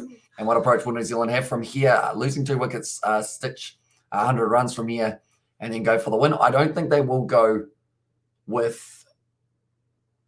Yeah, I don't think they'll go with the win. I don't think so. From here, unless these two, like you say, build a massive partnership. You guys look so funny. You both were looking in separate directions. Pretty much window here, window over there. So we were trying to get both of them nailed. Yep. And that one of Morse will be in shortly by the look of the scoreboard. Says tracking down. No, he visited yesterday. It was. And also, hey, Sebi says, it was going to go on. And dear Hamish Bro and your mother, please give me blessings for my exam. Good luck. Yep, Hopefully you will be able to pass them. Have you been studying hard? I'm sure you will be able to get past them. No worries. Mm-hmm. And also, cheers, Brendan. Hope you're well. And 419 runs to win South Africa. Nervous, says New Zealand coach. And winners 10,000, actually 10,000% out of the question for New Zealand, says Ronald. Yeah, definitely, because they've only got another 128 overs. Yeah. So we like to do maths around here, don't we? Oh, And by especially that- when you can do it on your phone. What is 419 divided by 128? 3.27. Ooh. So they need 3.27 and over. Thank you. Oh, so polite.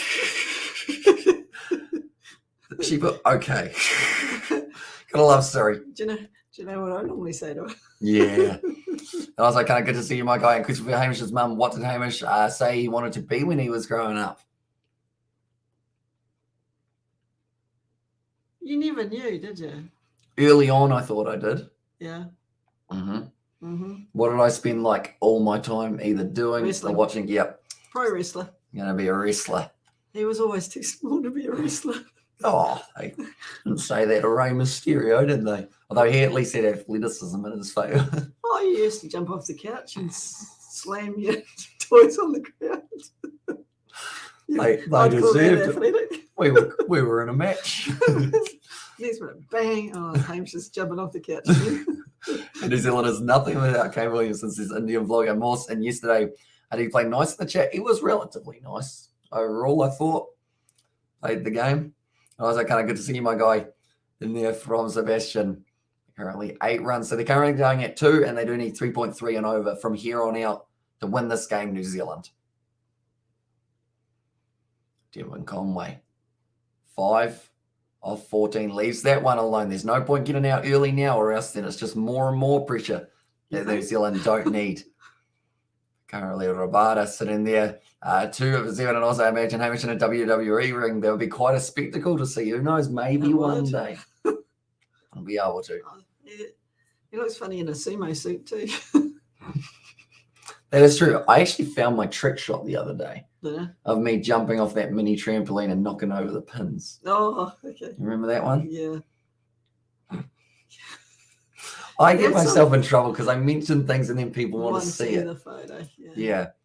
There isn't a video. It mysteriously vanished 3 seconds ago. Did it? Okay. I was Hamish Backyard Wrestling Channel. Make your dreams come true, says Gareth.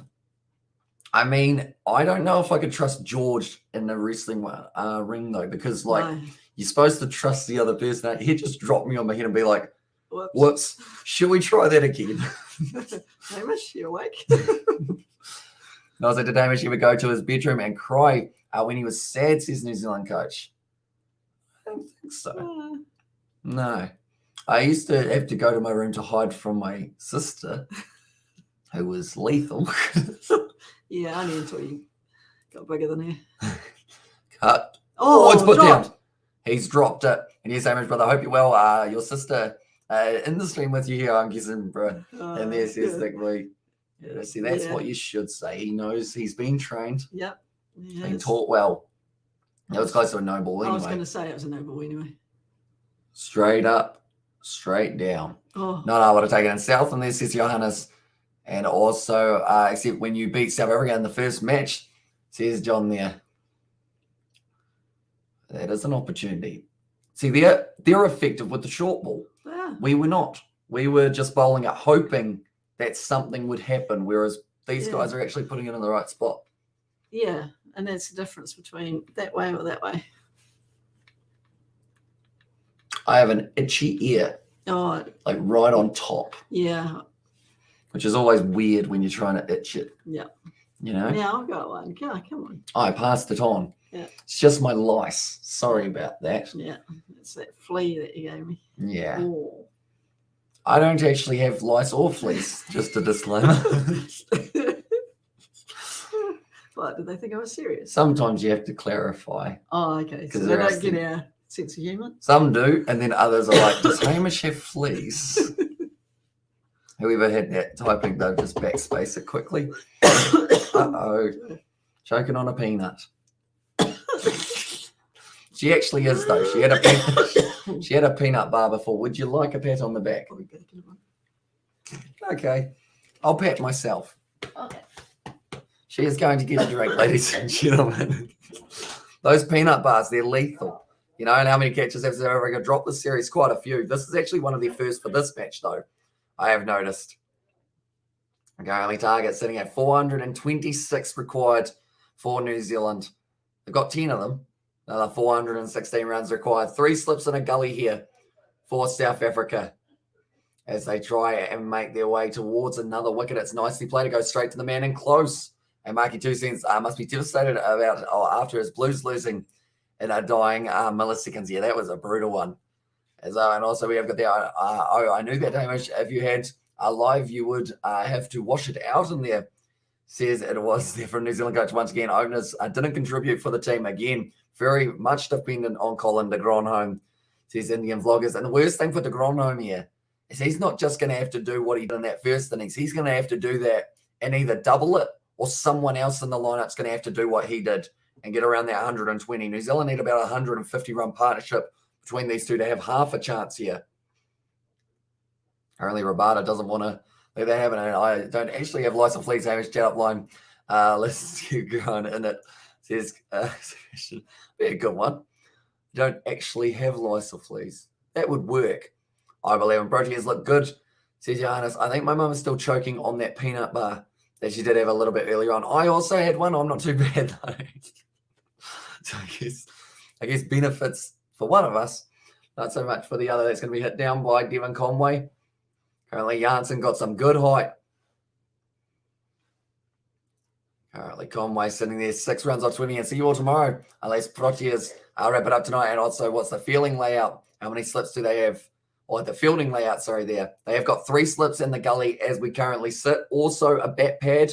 And then a man almost like a deep, or not really, they've got a deep backward square leg, but also a kind of, I guess you'd say, a backward square leg who's a few more steps in.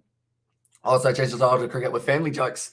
This is New Zealand coach, and also cheers, John. And see you all tomorrow, unless Proteas wrap it up tonight. So we'll see you a little bit later on, mate. And yeah, hopefully we get to see you tomorrow because that means we got a little bit more test match. We're going to take care, John. And there, says Sebastian. Currently 10 for 2. The stage, New Zealand losing the 2 early ones. And typical Algar field setting, says Ronald. They're currently sitting Oh, are they changing it? Is he going back? Janssen does want the man at deep back with square leg to move around a little bit straighter, more towards square. Now Janssen once again, short ball, and he is going to be pretty much straight where they asked him to be, so that's worked out. And by the way, Hamish, there's a word of advice. I'm sure you know how bloody Sansa are, that they struck something else media 3 times for using footage. Be careful going forward, says Kana Koinen. So 3 strikes like straight away for him. Was it on the media channel? Because I know that if his channel's still up. Oh, because he's got 2 weeks, doesn't he? One moment, I will go here.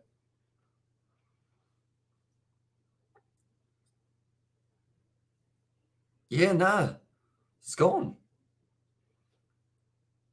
That's unfortunate because he had a lot of videos on there outside of it.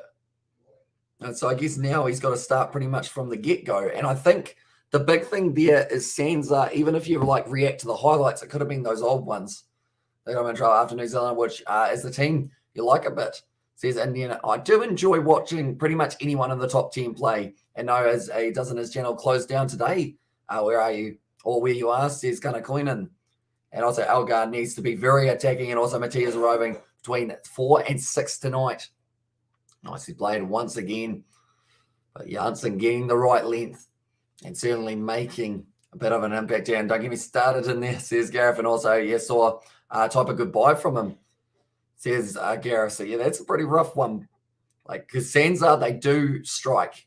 And that is why you got to be extremely careful with what competitions you do upload highlights of, because they don't hesitate. Like, we got a copyright strike from Sansa for not showing match footage, not showing audio, and also not even starting our live stream. It was just scheduled, and they said you can't use Super Rugby in your title. So they took us down. But from there, we sorted it out. I actually had to talk to a big boss man in Sansa, which was scary. He was in Australia.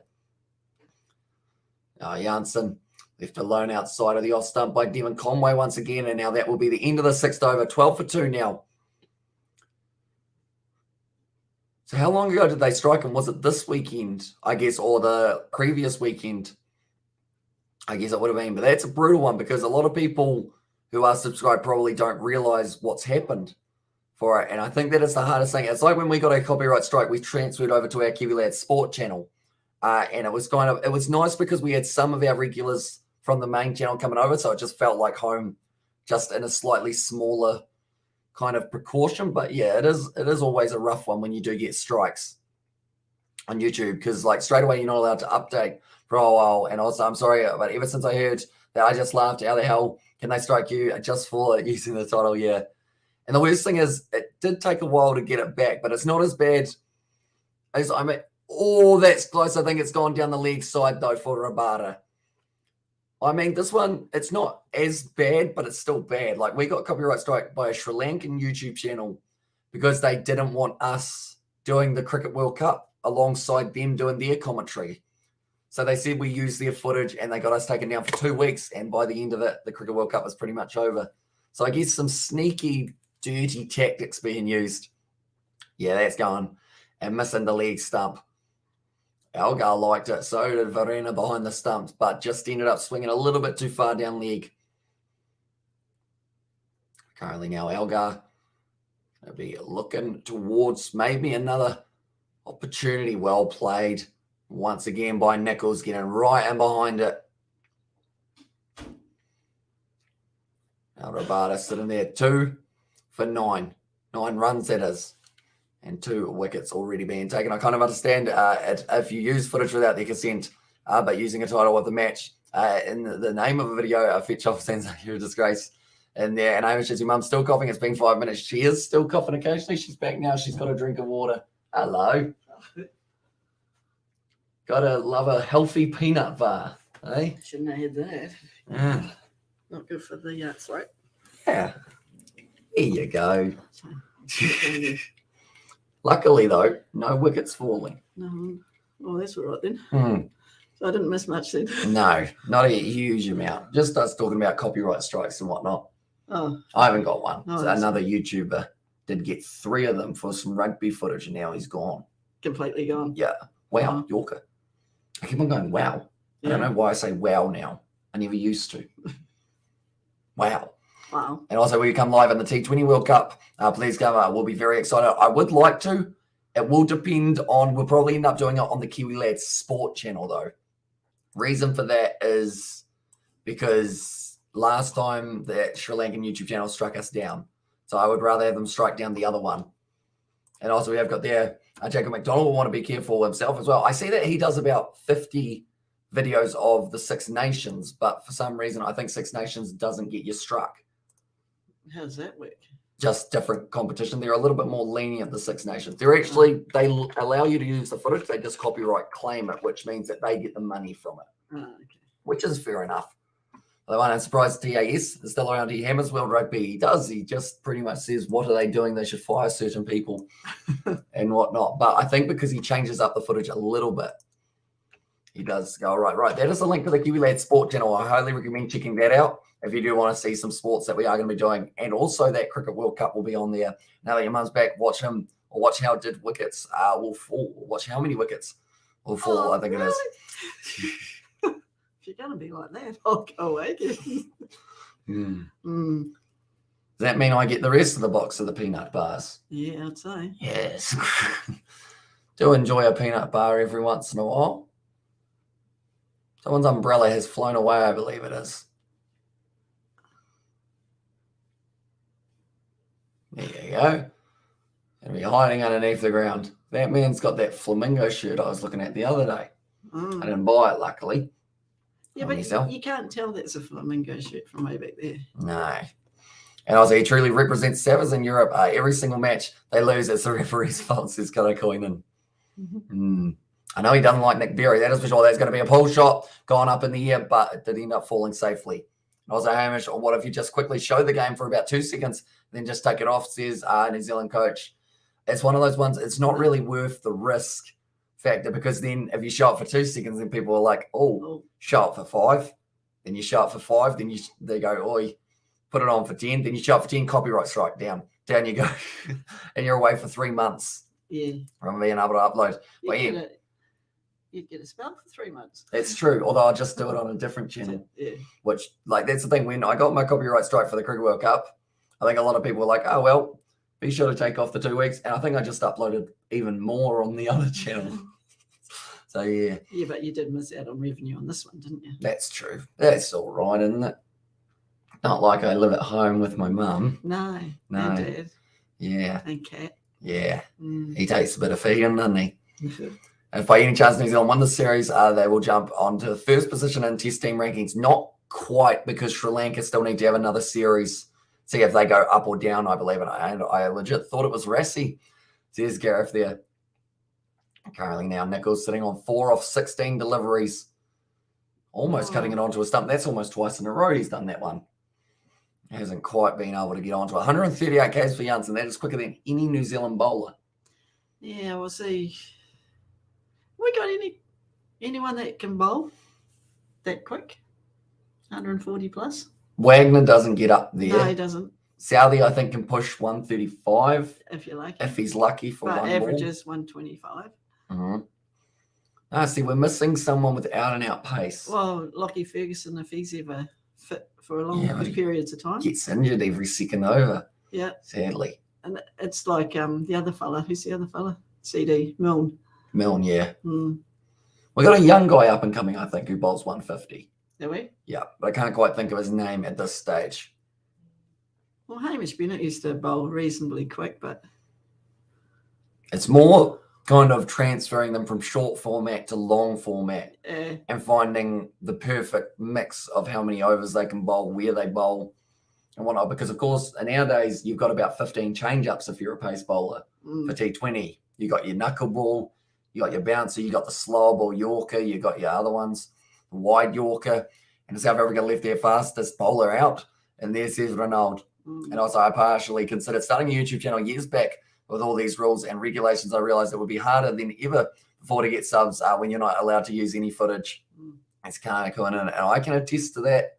It's been a grind, but I think it's paid off overall. Like, it's just a lot of fun. Like, even, I know this sounds like cheesy. Well, not cheesy, but just like people won't believe it. But I feel like even if we still only had 100 subscribers, I would still be here multiple times a week doing live streams, doing videos. Oh no, actually, I can change that. My mum would have made me get a job by now if I only had 100 subscribers. Mm-hmm. But now she just lets me talk and talk some more as well. Encouraging you to leave home at the same time. Yeah, just like gestures, you know. Like she'll get some peas on my plate and spell out leave. Oh, you don't like peas? No, I wouldn't eat them. No. That's just a waste. No, but that's so that you can just see it for longer, you see. You know that the message isn't going to get eaten before relayed. And Rassi, we trust and I applaud you for keeping it up, keeping at it, man. Anyone else would consider giving up? Says Kana Koinen. But yeah, I think I mentioned about earlier on because we were talking about someone in their 30s and I kind of asked what their, I guess, goals for 30s, because when you get older, it's a decade thing, isn't it? It is, yeah. And even for me, I was like, what do I want to do in my 20s? And I worked out whatever I do, I want to do it 110%. You know, just keep on keeping at it. And I feel like that sums up what we've done on YouTube so far. Just continuing to keep on going and going and going. Yeah. I was like, Gareth, are you crazy? Says New Zealand coach. And I was like, okay, so yeah, it's time now. Unfortunately, bye-bye. Just shake your hand for bye-bye, please. Oh, as I'm like waving. Sorry, I thought you wanted to shake my hand. I like that as well. But good luck with your exams. Yep. They are coming up soon. I was like, how are you, sir? Says Stanville. Doing very well, thank you, mate. New Zealand, not so much, but I am. I'm doing pretty well. You doing well? Yeah. Yeah. Good. And also we have got Corey says hi. His nickname is Cookie. And there's a welcome in, Cookie. And also, mate, make sure you enjoy your 20s, mate. I'm about to end mine, and they weren't much fun. Says Kana Koinen. See, I feel like the good news is if we have any dumb ideas, or not dumb, but like any out of the box ideas, we can just go, we were going to do it for a YouTube channel. So that's the excuse to do it. You know, me and George are going to eat 50 chicken nuggets at some stage. Yeah, when you done that? Probably when Isaac's down next. I think we want to get him involved. So like if we weren't doing a like YouTube video, probably wouldn't eat 50 nuggets. No. Domino's versus Pizza Hut. You'd be keen for that video, wouldn't you? Yep. YouTube video excuse. Pretty much. So it's good. And pretty much we could just do random stuff and be like, oh no, it's for a YouTube video, so it's all good. Then say that we have had more, I guess, grown-up meetings, me and George, like that always end up with us taking the piss at the end. But like we sit down and we're like, right, what's our plan? Where are we going? What's next? And then we're like, right, shall we get Fanta? And that normally is when the meeting ends. And Kiwi South Africa will win. Says Ryan at the moment, they're sitting very nicely for themselves. That is for sure. Currently 8.4 overs down, 14 for 2 here. And also, coach, maybe who's asking, are you working for them? Says Gareth. But now currently running in Rabada. Nice shot down the ground, but doesn't quite get through. I've just realized New Zealand coach doesn't say cricket coach. It's Ian Foster. He's here watching a bit of cricket. How are you, Ian? Hope you're doing well. And also, George doesn't strike me as a grown-up. He's not really. He's a grown-up by age. Even I'm a grown-up by age, but I'm not really a grown-up by, like... life experience. Yeah, or just actually, like, maturity. Like, I don't, like, act like a grown-up at times, I guess. But it's fun. You know? And also, have you played competitive cricket? Only... highest level I got to was South Canterbury development side. So that was kind of, I guess, the region of South Canterbury. How many people in South Canterbury? 70,000. 70,000. I was in the development team for the under 12s. Isn't that many though? Probably not that many play cricket anyway. Well, South Canterbury, yeah. You sort of, there's quite a few because by the time you Timaru, Fairley, Geraldine, Tamika, Waimedi. Yeah. And it's Fozzie, says Gareth. And I was a Kiwi Bangladesh coach is Sean Tate in there. Very good pace bowler. Definitely don't want to face him. No. Currently, New Zealand 9 overs and 14 for 2. And mate, I will tell you this solemnly, you're a baby and we'll be spending your 20s maturing over time, says Kanai Koinen. And the thing is, if we continue to do YouTube videos and live streams as often as we do, I feel like you guys will see me slowly mature. and it'll be really weird. Mm. Like even like going back and looking at one of our first live streams, I know, you would have been quite young. I said like 5 words. Mm. You never used to say boo. No, and now I don't shush. Even when I probably should. I go to a library and I read the novel aloud. Mm. That's a lie. I don't read. No. Currently 9.1 overs in. Short ball, leaving it alone. And I had short hair at the start of our YouTube. Have you not had a haircut since the No, start of YouTube? pretty much not. Wow, Commitment, isn't it? it is. You have to get it cut one day, though. Yeah. It'll annoy me at some stage. Like I'll get it accidentally caught in a door when I close it or something. I'll get yanked backwards and I'll be like, right, I think it's time. I feel like now that you've heard that, next time I go through a doorway, you're just going to be waiting and then grab my hair at the back when I'm going through. Oh, you don't do that. That's a bit mean. Is that you, John Key? Eh? You like ponytails? Now go into the leg side. Mid wicket. To be an easy 3. Easy 3 runs. Oh, so that would be the ultimate piss taking live streaming from a library. I would get kicked out so quick. I couldn't do it at our library because everyone knows everyone in our town. Yeah. So everyone like there, I would probably know, and they'd just give me the daggers like, why are you talking so much? And it's currently 17 p.m. in Australia. I'm having hot cross buns back into Easter time, mate. They're getting earlier and earlier, aren't they? Mm. And also, we have got the first one I watched a year ago with your letdown here and nerves, says Gareth. I feel like that's the thing. I probably still get, I don't know if I get nervous for a live stream anymore. No. I kind of just like, I get nervous when my Wi-Fi is not working. So I have to reset it about 6 times before the live stream. Mm-hmm. But other than that, I sit down and like, I think the thing that makes it so easy is I'm like, right, I sit down and then within about 2 minutes, we see all the regulars are back. Like if it was all new people, I think I'd be panicking a little bit because definitely if they're all like, hey, you suck, show the game. But like, because it's like you guys anyway, it's like, it's just a bunch of mates. I was like, Hamish, on this flat pitch in the span of 4 balls, you can't lose your openers. Very ordinary shot from Latham and Young, exactly right. And the ball is hit high. And they're from Amali. Welcome into the live stream, mate. Short ball. Conway goes after it, strikes it beautifully, but cut off in the deep by South Africa. Uh-oh. That peanut wants to give you the second round. Mm. Peanut bar was all right overall. It was like a double chocolate one. Huh?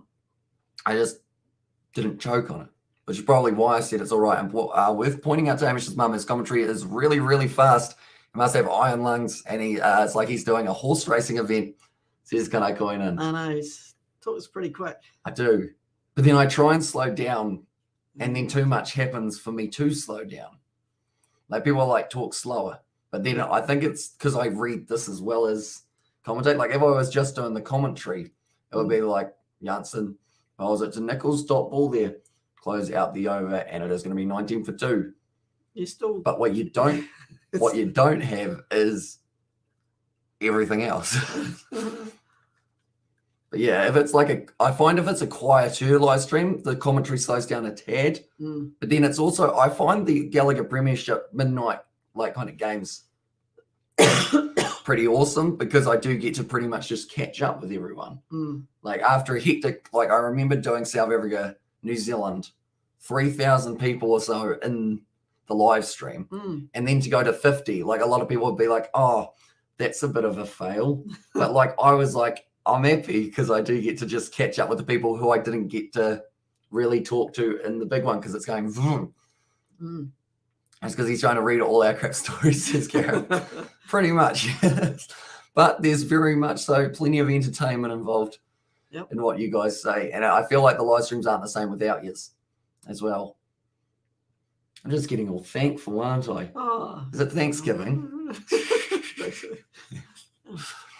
I say I would write to Premier Sports to hire you because at least you would keep me interested. Unlike that fool that did a USC game on Saturday and you put me to sleep. Says Kanakoin. And I know that people were pretty harsh on the Super Rugby preseason commentators, weren't they? Oh, yeah, but they were bad. And then even I commented, didn't I? And then combining it with I thought he gloved that one, but just down the leg side for Nichols. Yeah, and then having the technical difficulties they had as well. Yeah, it wasn't Just made it slightly worse. smooth, as they say. See, I feel like if what's happening in the world wasn't a thing at the moment, it would be pretty cool to do like not a documentary, but like follow around our senior rugby team or something and do like all of their games and just kind of have it as like I guess a little bit lower league, but still like pretty like cool competition. So hopefully at some stage, maybe if it all clears up, maybe we could end up doing that. And also sounded so disheartening or disinterested. And there says, can I go in and could I come over for a hot cross bun? Says Gareth, I am also keen if the offer is there. And also we have got there, Hamish, did you find a Valentine on Valentine's Day? I found a pizza and it was shaped as a heart. No, I didn't have anyone around, did I? Nah. All my females were busy, honey, with their boyfriends. No, I spent the day editing, I think. Editing, live streaming. Don't know what day was Valentine's Day. I probably ended up doing something to do with YouTube though. And or if it was anyone else, Tony Johnson in a heartbeat. He is a world-class commentator. And also, was it the Connacht versus Stormers one? Can't have, because that guy, in all honesty, even heroin wouldn't have sharpened much. That's rather harsh. I'm going to have to go back and listen to that game, aren't I? Was he Irish or South African? I assume Irish if we're over in Connacht. That's the other side of it. I think some commentators, if they do have to try and say names of overseas players, they slightly give up. You know, like saying who would have been playing for the Stormers. Edwell van der Merwe, that's actually a pretty easy one overall. But who else have they got? Marco Janssen van Veerden, if he was playing, but he's actually a Bulls player. And pizza is a better choice, no offense, Mrs. Hamish's mum. None taken. Although, I do have a bone to pick with pizza. Although I probably shouldn't because I'm hoping for a sponsorship one day. Why is it that if you put a pizza in the shape of the heart, you get less pizza, but you pay pretty much double the price? Is it that hard to go like that to a pizza? $5 extra. That. Sorry, love your pizza. Please sponsor me. I love the pizza too. Former Irish international Reggie Corrigan. He was brutal. And there says, can I call in? Currently, we know him, Maharaj. It's like he might be getting a little bit of a bowl. Unless they decide to go with someone else. I think that is actually almost drinks here. Or they're at least getting some Powerade, getting hydrated. Because we know how important hydration is, don't we? We do, yes. Just ask a fish. It's straight to the field, isn't it? Yeah, well, I think they reckon. So they charge you double because they can, says Kana come in. And then, you know, the guy who goes in there with his girlfriend, she goes, can we get the love heart-shaped one? And he goes, oh, we could just get the cheese pizza. And she goes, but it's not shaped as a heart. Do you not love me? And then if he says anything other than, we'll get 2 love heart-shaped pizzas, please, that man is in trouble. I'm with New Zealand. Says I'm up there as well. Currently, they are going to have to work hard for the later stages. Doing quite a bit of role play today, aren't I? I can't keep up. No, that's because of the lack of sleep, I think. Yeah. So I get to say all random things and not remember them. So what time did you wake up this morning? First time I woke up at 3:30. Well, actually, no, 3 I woke up at. Got set up for the live stream. And then after that, I did go back to sleep at about 6:30, woke up at 10:30, and then did this one. So how many hours is that? No, I just don't know. You'll work that one out. It was a couple, I think. And don't even try and impersonate a girl and just notice he's kind of going, yeah, that gets you into trouble, doesn't it? It does. They get angry. Whoa! Bowling straight through Nichols. And it's going to be Maharaj. Where is our spinner? He is on the plane, probably going, why did they not select me? I could have made an impact. But Nichols, he is gone. Oh, that's yours. Pick out of the way, too. It is. Almost got double figures. That's a spinner and a half. It is. That's gone whammy. Straight into the stance of Maharaj, really celebrating for that one. And Nicholsy is going to be going for 32. New Zealand in trouble here. And they are going to be 25 for 3. Oh, no. I clicked the button and it disappeared. Now I got to type out that wicket one more time.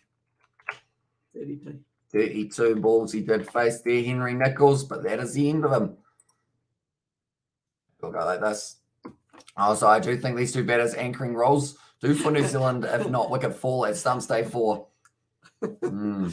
That was slightly bad timing. It was. I say, Yeah. but But next partnership here needs to bat long and bat well. We're almost into the Gronholm already. We've got Mitchell, we've got Blundell, then it's the Gronholm. And also we have got there another one by Sadash Kashavu Beauty, and they're from Ronald. You and him have a bit of a rivalry, don't you? It's okay. We won the first one. we did. Yeah. Yeah. Then they turned up. They did turn And up. I wish there was a third, and I'll be honest, I feel like the third could end up in a similar one to this. You reckon? Yeah. Why do we always have 2 match series rather than 3 in New Zealand? Just because of time. Is it also because we've only really got 2 test match grounds? No, it's just time wise, I think. Because we've got like 30 minutes or 30 days to our next tour. So I guess South Africa also have about a year, or not a year, about 4 months. I think it is. And also, New Zealand, come on, create a partnership, season up. And actually, Keshav Nes lives near me, says Ronald there. And come on, New Zealand, surely it's not that hard to bat on this pitch, says New Zealand coach. Although spin looks effective, that's what I will say. But we've currently still got another 2 hours left, theoretically, of this day. Really? Yep. Single there for Mitchell, getting himself off the mark. But currently, as you can see, 11 overs in. That means we've still got another 20 overs plus another 10. So we've got another 30 overs left of today for New Zealand to bat. Also, New Zealand, come on, create a partnership. That's a good ball, though. That's a great spinner's ball, isn't it? Straight onto the stumps. Where was our spinner in the last hour or so? As you say, on a plane to where? It's just anywhere that will actually let him play.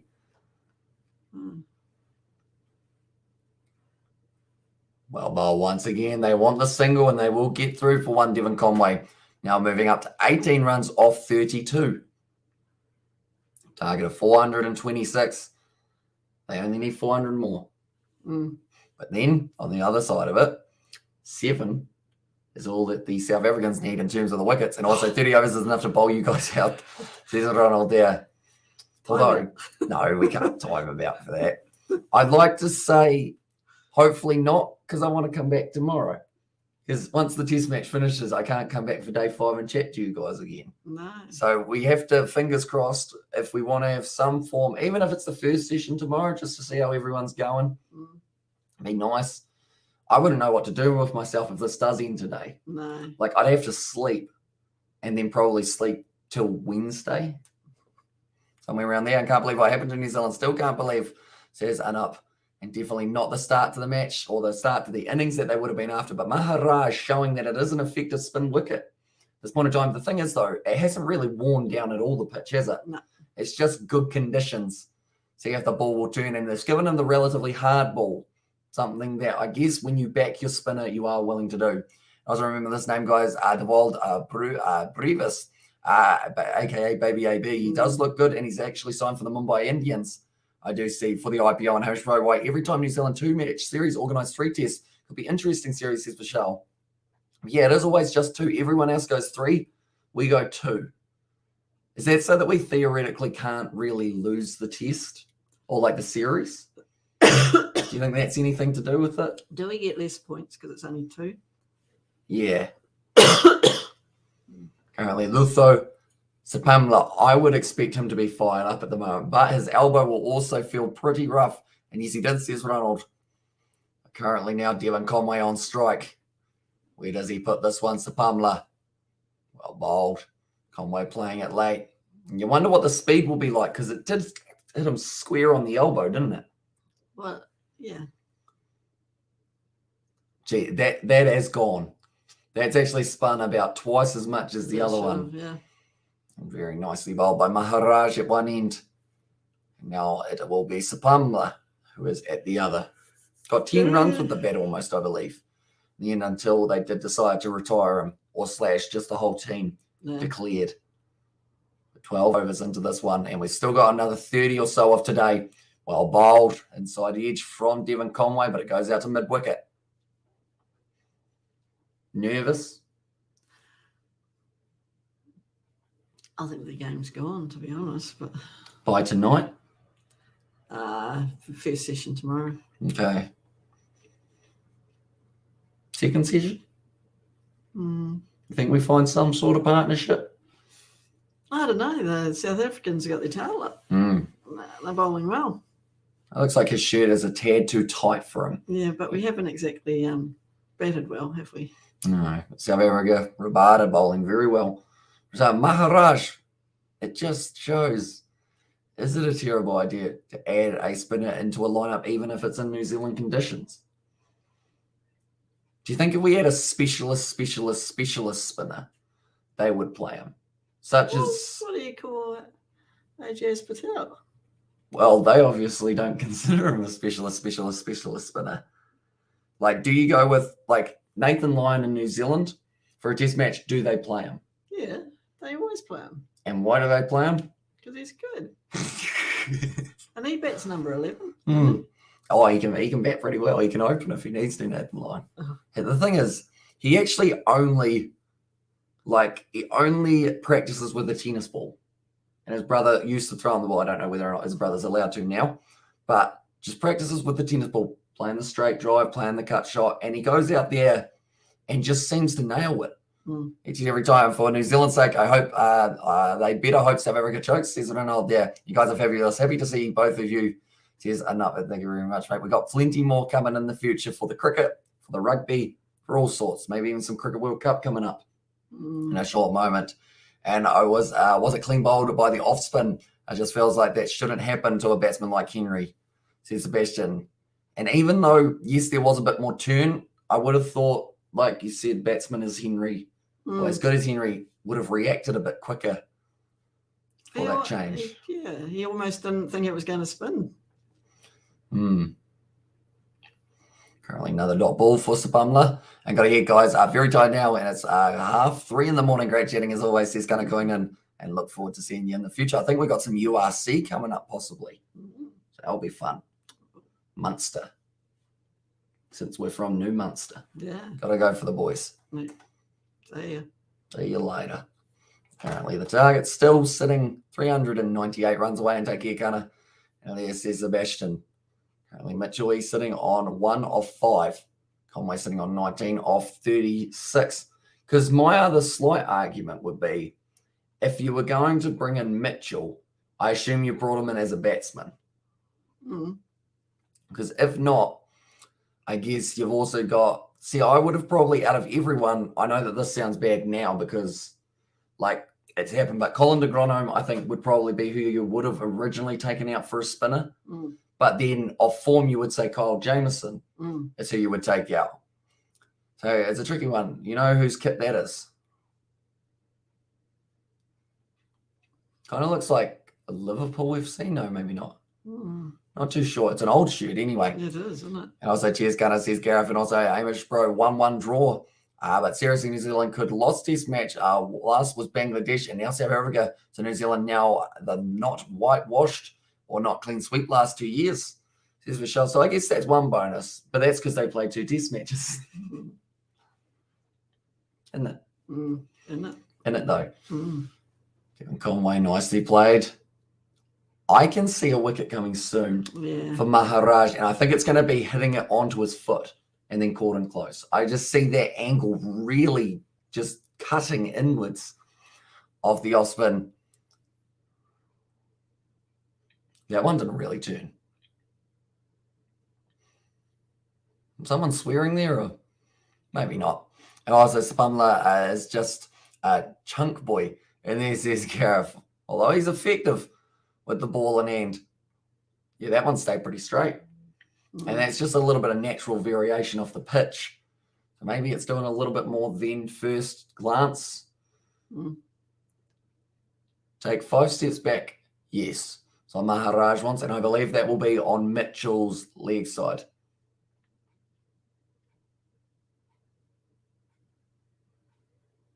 Shot from Mitchell. Does hit it down the ground. I believe that's 6 runs. And like they're saying there, Maharaj, when he bowls, he's got something in the pocket that's going, sounds like he is possibly a reindeer. I had to guess. It's a nice shot from Mitchell, though. Straight down the ground, hits it for 6. Got hold of that one. When you hit it that well, you don't really need to worry too much. Bang, straight down the ground for 6.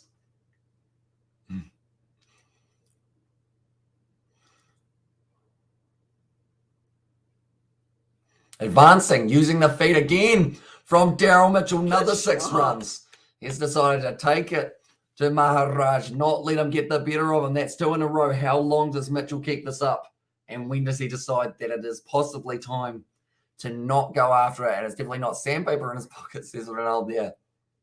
No, it might be little rocks. No, I'm sure it's just like, I was going to say, I'm sure it's just coins, but I don't know why he'd have coins. So I guess it's just, what would it be? His bowling marker?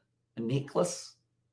Well, he has got all the chains on his wrist. So it could be one of his like wrist bracelets / bangles. What do you call it if a man's got it? Is it a bracelet if a man's got it?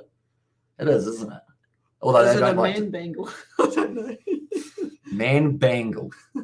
That sounds like a name of a male gentleman's club. Doesn't it? Yes. Man bangle. So he's got. Write that down. That's gold. It's well bowled. And of course, Maharaj getting Daryl Mitchell out in the first inning. So I believe that's why he went 6 and 6, just to say, right, I'm not going to let you do it again. And that 6, the second 6 is bigger than my ego, says Abdullah. Probably a good thing, I guess. Wait, although that was a very large 6. So he's saying the first 6 was not quite bigger than the ego? I feel like if I tried to have an ego, it wouldn't work. No. Like, I'd be like, oh, yeah, I'm a pretty big deal. And then I'd laugh. And then they'd know I was, like, not able to do it with a straight face. You know, just sunglasses inside. Sit in the corner, drinking my fine whiskey. Be like, mother, I don't need a job. Yeah. No comment. Probably 7 nuts. And there says Gareth, 7 nuts. 7 nuts? Is that like kind of like a trail mix type thing? Yeah, I think so. Just to keep yourself eating and also stumping coming up. Says Ronald, okay. Really? I'm liking it. Well, I'm not liking that prediction, but I'm liking the confidence in the prediction. We like confidence, don't we? Do we? I guess so. 41 runs for the Black Caps, needing 385 runs to win. And it's pronounced like serve. So serve and nuts. Okay. Learning things. I feel like I'm learning a lot about like kind of like some of the food in South Africa sounds quite nice. Like biltong apparently is very good. We've got to try that if we ever go to South Africa. Okay. And also having a braai, which is just a barbecue. A cool word for it, braai. Fair enough. There you go. And it's delicious, not healthy like trail mix in there, says Gareth. Just going to say you could probably go around the world and not have to pay accommodation.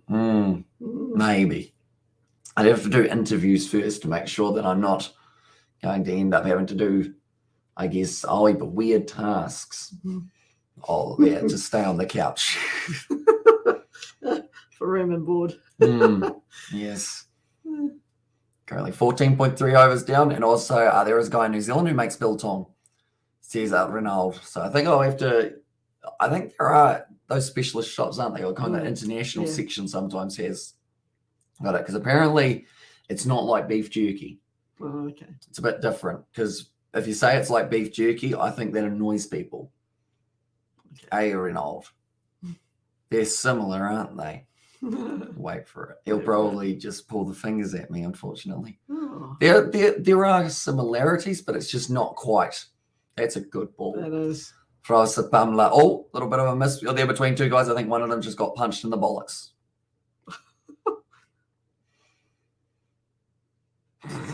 Oh, he did. He did. He's trying to hide it, but he got punched in the bollocks. I believe. Anyway, we might see a replay. There's a lot more talk today with the South Africans than the first test. Isn't I once bought biltong in Alaska. Just Ronald there. And also, Americans say jerky. There's Ronald. Mm. Nicely played once again. Who was that? I think that was... Oh, who's that? Fella on the far side. Is that Markram? No, it's not. It's one of the guys in the middle order who I can't quite think of. But he was pretty much saying to the other fella, come on, come get this one. I think there's a bit of banter going on between the South Africans. Mm. But I guess it's good to see them having fun. Well, because they weren't having fun in that first test. No, and a team who's having fun is normally a team who's performing well. Oh, yeah. And they've got the confidence back that I think they had up against India. They had quite a bit of it in those later stages, and it was helping them because at the end of the day, if you've got your tail up, if you're steaming in as a bowler and the whole field's getting behind you, you just feel like you're an extra few Ks that you can put on the ball, don't you? Mm. True. Currently 15 overs down, and it is going to be 41 for 3.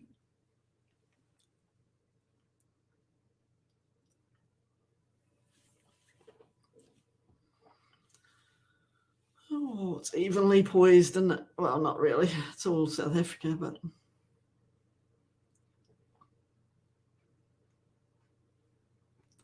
it's not a very good scoreboard when you're chasing 400, is it?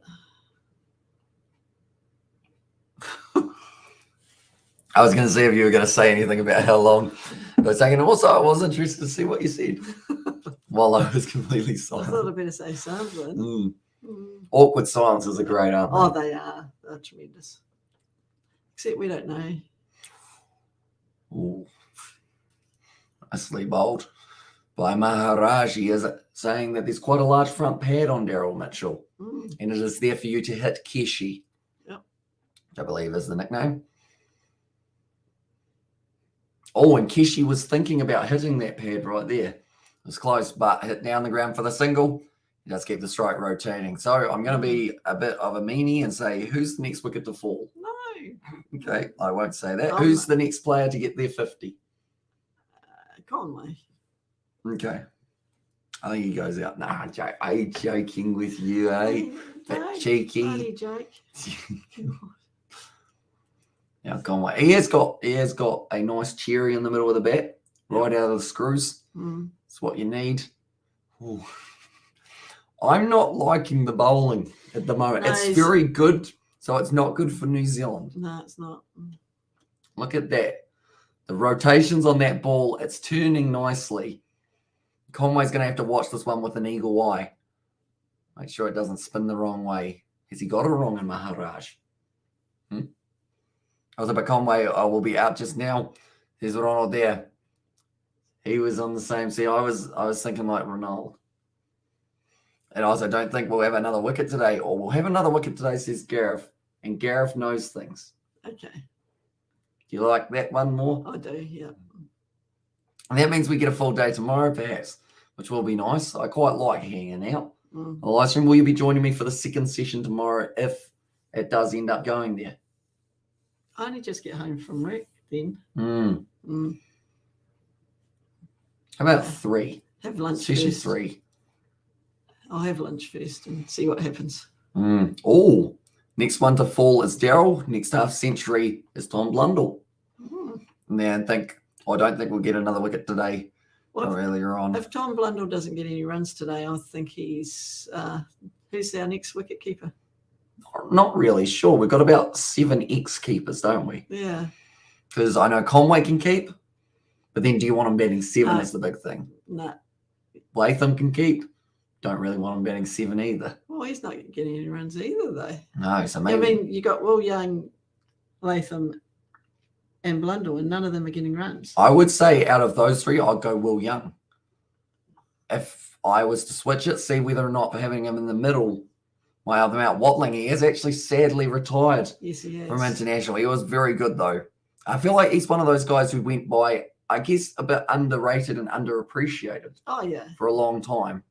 But now everyone's Yeah, but- realizing just how good he was. We're really missing him now because just that grafter that sticks around. And also, like, that's the thing. He wasn't just good with the gloves. He was phenomenal with the bat and just scored a whole heap of runs in a hurry. Yeah. He didn't need to. Would you ever get one of those New Zealand cricket ones with the tan colour? Mm, Or are you more of a Black Caps black one? yeah. Quite like the green ones as well, though. Mm. But I still haven't really made up my mind. Whereabouts is your package? It's too small. What do you mean it's too small? The shirt's too small. Is it? Yeah, it's only a size 14.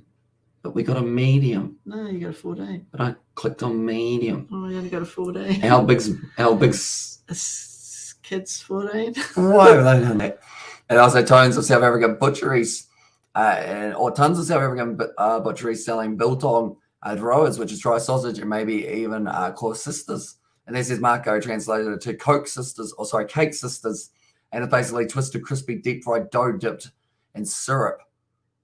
Oh, that sounds all right, doesn't it? Translate Africa, bro. So we'll definitely have to remember that one. So translated to, if I said like to someone, can I have a cake sister? Would they know what I'm talking about? Maybe. I guess it's close enough, isn't it? Yeah. So 14. So not even close to fitting yet. No. Oh no. What if it Nicky? Yeah. Also, delicious in there, and diabetes in there, and also morning. This is how you front up. Yes, give it to me. And there says Mawson. Yeah, probably, man. Says Mano there. Rabada currently looking all right, and Big Boss. And there says Gareth. Currently sitting at 16.4 overs down in this session. I'm going to go back and check my Rebel Sport one to see if I did get a medium, because I'm sure I clicked medium. You know? Maybe that's the only size they had, and they were just like, right, we'll send that away. What a ball that is. That swung beautifully there. And also we've got that. But this test just gave the feeling that New Zealand might have the opening batsman crisis like England, which is definitely a disaster. One of them is the captain. Openers need a 50 partnership. Here's Sebastian there, yeah. And hopefully we can find someone who performs in the next one, because we have actually got England next. But that's not till June, and that's over there, isn't it? That's not going to be easy, is it? No. England, they're a good side. And also, you've got the waving from Morse to Gareth. So Pumla now going. We hit to the lead side there. That's going to be the end of the 17th, 44 for 3. It is an older email, so I have to go looking. Is the hat here, though? Yep. You want to put on the hat? Both the hats. Do you want to put on the hats? Oh, Your hat's green, though, so maybe you'll have to wear the Hobart one. We didn't think about that, did we? Green screen, green hat, and green shirt. Oh. Mm. Do you want your hat? No. No. It's quite warm, isn't it? Currently, New Zealand need 382 more runs to win.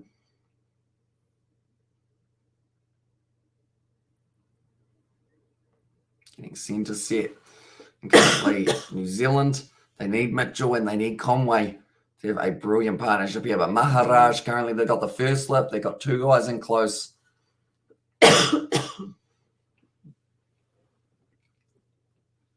Currently, very heavy. Someone's going as well. And also high say. And also, will another wicket fall? Not quite, but maybe soon. And also, real Coke Sister is not those coconut dusted things in CPT. It is. And also, high say says Gareth. Currently, another dot ball here.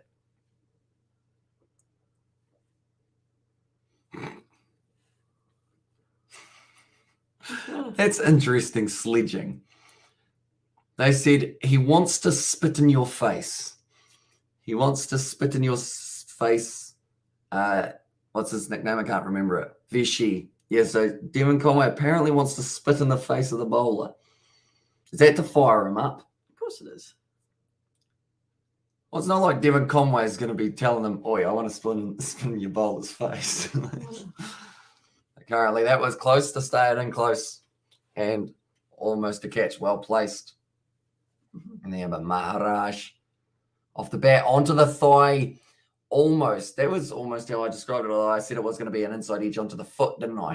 Can I change it to similar to that? Okay. Inside edge onto the body. A big old bat Nice. pad. Do you add in another man relatively close, or do you keep them where they are? See me catch that yawn. I see it down the ground from Conway. That is just going to be the one now. I was how dare he come on, Geshi. This is Cariff. Also, I asked the viewers one thing: if a wicket is to fall, he's not mentioned it before. Hamish and Donna's reactions. Thank you. And there's Sebastian. Is there a wicket? Another wicket will fall or not? Says Sai in all caps. So he's screaming it. I'll say before the end of this test match, there will be another wicket falling. Before this end of this test match. Yep. Oh, that's pretty. It's a given, Hamish. Really? Yeah, man, I know these two could bet out the whole thing and I'll be wrong. Wow, yeah, true. Conway and Mitchell. Imagine that. Good partnership starting to open up. That is going to be now 45 for 3 for New Zealand now. Maharaj, he's bowled 4 overs. He's gone for 17 for 1, 12 of which coming from 2 balls in a row. Currently, we are sitting a total of an hour and a half or so away from the end of this day. And currently with 18 overs down, they have still got to try and get through. How many more? We'll go once it's at 21. They'll still actually have another 20 overs to get through today. It's quite a few for the last kind of session in a bit. Or last hour and a bit, I should say. Now, Sapamla. Yeah, they don't bowl their overs very quickly, do they? No, I think New Zealand were also a little bit slow, but that was because they had to keep on getting the ball from the boundary. Okay. Which is not ideal, is it? No. Sapamla now. Good ball, almost chopped onto the stumps from Conway. He's living dangerously at the moment. Did actually chop it on in the first match up against South Africa. That was how he was dismissed.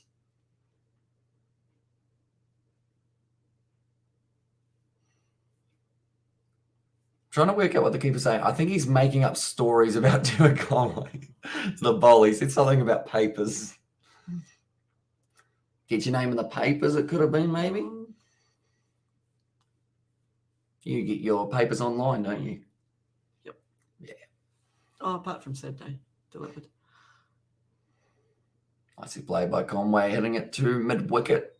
He's blocking that one out. 131.2 Ks for Sapamla. So even though that elbow will be probably still stinging a little bit, looks like he's getting some decent speed.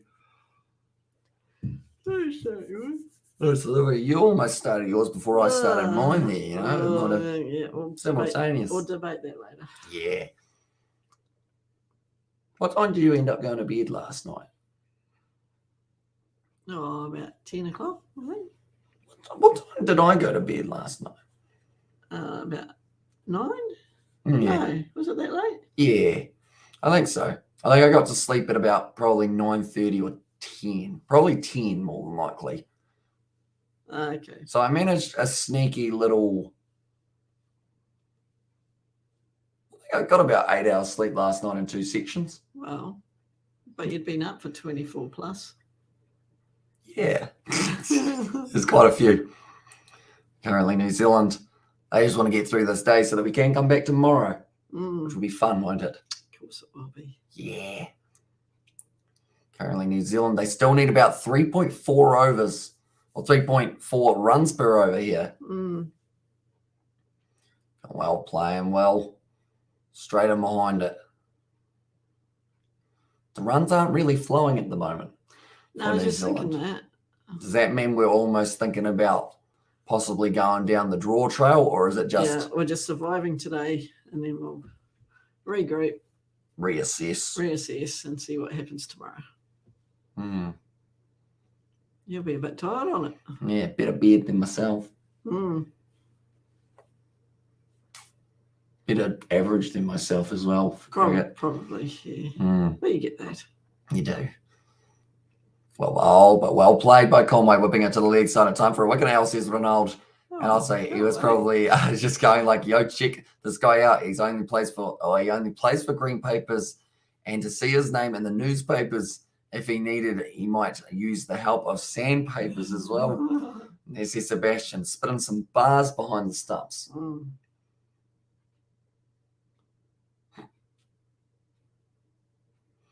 Probably lucky we got the camera from this angle. Yeah. From behind, that would look a bit rough. That would. When you used to shine the ball. Oh, I didn't used to shine the ball. We didn't have to. It never got dirty. Where would you shine it? Would you go? Yeah, probably down the side. Down the side? Because some people do the behind, don't they? Yeah. Some people, like him, do it on the front of the pants where the box would go. 2 slips at the moment. No gully, though. It looks like that will be the end of the 19th and also 20 degrees already. Guess we in for a hot one, Ronald. And yeah, I think someone mentioned it was 40 degrees yesterday in South Africa. Wow. That's a bit warm, isn't it? It is. Geez, we're struggling to make double figures at the moment, aren't we? It was, what was it, the coldest night anywhere last night here? Was it? I think that's what my dad said. It was also your husband, you know. Oh, yeah, I know. Know of them. Yeah. And I was like, I'm not looking forward to this day, Gareth. And there says Ronald, yeah, make sure you got the ice cubes made. If you got an ice cube tray, stick them in there now, and you will thank me later. And the Hore Quilanders won the PSL finals against Sultans. I did see that. It was a very good performance from them, bowling out the Sultans for 138. Oh. Yeah. After getting about 190 on the board, I think they did. Oh, okay, so they better first. Yeah. Ah. Apparently, Devon Conway and Daryl Mitchell. Couldn't think of the D names. Your name starts with D. And my brother's called Daryl. He is. Mm. Okay, Verena, they're saying he's got a little bit of something in the eyes, perhaps a paper cut on the eyeball. Not sure what he said there. Something Probably. on the eyeball. And also, I don't know when last I used a duvet and slept. And there says Ronald. And also, Hamish Partnership performing. You think from here New Zealand can pull off win from heroics of Conway and Mitchell. Last time I mentioned anything like that, I think there was a wicket.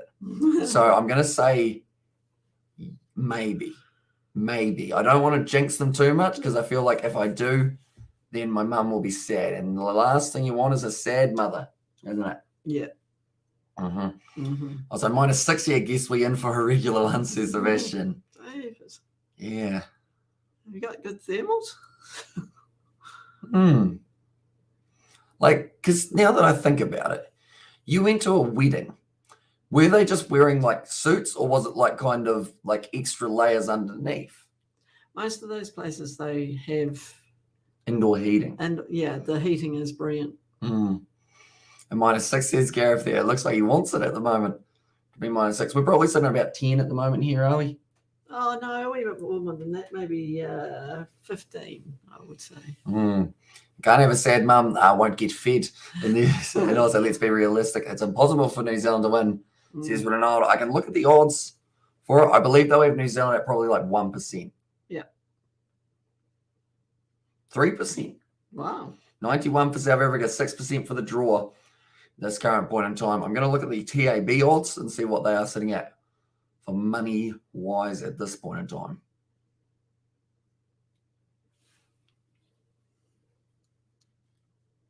It is loading.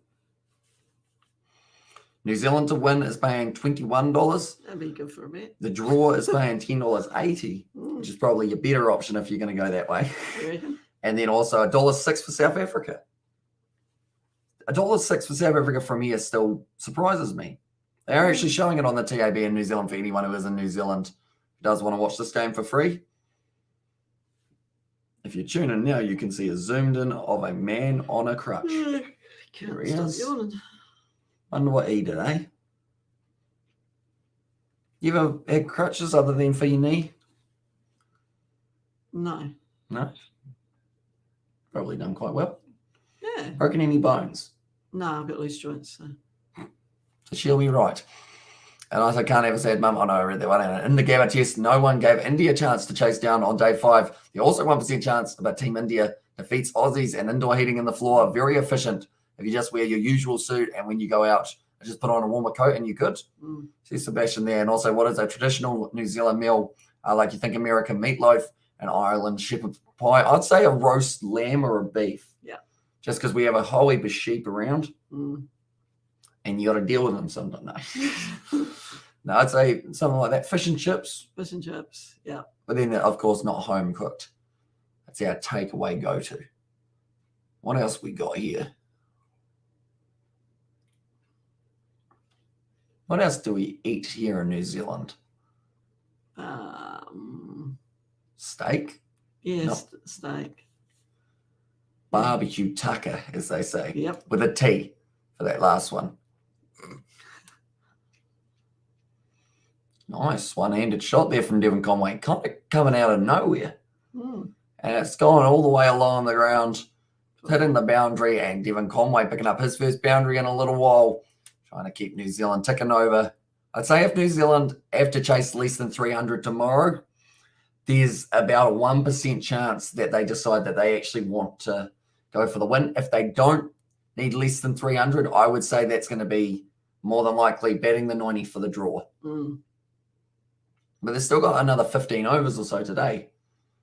In fact, another 17, I think it is. So they're all good. Plenty of time. Oh, plenty of time. It's just...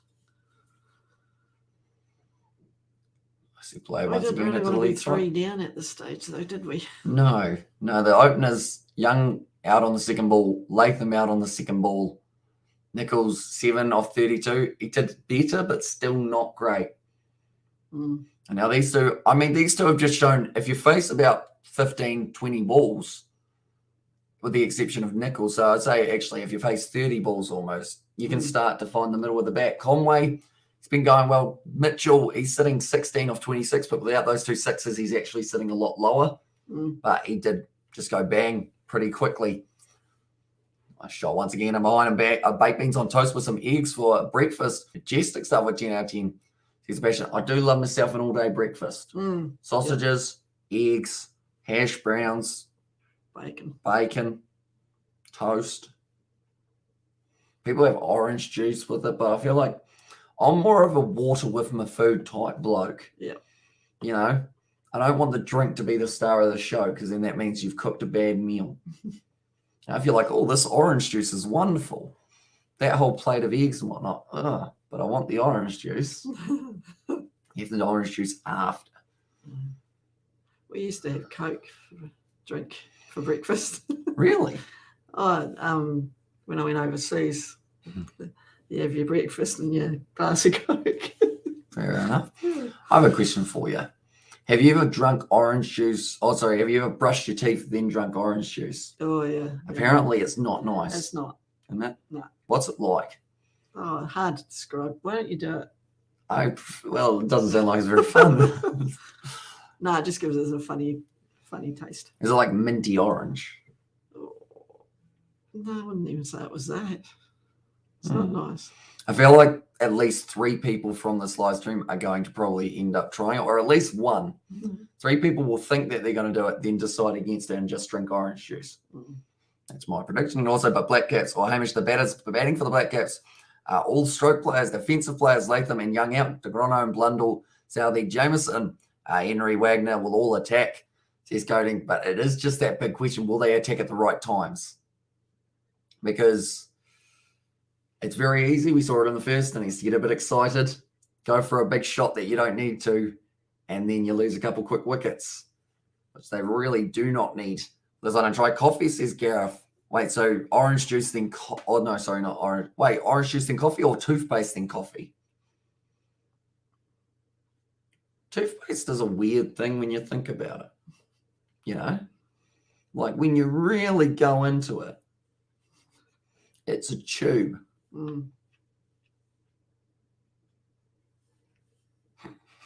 Mallow puffs, yeah, they're nice. Oh, they're not good. They're pretty stingy now, though, with the mallow puffs, aren't they? There used to be a real big, nice coating on it, big lump of marshmallow. Not now. I saw a list that was like ranking every New Zealand biscuit. Yeah.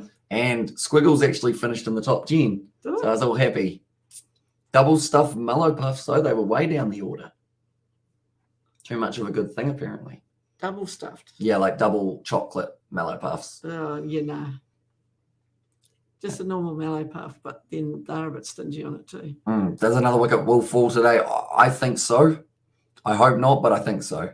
Just because we've got another 17 overs or so, and it's a relatively long time. Gareth has said no, though.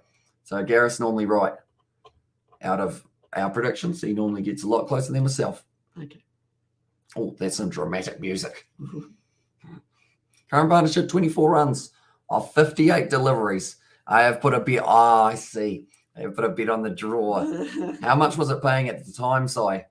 Do let me know. Was it paying $10.80 like it was? Will it be a draw or South Africa will win?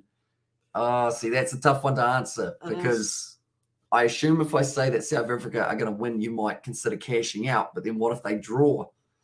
Then I would feel very bad. So I would say, for me, those are the two results. Currently, I'd say if New Zealand can get out of this session without losing any more wickets, maybe we'll be a little bit closer. Now, your exact copy of your mother, Hamish. Your face is so resembles specifically eyes. There you go. Ooh. I always thought when you had a hat on, you looked like my brother Daryl.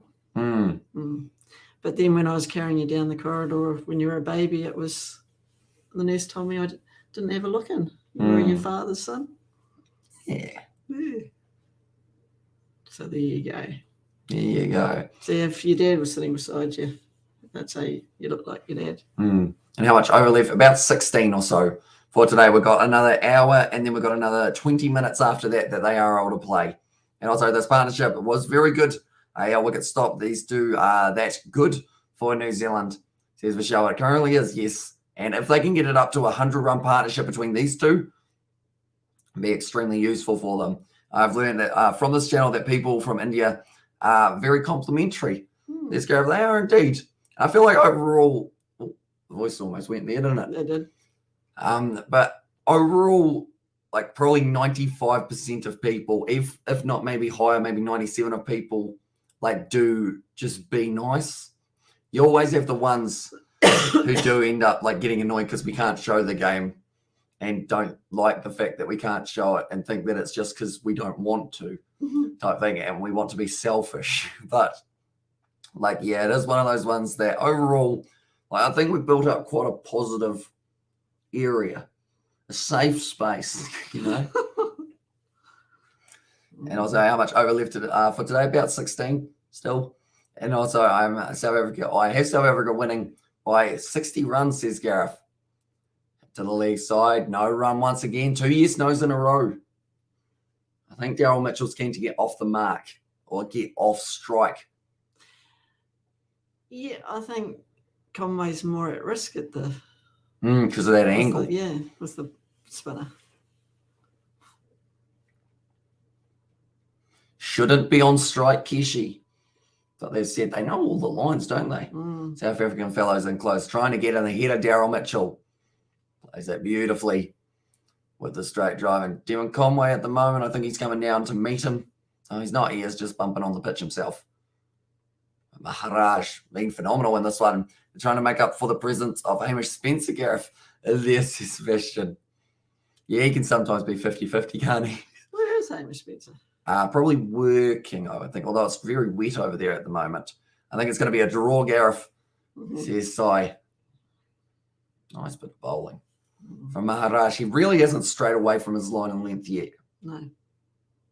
Hasn't given me any free balls, has he? A bit leg side-ish there, but it goes straight out to square leg. I think it's Rassi van der Duisen, isn't it? I think so. Currently, anyone who is new, be sure to leave a like and subscribe. We have got plenty more of the cricket that is coming. Hopefully, we will be here for day 5, if there is a day 5 of this test match, which currently, without jinxing it, there should be. Irish bro, this match drawn New Zealand like this, win this situation very less, but drawn also be New Zealand win, says Michelle there, and he's probably kidnapping kittens, says Gareth. Okay. Yeah. He mentioned about how he got golf ball hit him at the course because he's a groundskeeper type thing Oh, cool. for golf. He also, I think he said he ran over someone's ball and they were getting angry at him. I don't think he could understand why they were angry at him. Not at all. Right, Marco Janssen, big tall individual here, which brings a bit of extra bounce and maybe variable bounce later on in the test match could come into play, although I believe it's going to be all right. Or it doesn't seem to have too much variable bounce. Middle and off, please, is what he's calling for. So I would say for him, that is because of that angle. Janssen will end up going over the wicket to him. No gully, interestingly enough, whereas gully was where they actually took that first catch. Oh, no. Now there's a gully. Okay, that makes more sense. I was going to say, surely from this angle, you just keep one there just in case. Yeah. New Zealand, like you've got a huge amount of runs on the board to work with. Oh, runs aren't the issue, are they? No. Can't get wickets if you don't attack. It's true. Janssen well bowled. Right on the money straight away with the full pitch delivery. Devon Conway will have his hands full here. Up against not just Janssen, but it seems like as soon as more than likely they bring back Rabada, I think that's going to be where it gets tricky as well. Was that his first 100? Yep.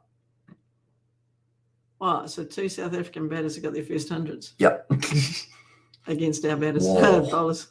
It's nicely worked by Devon Conway. It's going to be 2 runs here, but it's easily, if he misses that, that's in the stumps.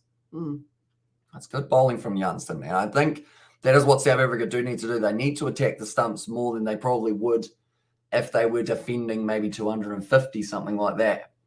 You try and make sure that they keep it right in the slot. That pretty much is you miss, I hit. If they hit here just before the end of the day, get either Mitchell or Conway out, you got a good chance at another batsman who I believe will be Blundell at this point in time. Unless they go night watchman. Oh, we've still got, what, an hour and 15. Still plenty of time, really, isn't it? the time's caught up. Yeah. Well, once again, 3 very good balls from Janssen. How old did you say he was? I think he's 21. Oh, okay. And he's 6'8" or something along those lines.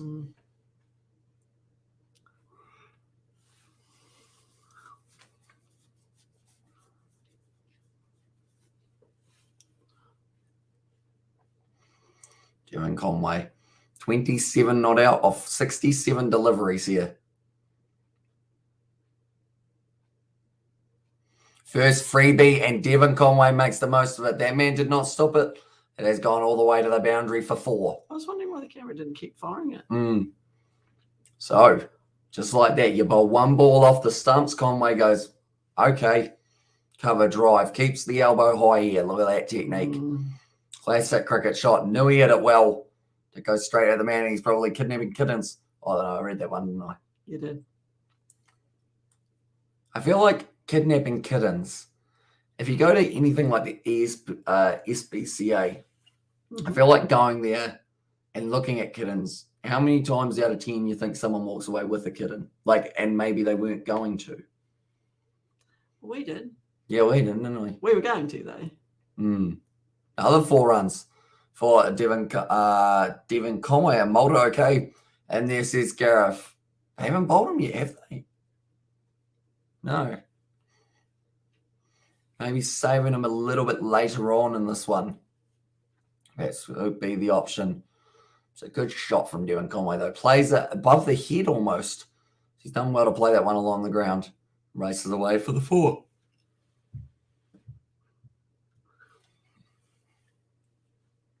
Just had to check on the wall. Oh, yeah, sure. I thought it moved. Yeah, it did. That one's a bit better from Janssen, and that will close out as over 23 overs down and 59 for 3. Janssen currently 6 overs bowled, 20 without a wicket to his name. I believe him and Pumla, they are two bowlers who haven't been able to get themselves a wicket as of yet. I believe that is Mulder. Mm.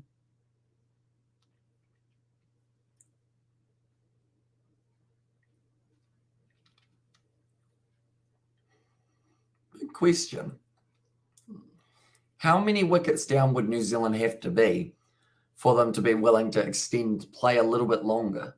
No, you'd have to be 8. And you end up with a pet rabbit. It's a problem maker, says Gareth. Rabbits seem like they're high maintenance. We were going to get one at one stage, but Right? yeah. Would you ever get a rabbit? Dad never picked up the rabbit run thing. Guinea pigs, they seem fun. Mm.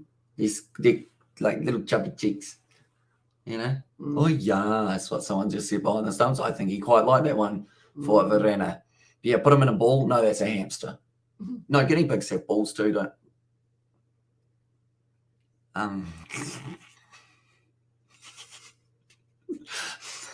I don't know where you were going with that one. No, like, you know, the little balls that they run in. Oh, yeah. Yeah. The wee cage thing that goes round and round. Yeah. Of course it was that. It actually was. I know. I realised how bad it sounded about halfway sounded through. real bad. Yeah. Yeah. Only the males. Mm. Maharaj, the excited once again. Conway. He seems to be keen to get off strike here. That's Mitchell. Mitchell. Keen to get off strike here.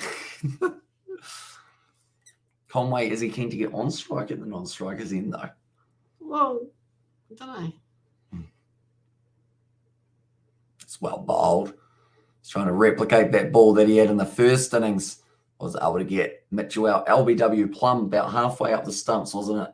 That's probably why I was get off strike. He's gone bang bang, and then he hasn't really done anything else as of yet. No. So I guess that was just to give him a bit of early confidence. Yeah. To then stick it out for the rest of it. 24 overs down now. It's going to be 59 for 3. I like that no one's mentioned about my hamster ball moment. No. I think they're all gone to sleep. Well, if they are in South Africa, it would make sense. Yeah. Seeing as currently it is 6:19 a.m. Like Gareth is putting in a shift at the moment. Be up all night. So is it still?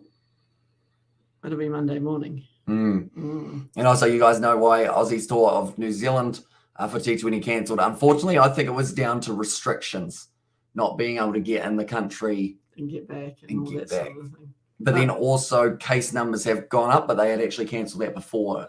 I would have liked to see, I love seeing postponed rather than cancelled, because cancelled means you're never going to get to see it, that tour anyway. But windy in Christchurch.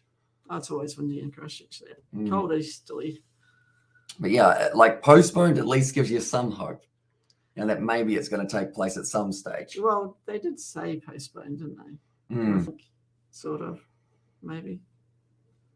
Yeah, I wish, because that's the thing, we missed out on the ODI series between New Zealand and Australia as well. It was going to be taking place a little bit earlier on.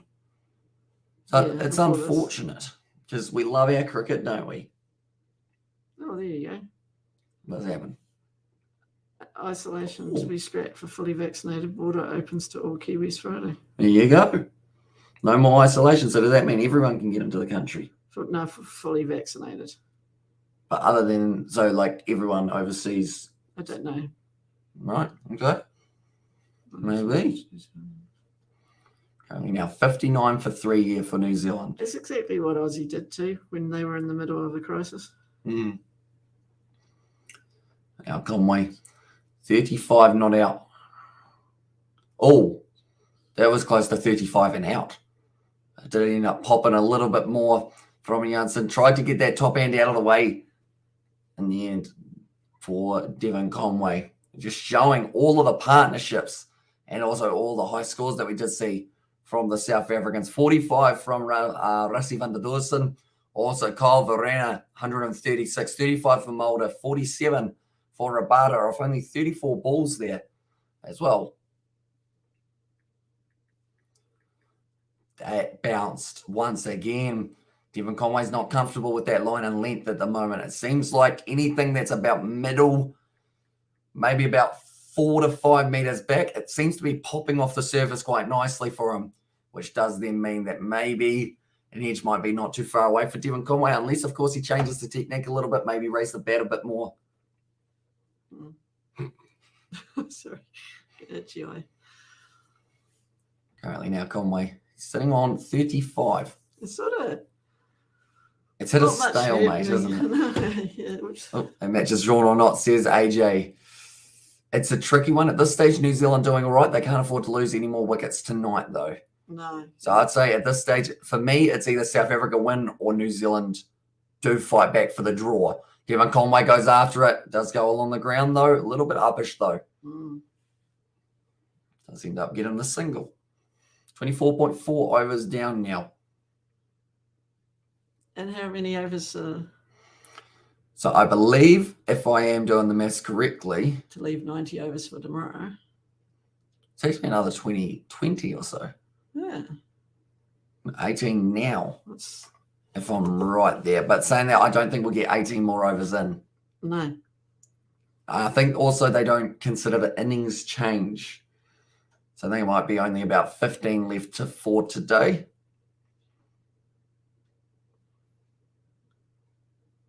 Yeah. So another maybe 18 or so. 18. They're not going to get 18 overs No. in an hour and 5. Harold Mitchell on strike. Janssen running in the big man. He's 6'8", loves a bit of extra bounce, and that was exactly what he got there. And it seems like he's really banging it into the pitch now, getting on that hard length. You don't know whether you want to go forward or back. And I think that man Rabada will be the exact same. It's just a drive for one that he shouldn't have. Will Young for the first wicket falling. And then after that, it's good reflexes in close from Rassie van der Dussen, but a shot from Latham that he probably shouldn't have been playing. I mean, he seems surprised that he caught it. Nicely in behind it there for Daryl Mitchell off the back foot. That will be the end of the over. 60 for 3 now for the Black Caps. So I guess in the maths situation, I'm going to try and do some maths with the calculator. Easiest way to do maths, isn't it? That's my calendar. Maybe not the easiest way of doing maths. So currently 133, we'll go minus 25, even though it is 108. And then after that, we go, so 108 is what we're after. So New Zealand need 366 divided by 108 equals, they still need about 3.3, closer to 3.4 now per over. Yeah. If they do want to be able to get this. There's a lot. It is. I'm an Indian. Good morning. So, says yeah, welcome into Livestream, mate. It must currently be very early morning for yourself, if I'm not wrong. Or maybe, actually, it might be closer to, is it close to lunchtime at the moment? My time zones are terrible. So I do apologize for that in advance. But Maharaj now about to go forward with another over. He's bowled 7 in a row at the moment. Nicely hit down the ground. Nicely done there. Maharaj just not giving anything away.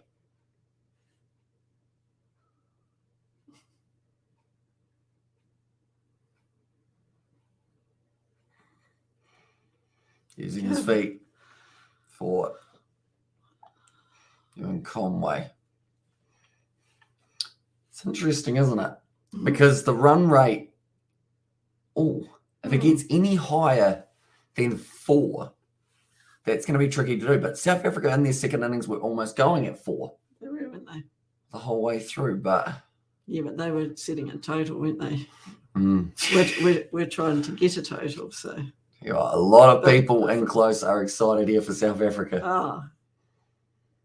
You feel like saying something back, wouldn't you? I was like, I'm Indian. Good morning, says welcome in.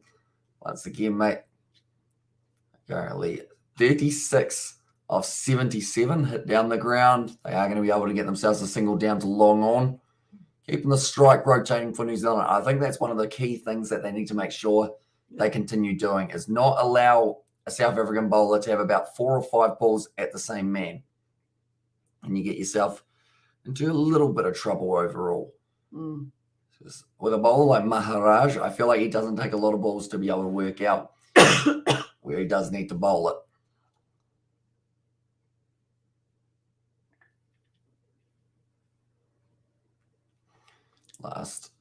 Second last ball of the over, in fact.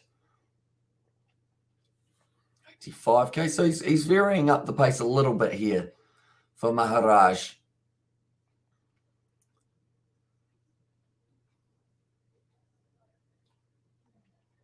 Conway now. Well played. Forward defensive. Finishes out the over.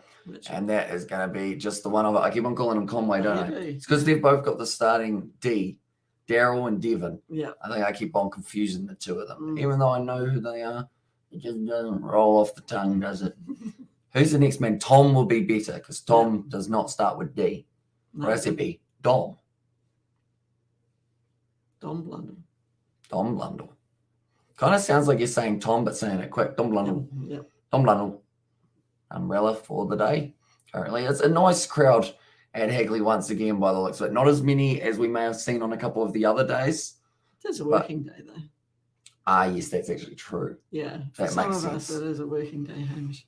And also, Hamish Pro, eat watermelon right now, says the show. I don't think I have a watermelon on me, unfortunately. But if I did, I would consider eating it. Watermelon is nice, isn't it? Mm. Expensive at the moment here in New Zealand. Oh, most things are expensive in New Zealand. It's crazy. Yeah, it's in Chargers and short ball. Well played by Devon Conway. Struck that one beautifully, and that will be 4 runs out to square leg. He likes them short, Devon Conway, normally, doesn't he? Very nicely played. And that shows the signs of a confident batsman. If you're willing to play that one around your head and you go, right, I know I can hit this ball along the ground, so I'm going to do exactly that. But you can get yourself in some trouble as well if you do get that top edge. I think Rabada just having a bit of a chat there with Janssen, maybe discussing fields. And also Sir Match is draw or not. Says side, we're still quite far away. Yeah. We've still got another 106 overs or somewhere around there. In fact, it's probably, about 106. So a lot can happen in that time. That's over 600 balls left to be able to predict that. At the moment, a draw or South African winnings looking like the two most plausible options. Hello, Hamish Donna. And there's says Kevin, welcome into the live stream, mate. I hope you're doing well. This was catch earlier from Will Young. What? And then he goes out the way he did. Yeah. Was he still thinking about that? Maybe. Going to be on the highlight reel for a while, I think. And if South Africa manages to win this match, then it might be the first time that New Zealand didn't win a test series at home. There's an agenda there. Is it? Although we drew with Bangladesh in the last series. Yeah. I guess. Nicely bowled by Janssen. A little bit of in swing there. Currently 135 k's. Still getting it down there at a decent speed. See there, Tom Young on the screen. Tom Blundell in the background. A lot of Toms. That was Will Young. That was Will Young. Tom Young actually plays for the Wasps in the rugby. Was that Southie? Yeah, it was Sim Southie. He was very happy with that one. They were all excited for that one, the Black Caps, and now they find themselves 3 down. Shot from Conway, hits it all the way to the boundary, and now he moves up to 45. That's 82, and I believe this partnership is getting closer and closer to the 50 now. Also, what next? Cricket streams are you doing often this series?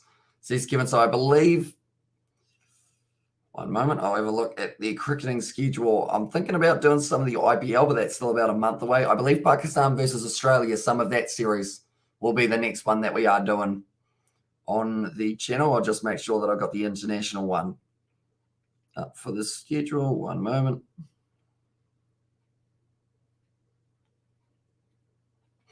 Nicely played. Now it will be a single for Conway. So pretty much we won't be doing Bangladesh versus Afghanistan because that starts in 28 minutes. Yep, but the early games of March, there's a T20 between Bangladesh and Afghanistan. Not sure whether or not we will be covering that one. Maybe some of Pakistan versus Australia. That is on March 4th to March 8th.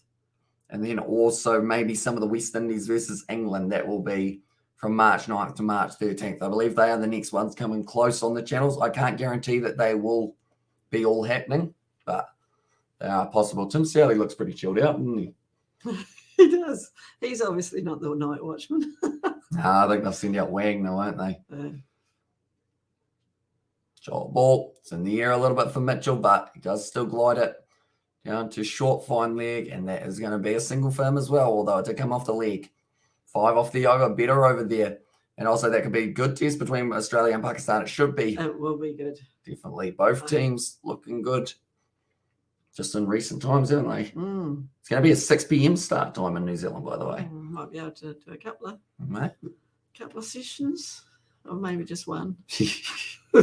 Mm, I do have to work. that's true. So currently 16 overs left of today, I believe, but they've got less than an hour to do so. And the over rate throughout this test match has been about 13.8. Okay, so they're only going to do another 14, aren't they? Yeah. So we're probably going to be about 2 overs short, which means we will get 2 more overs tomorrow. I think they have to try and get through if they've got some extra time. Will they do that? I think so, just because of that rain a bit earlier on. Nicely bowled once again from Maharaj. Seems like he is the bowler that they feel can get the breakthrough. Stop that. All right, yawned again, didn't I? You did. Use of the feet there for Daryl Mitchell. I think he's been on 16 for ages. A very long time, since about maybe 12 balls faced. Okay. And watermelon in there from Gareth. Do enjoy a good watermelon. Good mango as well. Mango is my preferred fruit. I enjoy it more when it's cut up already. The watermelon. Yeah. It's a job and a half, It's isn't a it? bit messy. Yeah. Seedless watermelon, is that a thing? I think it is. But then saying that with seedless watermelon, how does it grow? How do you plant it if it's seedless? Oh, seeds. Did you just say seeds? There are seeds. In Oh, there are seeds. I see. I'm good because I take them out for you. Mm. Or try to. But is there a seedless watermelon that you can I get? don't know. It's kind of just a rock melon, isn't it? A little bit. Rock That's melon, yeah. easier. And also we've got the Hamish Pro India versus Sri Lanka also starting 4th of March. And Mahali test is for Shah. So yeah, that is coming just around the corner. I don't believe we'll end up doing commentary for that one because it was Sri Lanka that got us a copyright strike last time. Mm. So we can't really risk it, unfortunately. What could come back from Hurricanes? And that was epic win, says Kevin, and also got the England and Windy squads, the test series, if you want to check them out. Says Sebastian. Sounds good. Have they got their strongest team, Sebastian? I know that you mentioned Jimmy Anderson and Stuart Broad not going to be going to the Windies. I'm sure they weren't selected. There are 2 men in close next to each other here. They're playing an attacking field. Why wouldn't you? Because Mitchell hasn't gone off he hasn't been off 16 for ages. The thing that I would say here, though, is if you're putting 2 men next to each other on that side, I think you need one on the other side as well. Yeah. Well, Seb sent me a message. I wonder what it could be. The lineups. Lineups. Nice. Jason Holder in there. Braithwaite. That's the West Indies one. That's the test. Yep. Mm-hmm. And then for England, Fisher. Lawrence, Leach, Mahmood. Mahmood will be an interesting one. He goes quite well. See the medium pacer. A Is he a bit quicker than little bit quicker. I'll say, can you say hi to 2 or hi to T? Welcome in, T. You're doing well, mate. Currently 28 overs down, and it is going to be 71 for 3 now. Kind of surprised with that a little tiny bit and the fact that they haven't got Sam Billings there. Got folks and Wokes. Folks, Wokes, and normally folks, Wokes, Stokes. That's always a fun time. Uh-huh. I'm trying to say the names. The amount of times I'll get that wrong is many. And when it's the Cricket Women's World Cup, that is actually this weekend, isn't it? Mm. Coming up, we're just around the corner. New Zealand's first game up against the West Indies. Mm. Should be a good one. I think everyone plays everyone, don't they, almost? Oh, Or is 2 it big pools. I don't know what the format is. First time in 10 years, no Broad or Anderson. Gee, for 10 years. Has it been that long? Wow. It's a long time. Yeah, you've got No, I'm good. okay.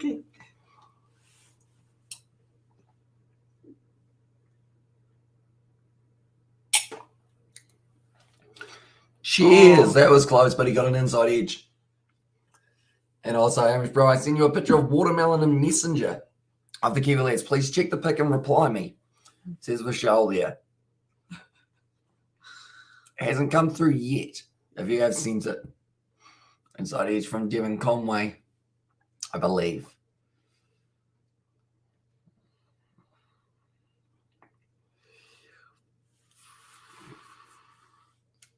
What?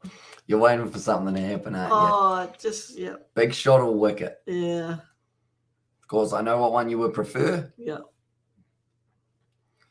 Now it's the Pumla, sorry there.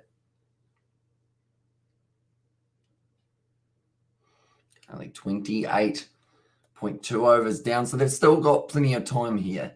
They will get a new ball later on, and that out.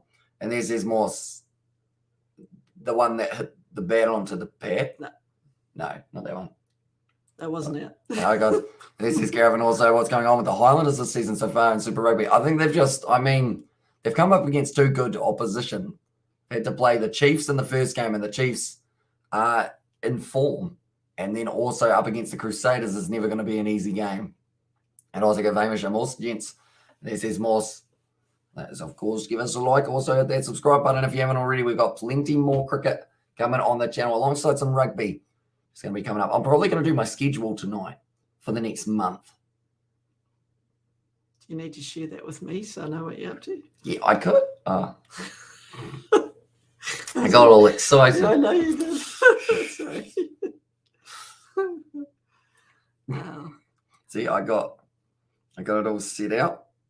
Weekend coming up. It started as the weekend, so this pretty much, I put a letter so that I can have it sitting there with the dot. So that's going to be all the days that we're going to be writing up the schedule for. Davis. Fun. And from here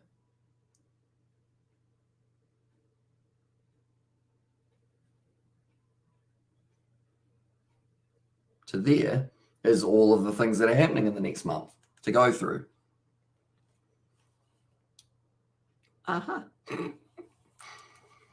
And I was like, England winning that series 3-0. We got Mark Wood. Oh, yeah, Mark Wood's going very well at the moment. Yeah, because they're playing him. And when you play as a fast bowler, you get a bit of rhythm going, don't you? Feel the rhythm. And you get a bit of fitness on.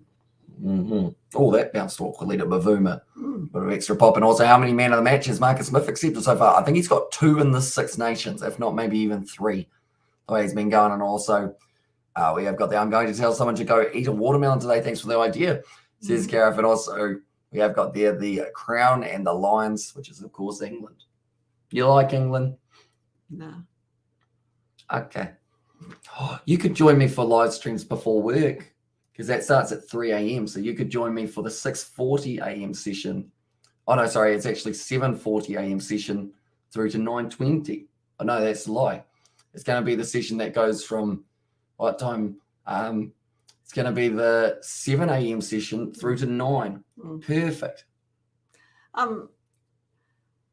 should say I like England when they're playing Aussie. Okay. West Indies, I quite like to see them do well. Just at least make it close. Yeah, West Indies you always have a soft spot for.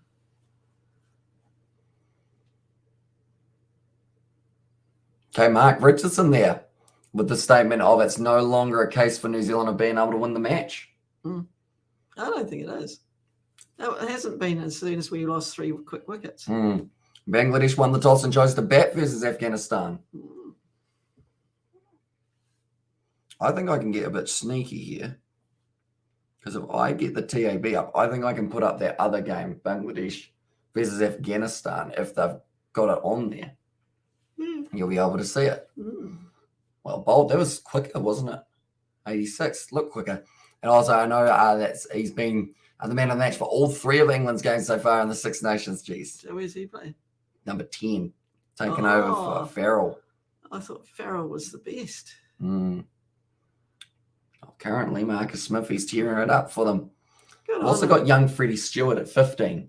Okay. Who, for the Rugby World Cup in 2019, he said he was watching from a student hall, and now he's like playing for England and also getting himself Hollywood Man of the Match awards. Also, you must pick as your fly half on your fantasy squad. And there's Sebastian. Devon Conway, that's looking very much so ragged. It was Daryl Mitchell. I keep doing that. That's going to be 4 runs. My case on the phone is broken. Oh, my screen thing. Well, will we get a discount if we buy 2 phones at once? Probably. No, probably not. It's Apple. Good 50-run partnership there. At least he went through with it.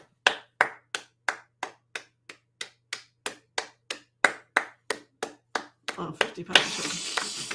That's why you're clapping. Liverpool win against Chelsea in penalty shootout. I did see that. 0-0, then going on to win 11-10 in penalty shootout. That's racing away for another 4 for Daryl Mitchell. I don't believe he got much bad on it, though. Ooh. Okay, he got a little bit of a feather on it, they have said. Now moving up to 24. So he's gone from being on 16 for ages, down moving up to 24 all of a sudden. Oh, yeah. Oh. Inside edge, they've said there. Yeah. Now Maharaj, they've still got a lot of men in close. So West Indies has the friendliest bowling pitches over the last couple of years. So England's new batters or new bowlers are either going to fail, B and Anderson come back, or they will do really well and learn little. There's Gareth. Played once again down the ground from Mitchell. See, that's the thing. We say they can't win New Zealand because they're not getting enough runs. And then it's 2 4s. Then there's a little patch like that makes you think. And also, I was going to spam the chat with clapping emojis with this Sebastian. I'll play it once again by Mitchell. That will close out another over from Maharaj. He's bowled 10 on the dot. Doesn't mean that he will get taken out anytime soon. Although if it's Elgar captaining, whatever is the right option, he'll do whatever's not. Oh, yeah, he'll do the opposite. So he'll bowl him for another 17 overs. No, I think he'll bowl him for a few more anyway. That who were they saying? Where's Muller? Yeah. Yeah. He's not moving that quickly. So you think he's got an injury? Well, I don't know. He just looked, was that the way he walks? Not sure. He got 35 off the bat, I do know. But I'm not sure whether or not he got a hit. And he says, well, England has to learn to cope without Stu and Jimmy. They're not getting any younger, and new fresh options are in order. Definitely, yeah. The Anderson, I think he's got, the way he's going, I think he's still got 1 or 2 years in him. Yeah, but how many wickets did he get in Aussie? Did he get a few? He was all right with the pink ball overall. Yeah. And then they rested him for the first one. I think that killed him off pretty much straight away. Well, because Aussie won that first one quite convincingly, didn't they?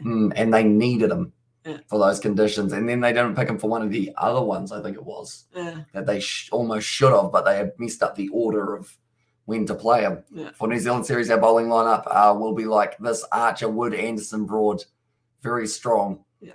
And then also, if you're going, would you go with the spinner over there? Maybe Jack.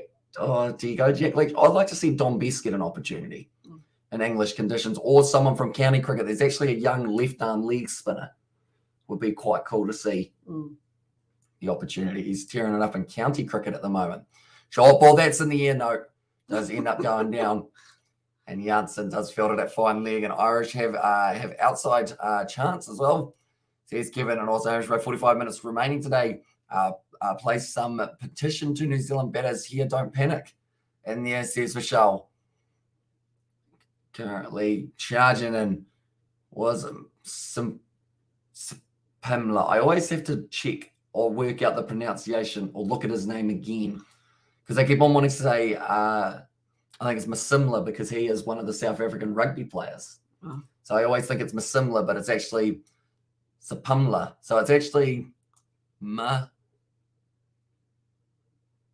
He's almost got the same letters as Masimla. That came back a little bit off the scene, but still a good lead from Devon Conway. I don't think Six Nations will come down to France come down to final match between England and France, and Irish have an outside chance. Says Kevin there. I saw an article somewhere in an agenda. Hopefully it's wrong, but he said that Jofra Archer might miss the Black Cap series as well.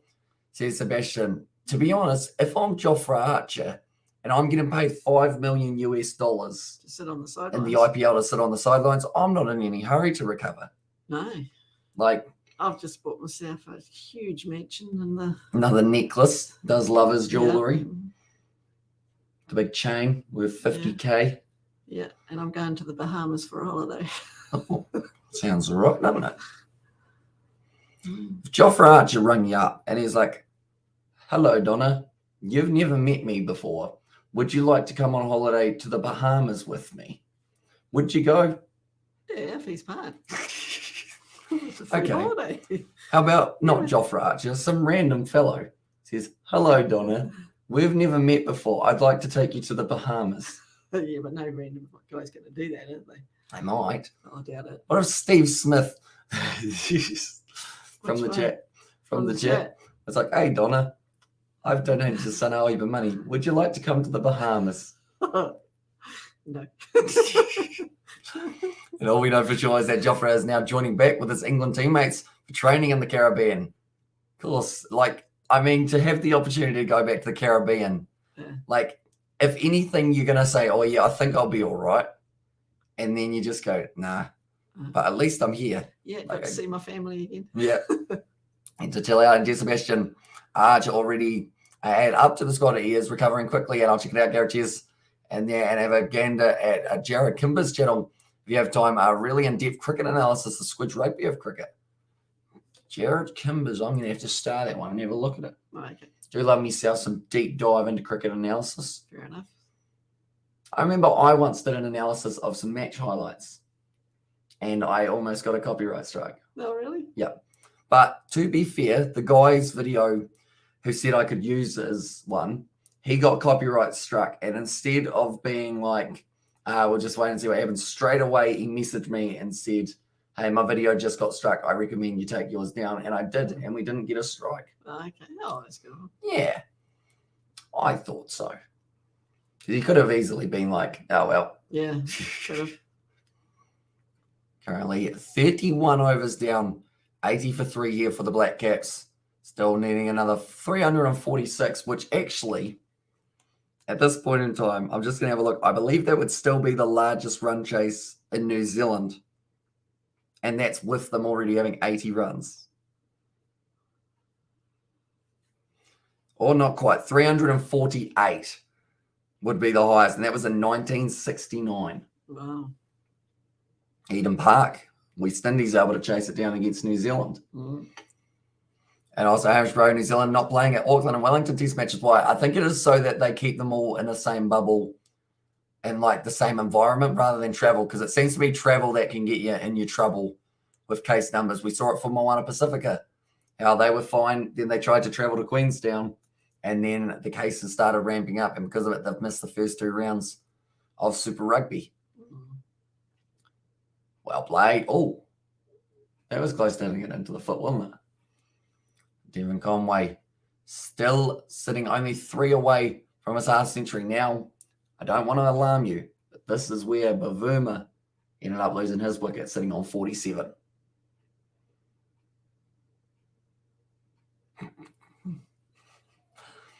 I think Neil Wagner's joined the slip cordon. Yeah, sounds like him, doesn't it? It does.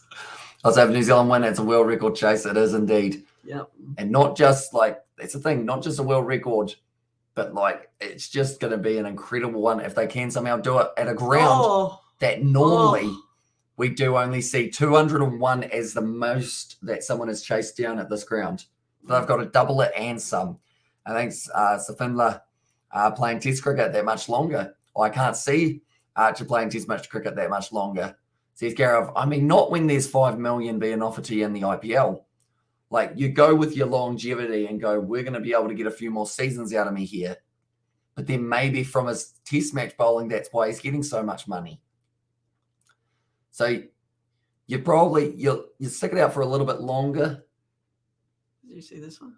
This was close. Ended up hitting it into the ground.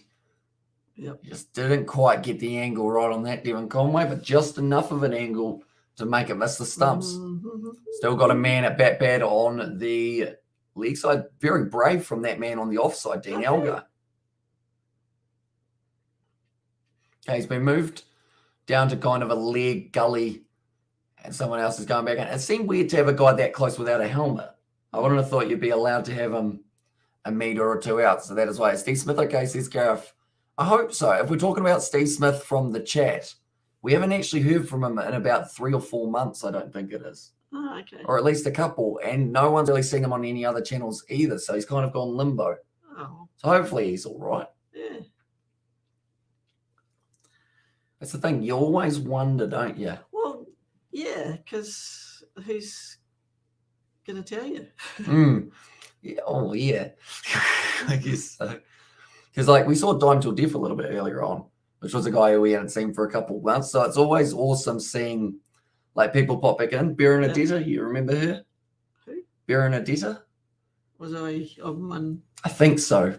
Way back. Well, And she was there for the Fijian Drua game, which was pretty awesome. Oh, okay, cool. And also Steve making coffee in Pakistan in there. Says Nagenda, or Nagenda, I think it is.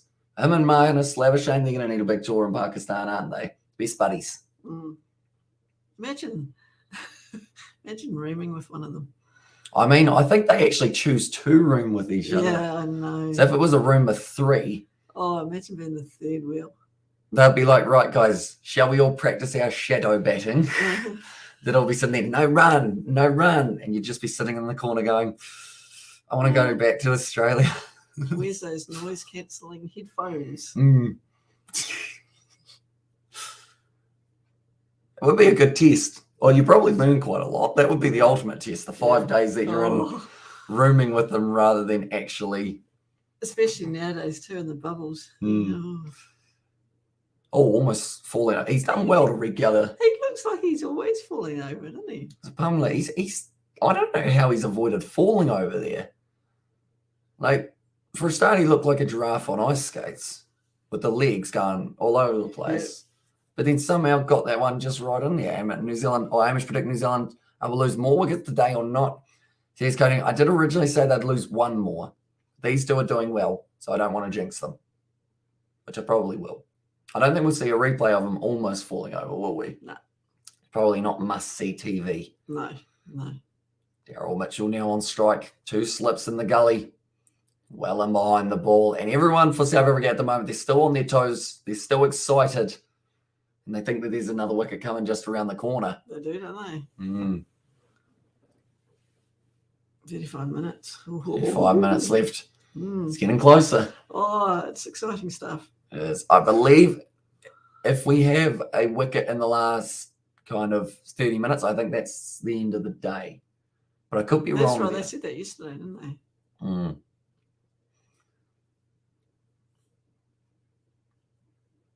they? Currently, Pamela. That's not the name. Pamela. Sipamla. Jeez. That name just doesn't roll off the tongue because I'm thinking of all my South African rugby boys.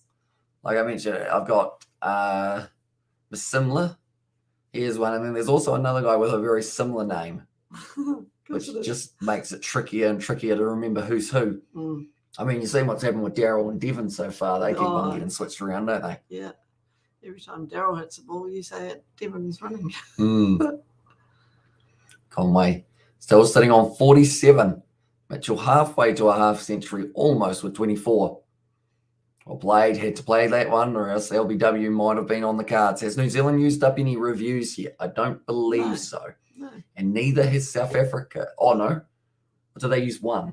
Who? South Africa. Can I remember Algar? Not on this one, was it? Don't know. I swear I remember Algar going like that. I don't know what it was for because he didn't get him out. I'm Dunno. not thinking of yesterday. Maybe. It's all the same, isn't it? Been up for hours. Nice ball once again there. And also higher fall. Sleep my cat, make me awake. What is the score, says Jesper Tatoy. So currently we are sitting New Zealand 80 for 3. And South Africa, one of their batsmen, which was Verena, the wicketkeeper, was able to get himself 136. Yeah, not out. Not out in the end, which has now given South Africa a very comfortable lead. If New Zealand can somehow chase this down, it will be the largest chase in history that has been completed. But first of all, they need to make sure they don't lose any more wickets by the end of tonight. It's still going to be Maharaj. I said that they'll bowl them for another 5, didn't I? You did. Yeah. Although it's still not a terrible option. I think it's a good plan in some regards. Keep your batsmen or keep your bowlers fresh for tomorrow. Mm. And current partnership is sitting 55 of 130 of the balls. Kevin Conway now. And they have taken the single. Yeah, Elgar's very brave being that close without a helmet. Oh, very. It's been very nicely done. 24 of 65 now. Daryl Mitchell will have the strike, and he has actually hit most of his boundaries. In fact, all of his boundaries have come off Maharaj. Got 4 men round the bat, including also the wicketkeeper, who was not expecting that pass to him from Verena. Someone was talking about this morning, weren't they? Mm. Currently also a square leg, a mid-wicket, a cover, down the ground for the long on. Carom ball, I believe that one was, by the sounds of it, from Mark Richardson. Let's look at the way this one goes. It just looked like a stock standard spinner, wasn't it? A little bit slower maybe, but nothing too fancy there. Well, this guy's getting through the overs though, isn't he? Mm. Yeah, I guess that does mean that they will get a few more. 9 more overs remaining after this over, says Vishal there. Still don't think they'd get that many. You don't think? No. Yeah, half an hour is tough to get through 9, isn't it? Although, saying that, if you got to spin it, at least they've got the man with the helmet on the lead side. And Incredible Aim is still going, well, what do you feed your son? What's the secret? And there says Darren. Do you want to tell them what you eat? I eat pizza. Well, I had pizza last night, didn't I? He eats junk food. I do sometimes. I feel like I need to sort that out at some stage. Yeah. Because I just end up, because I'm always doing streaming and editing, and then when I'm not editing and streaming, I'm sleeping, I just end up having like quick meals. Yeah, he's not on the same timetable as us. So. No. Hot chips and love. Yeah. Says Sebastian, that's a good combo, isn't it? McKicky fries. Mm-hmm.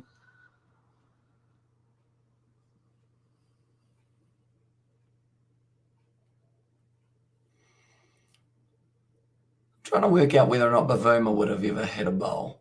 I think he does bowl a little bit. Spin? Yeah, a little bit of spin every once in a while. Mm. Currently now Conway's sitting on 48. Daryl Mitchell sitting on 24, half of what Conway is on, although Conway's hit less boundaries. Mm. One moment, we got to get this scoreboard to update. There we go. Sorry. I find it funny that they don't mute their microphones, the commentators. Yeah, you do. So you always just laugh about hear that. what they're saying. Like, you hope none of them accidentally say something really bad. Or just ask the Aussie commentators. Yeah, that was with Manus, wasn't it? Mm.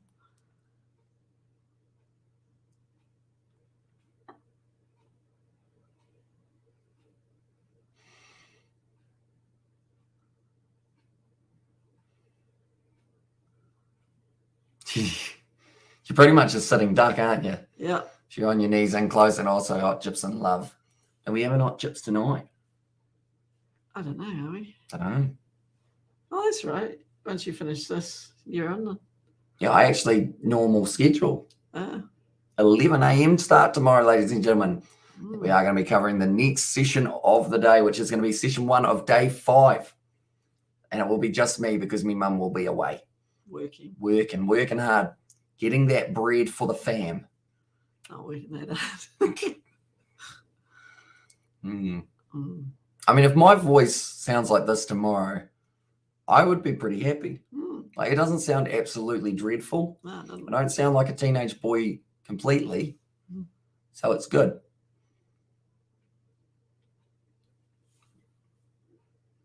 To the league side there, straight out to short mid-wicket. Currently now 128.9k, so they're still getting it down there at a decent 130-ish rate by the looks of it. Elgar, this is going to be an important little phase because we see that the shadows are starting to increase. What are those birds behind it? Is that magpies or are they a different one? Yeah, no, they're magpies. Magpies are annoying, aren't they? They are. Like, what is up with them? Dunno. They're like a bird with anger issues. Yeah, they are. Like, why are they so angry all the time? I don't know. Google it. I just Google why are magpies so angry all the time. And they like to steal things, don't they? Jewelry and whatnot. Yeah. Maybe they are just like kind of maybe working for a big robbery company, but they have disguises on. Those are actually people, magpies, who have been transformed Do you need more from. You know that that looks quite a tint there, didn't it? you know that rat from Harry Potter? Yeah. Yeah, like that. Ooh. Like the man becomes a rat. Mm. You don't like rats, do you? No. Currently Conway on 48 of 102 deliveries. Nice shot once again. Goes straight out there to the fielder. We have hit a bit of a stalemate Oh, yeah. between these two. They don't seem like we're going to have too many runs, but also we don't seem to have too many wickets coming either. And also Conway and Mitchell partnership gave the Kiwis some hope. Day 5 should be more interesting than we'd thought for New Zealand's second innings. To Sebastian, yeah, hopefully the big thing here for New Zealand is to get through the next 27 minutes unscathed, or any more scathed than they already are with 3 down. They can get through that, and then they continue to build up. I mean, the run rate still only has to be 3.4, which sounds like a lot for a test match. That's just the occasional boundary, rotating the strike, which I would assume they'll try and do anyway, just to relieve a bit of that pressure. Currently, that will be the end of the Sapimla over. He's been impressive. 8 runs off 9 overs he has gone for. Has he bowled 9 in a row? Not quite. He did get a little bit of a spell Yeah, he did, didn't he? from Janssen. But other than that, though, speaking of 9 in a row, Maharaj still going by the looks of it. Oh, it'd be hard to get the ball off him. If you're a spinner, you'll go all day, won't you? I think he feels he's right on the verge of getting one. 345 more runs for New Zealand's win. I believe in the last about 5 overs, we haven't had too many runs at all. No. Probably about 3. Maybe if we're lucky. Might have been a leg by in there. Oh, yeah. Now Maharaj 4 men in close once again now. Darryl Mitchell hits it to the leg side. No run called. Speed of 84.8 k, so a little bit slower for that delivery from Maharaj. Did he say 8 overs left in the day? I think he said that. Currently 25 minutes. Oh, they'll get close, I think. If you're bowling a spinner from one end straight through him, and Mitchell is gone. What a ripper from Maharaj. And like we said, it's going to be a struggle to get it out of his hands. He's going to definitely not give it up now, but Mitchell gone 24 off 72, and New Zealand now 4 down. It's just kind of seamed on, hasn't it? Look at that. Seam presentation on point. And Darryl Mitchell twice in this test match. And Maharaj has been able to dismiss him at 24 off 72 balls. Darryl Mitchell going to have to make his way back to the park. Now what do? Is it night watchman time? Or is it time to send out Tom Blundell? What do? What's Wagner? Is he a lefty? He is a lefty. Blundell. Blundell, you're going right-hander. Yeah. Darryl Mitchell was a right-hander. Yeah, I know, but I thought Maharaj looked more dangerous with Conway on strike. And also partnership broken. And there's Vishal. I feel like we're good at jinxing things. Bollocks. Yeah. For that one. You are. Me? You were saying it. Then he bowled him. Straight through him. Straight through him. It was a good ball. It was a very good ball. I won't say that.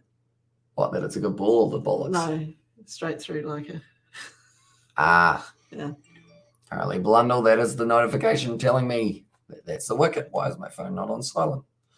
It still vibrates even if it's not on silent, I've learned, which is very annoying. I'm going to have to work out a new way. They've sent out Blundell. Right, let's hope he doesn't go out. Well, this is his possibly the next test on the line here. Whether he gets picked or not.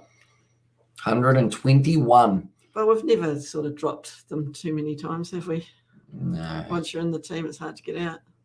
Just asked Mitch Satner till recently.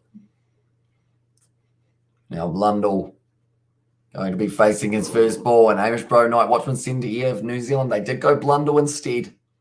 They are confident. Next one, next one's even trickier, isn't it? Because it's the case of, do you send out you send out Colin de Grandhomme, wouldn't you? That's a good ball straight away from Maharaj, right on the money. And as a tribe that notifies you when a wicket falls, says Sebastian, it is indeed. Like you can, like it's a great app, and I hope they go everywhere soon.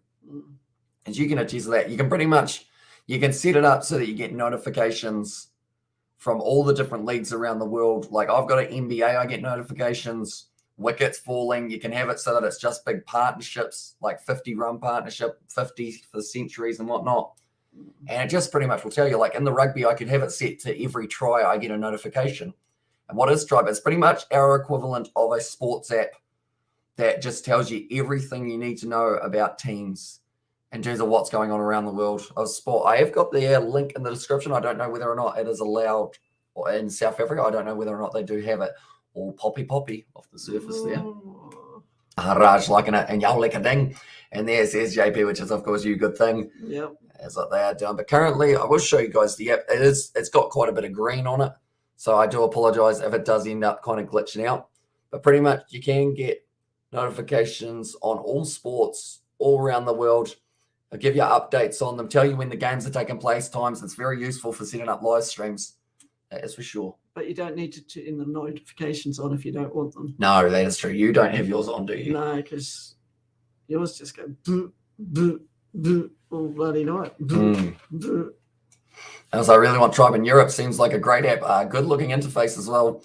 Says Sebastian. And yeah, you can actually customize it. Like there's another section that's called like your section or something. And pretty much you can put them in any order you want. So if you only want to know about the NRL more than other things, you can drag it up, put it in the top corner, and just do it like that. Kyle Jamieson is right guy this stage. Save wicket as night watchman, says Vishal. Although I would say don't bring out Jamieson yet. And the only reason I say that is because his record against spin is not great. And Maharaj is probably bowling till the end of the day. Yep. So I would say don't bring him out unless you actually really do need to. So is New Zealand the only one that can get Tribe? I think it might be in Australia. Oh, okay. But it's pretty much, it's very small at the moment, I guess you could say. And I think once they get more funding, they're considering going worldwide. Okay. Or maybe. That's an awesome app. Because I talked to them a while ago. Did you? Yeah, because for Moana Pacifica versus the Chiefs, there was no online scoreboard. So I sent them a message. I was like, hey, would it be possible to get a link for your PC scoreboard? Because pretty much to look at it on PC, you do need a link. So yeah, they were like, yeah, here you go. Cheers. Nice. Nicely done. Business, you know. That's in the air from Conway, and it was a bit of a nothing shot. He wanted his 50. They do get back for the 2 runs. That's 50. Well batted from Devon Conway. Coming up at a good time, but now him and Blundell, the job is not done yet. 20 minutes. 20 minutes. Trying really to save this test match.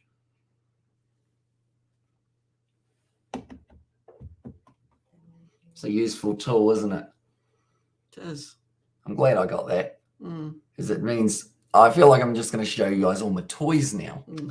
But I got a phone charger that pretty much sits your phone up vertically. That's as long as the cable is, so I can't show you too much further. But pretty much, yeah, it sits up vertically and charges. And because like when I have stuff on my phone, normally it is that vertical one. That's a shot from Conway. It's going to be another 4 runs for him. And also it is available in Australia at least, or is it exclusively, or is it available? I think it's in Australia as well, but I think it's just 2 guys who pretty much developed it. So it's still pretty small. And Eliova's got the Pali said, hi, bro, take my name. And there. Well, that does mean something different over here, doesn't it? What? Well, normally if you're taking someone's name, you're getting hitched, aren't you? Yeah. Yeah, welcome in, Rapali. Hope you're doing well, mate. It's just buzzing all the time. Buzzing all the time. That was the Devon Conway 50 that we just got a notification for. Oh, slower. I think you meant to say my name. I think so. 131. That seems slower, but was still quick. Look at this delivery. Nice bit of spin. You play the line that you think the ball is going to go, and it just goes next year. And Elgar, he was very happy with it. It's for joy. And I was like, take my name. And there's Cesar Pale's cooking and stitching. I think that's what he wants. Okay. He wants me to say the full one. And also, well batted, Devon. Sees that Sebastian. Yeah, very nicely done by Devon. Conway needs the 100 here. This is his next goal. And Blundell needs the 50 next one. So Pimla now. Oh, that ball didn't bounce as high as I thought it would. No. 125 though, so I guess maybe a little bit slower. That one, but Devon Conway, seeing the highlights from him. 54 of 109. And hopefully he can go on and double it. Because I feel like the thing is, the closer this game gets, the better, isn't it? We want to see a close finish to it. We do. Don't want to see it too one-sided. So currently you can see there, it's 345 runs and 97.3 overs to win. It's actually started getting more specific. I can't quite see that one. The microphone's right in the way. Yeah. Yeah. I'm thinking about new alternatives, whether or not to get like a desktop one. No. Now leaving that one outside. I'll stump for Conway once again, left alone. That's the end of the over. And it's going to be 87 for 4. I'll say, okay, tribe down. Oh, do you guys have it in South Africa? There you go. Oh, wait, no, Gareth. Yeah, he is from South Africa. I know he's from South Africa. You live in South Africa too, don't you, Gareth? Yes, he does. I'm answering my own questions. Yeah. Because I'm remembering the answer as I say it. Well, there's a few to remember, though. No one there now. No, it's got very still. Hagley. Nice part of the day. Only 87 for 4. So I feel like they're probably not too concentrated on runs at this current point in time. Like if they can get to 100 by the end of the day, I'm sure they wouldn't mind it too much. But I don't think they can give away another wicket. Definitely not for Maharaj. Love a tongue roll. You know when you get a gut feeling? Yeah. You had one before. You haven't got another one, have you? I kind of do No. for this over or the next one. Don't know why. I hope I'm wrong. Might be hard too. Being 5 down at the end of the day is a lot worse looking than being 4 down. Then again, they were, 5 down overnight? And And look how many they got. Hamish, they made it available. Well, I get it. Is it? Are you able to get it in Romania, Sebastian? Because if you are, 100% recommend downloading it. You won't thank me later because I feel like you already kind of have said about how much you want it. So, yeah, hopefully it does end up helping you. You can even get notifications of when games are starting. Like about 20 minutes before, they'll be like, oh, by the way, this game's coming up. Or right when it kicks off. It's a good app. It is. Just a good one. Yeah, it's good that. That a couple of Kiwi blokes did it. Yeah. I know that they've got certain sports that they don't cover yet, such as NHL and kind of the UFC and whatnot. I don't think is on there. Yeah, but they got the main ones, which is great. Nice shot. Once again, solid and behind it. They've got 5 men around the bat, 6 if you include the keeper. 2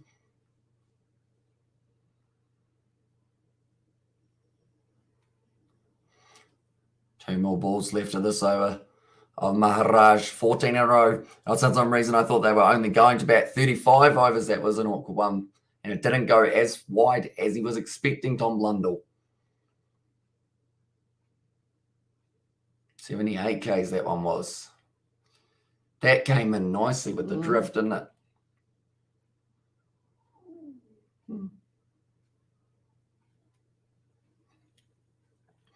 Currently 37.5. Oh, I'm not stepping away quite late.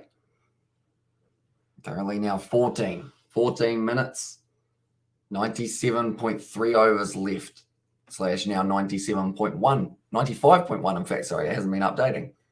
Well bowled from Maharaj. That will close out the over, and it is going to be 87 for 4. So they're not going to, well, they bowled 5 overs and They might get 3. I think they needed 9 at 5, didn't they? Yeah.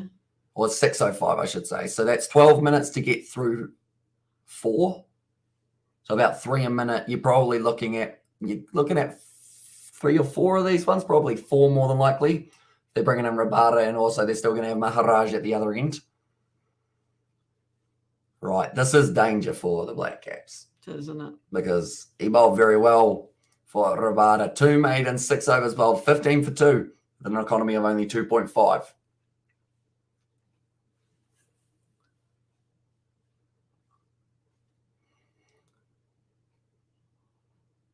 So I said 5 overs left in the day, but I don't think we'll quite get through them. Maharaj is getting through his. Rabada 7 wickets so far. He's trying to do better than what Henry did and get himself the 10. Now rearing to go. So he should get theoretically 2 overs at the end of this day, maybe even 3 if they squeeze him. It's going to be tight. 1 slip. They've got the gully as well to the leg side from Conway, but a yes-no from Blundell. Make sure that he is in there. Because the last thing, imagine a run out now. Yeah. That would hurt your feelings. That would hurt New Zealand. Mm.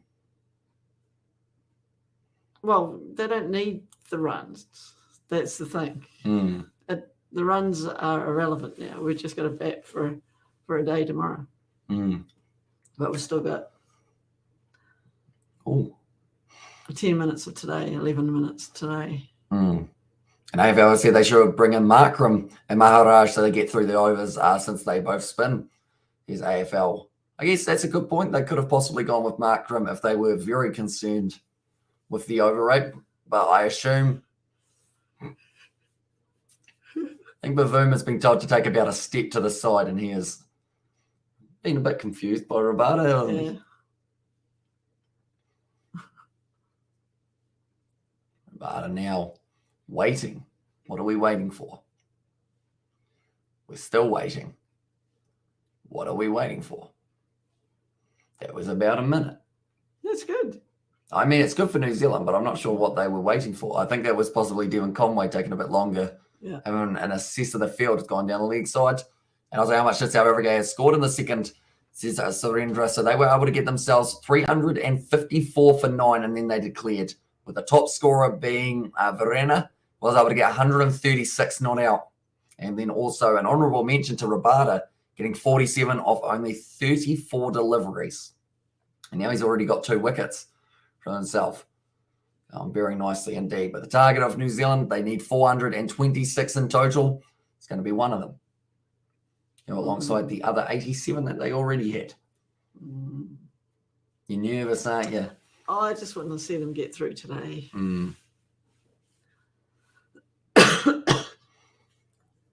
So, Tom Lundell, 10 balls faced, yet to get off the mark. Please share the scorecard of South Africa in the second.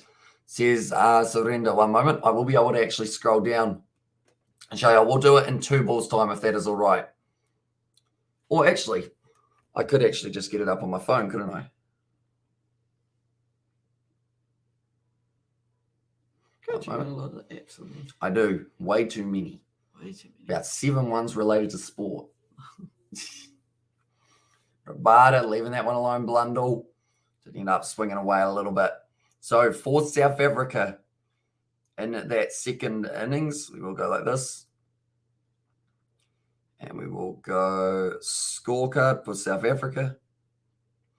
Okay, so the scorecard is as follows. Irvia was the first man to lose his wicket, and that is going to be 8 runs off 9 deliveries. Second man out was Elgar to lose his wicket, 13 off 28 balls.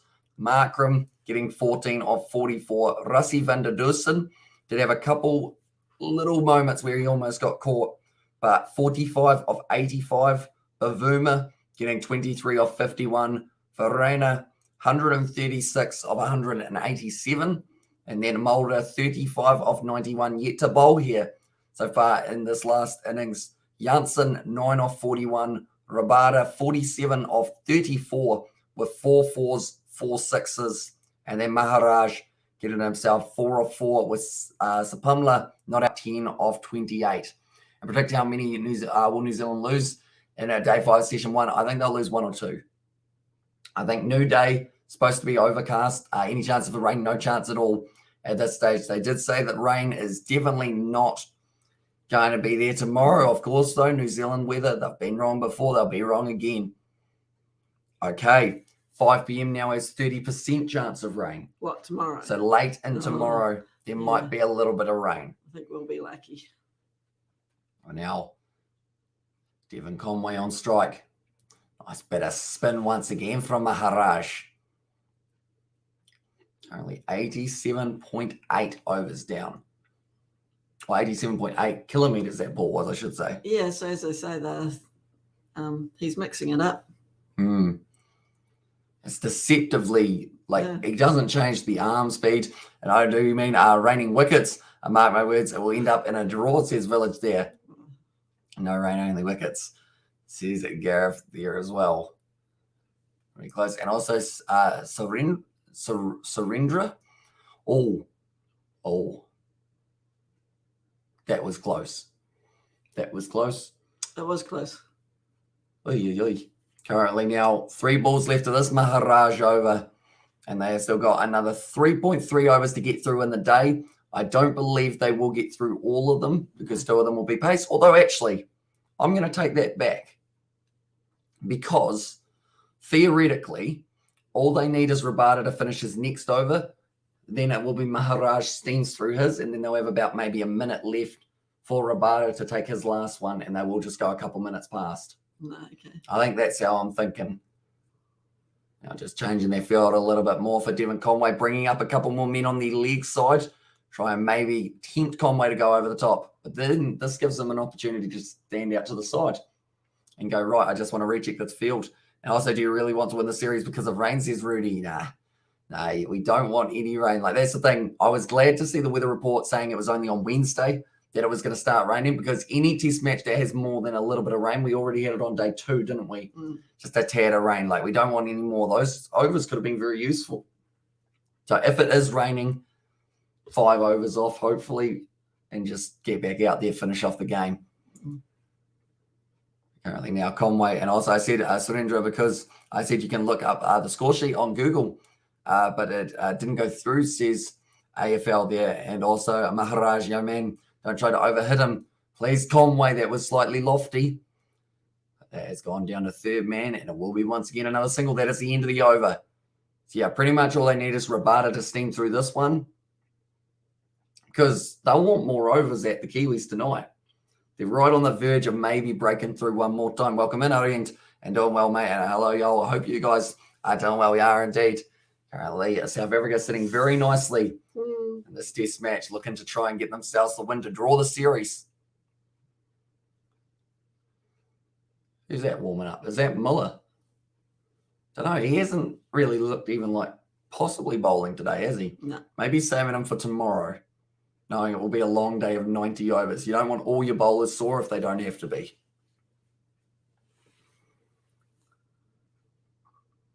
It's coming around the wicket now for Rabada. I was like, oh, you're a feisty one. And in there it says, currently now, Conway sitting on 56 not out of 120. The leg side similar, close to how he got dismissed in the first innings, Devon Conway. So I'm trying to chase that white ball, but that's very hard not to do as a batsman, isn't it? Oh, yeah. If it's down there, you think, 3 runs, or 3 runs, maybe even getting it to the boundary, but just didn't quite get it right. Currently sitting 6:26 p.m. in New Zealand, ladies and gentlemen, which does mean we've got a little bit more time and possibly 2 more overs. Going to be tight, though. Well, it depends where we hit this over. Hit it to the boundary, and that nice takes shot. up time. Well fielded by Janssen, and that will be kept to. They actually just got the 1 there, so that's very nicely done by Janssen. Also, Hamish Bro's score was good, but wicket column is painful at day 4 stumps.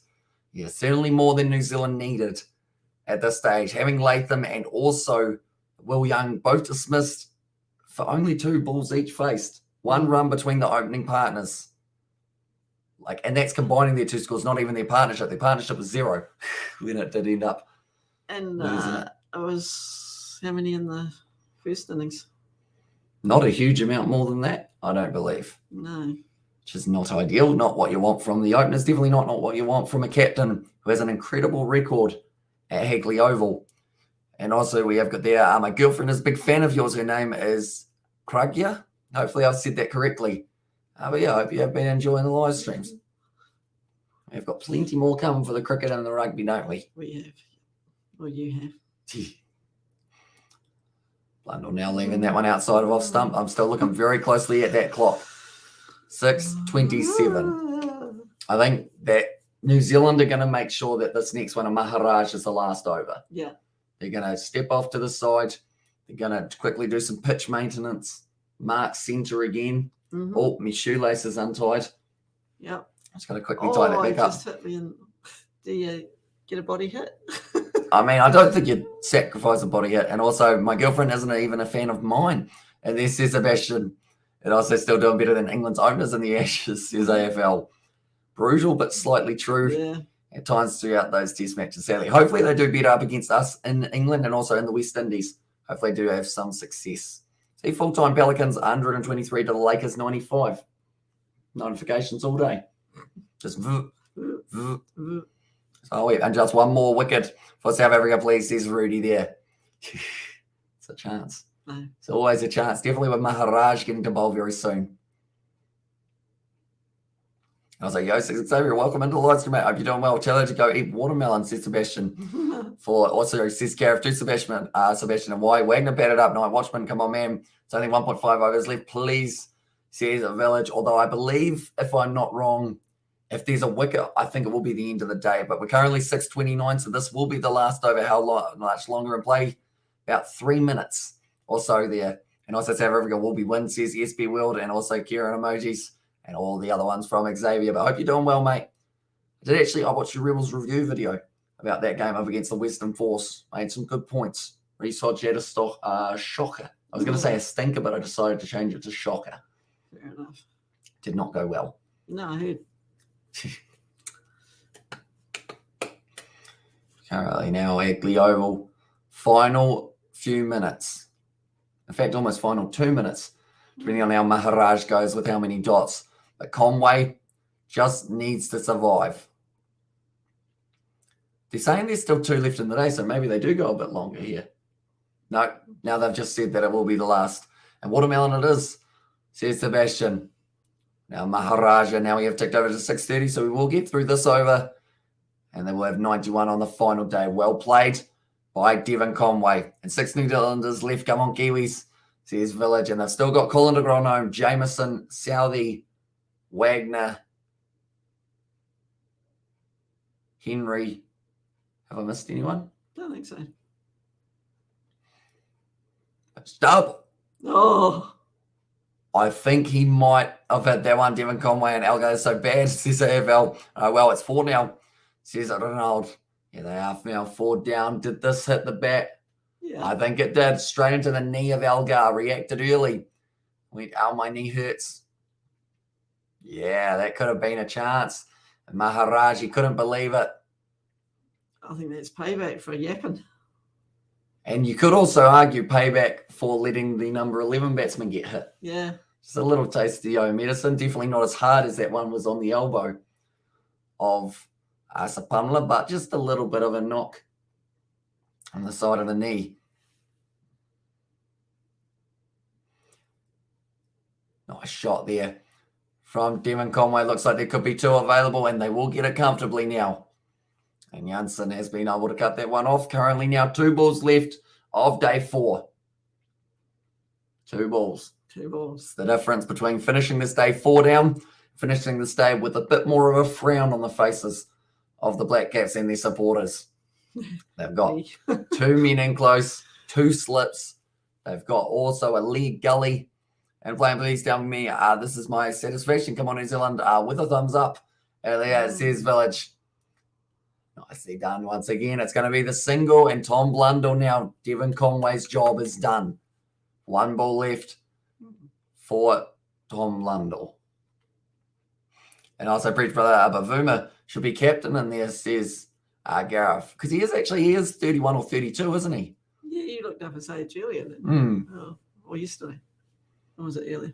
I think it was yesterday, wasn't Yesterday. God, it didn't seem that long ago. No, time flies when you're having fun. It does. I'm having fun. Currently, 5 around the back. Keeper not included in that stat. Now coming in with a lead slip. No, he's going there for a second slip. Straight behind the keeper, in fact. It's going to be, I think someone definitely questions to Tom Latham, or it's questioned to Tom Latham after presentation about opening pair, says for show. And that's not going to be a fun one for Latham to answer, I wouldn't think.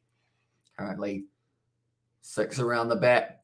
Hits it along the ground. They do take the single, and that will close out the game for day 4. We've still got day 5, and that will be tomorrow, ladies and gentlemen. And I will be back. And Mum might be back if we go deep enough in the day. The 91 overs to survive tomorrow. Hey, that's quite a lot, says Sebastian. It is indeed. 546 balls. The worst opening pair in this series, says Village. Yeah, probably the worst numbers. Can't argue that. All I know is Algar shouldn't be for the captain. I don't know who should be the captain, Gareth. Says AFL, but New Zealand, they've got Devon Conway set 60 runs of 127, and then Tom Blundell also out there currently 1 of 17. And for South Africa, says AFL, that one, but currently the lead of 333 New Zealand, 332 of 91 overs to be able to win this test match. A draw is probably what New Zealand will be looking towards. See whether or not they can do it, but nonetheless, do appreciate every single one here for being here for once again another day of cricket. We will be back tomorrow, and also thank you for your stream. Take care, Hamish, and not a big love all. Says Sebastian there. See you later. But yeah, nonetheless, I guess with that being said, thank you all very much for tuning in, and I will see you all back tomorrow for day 5 of this match between South Africa and the Black Cats. Thank you, Hamish, and I do live stream on Twitter. Says Brandon there as well. But thank you all very much for tuning in. I'll see you all for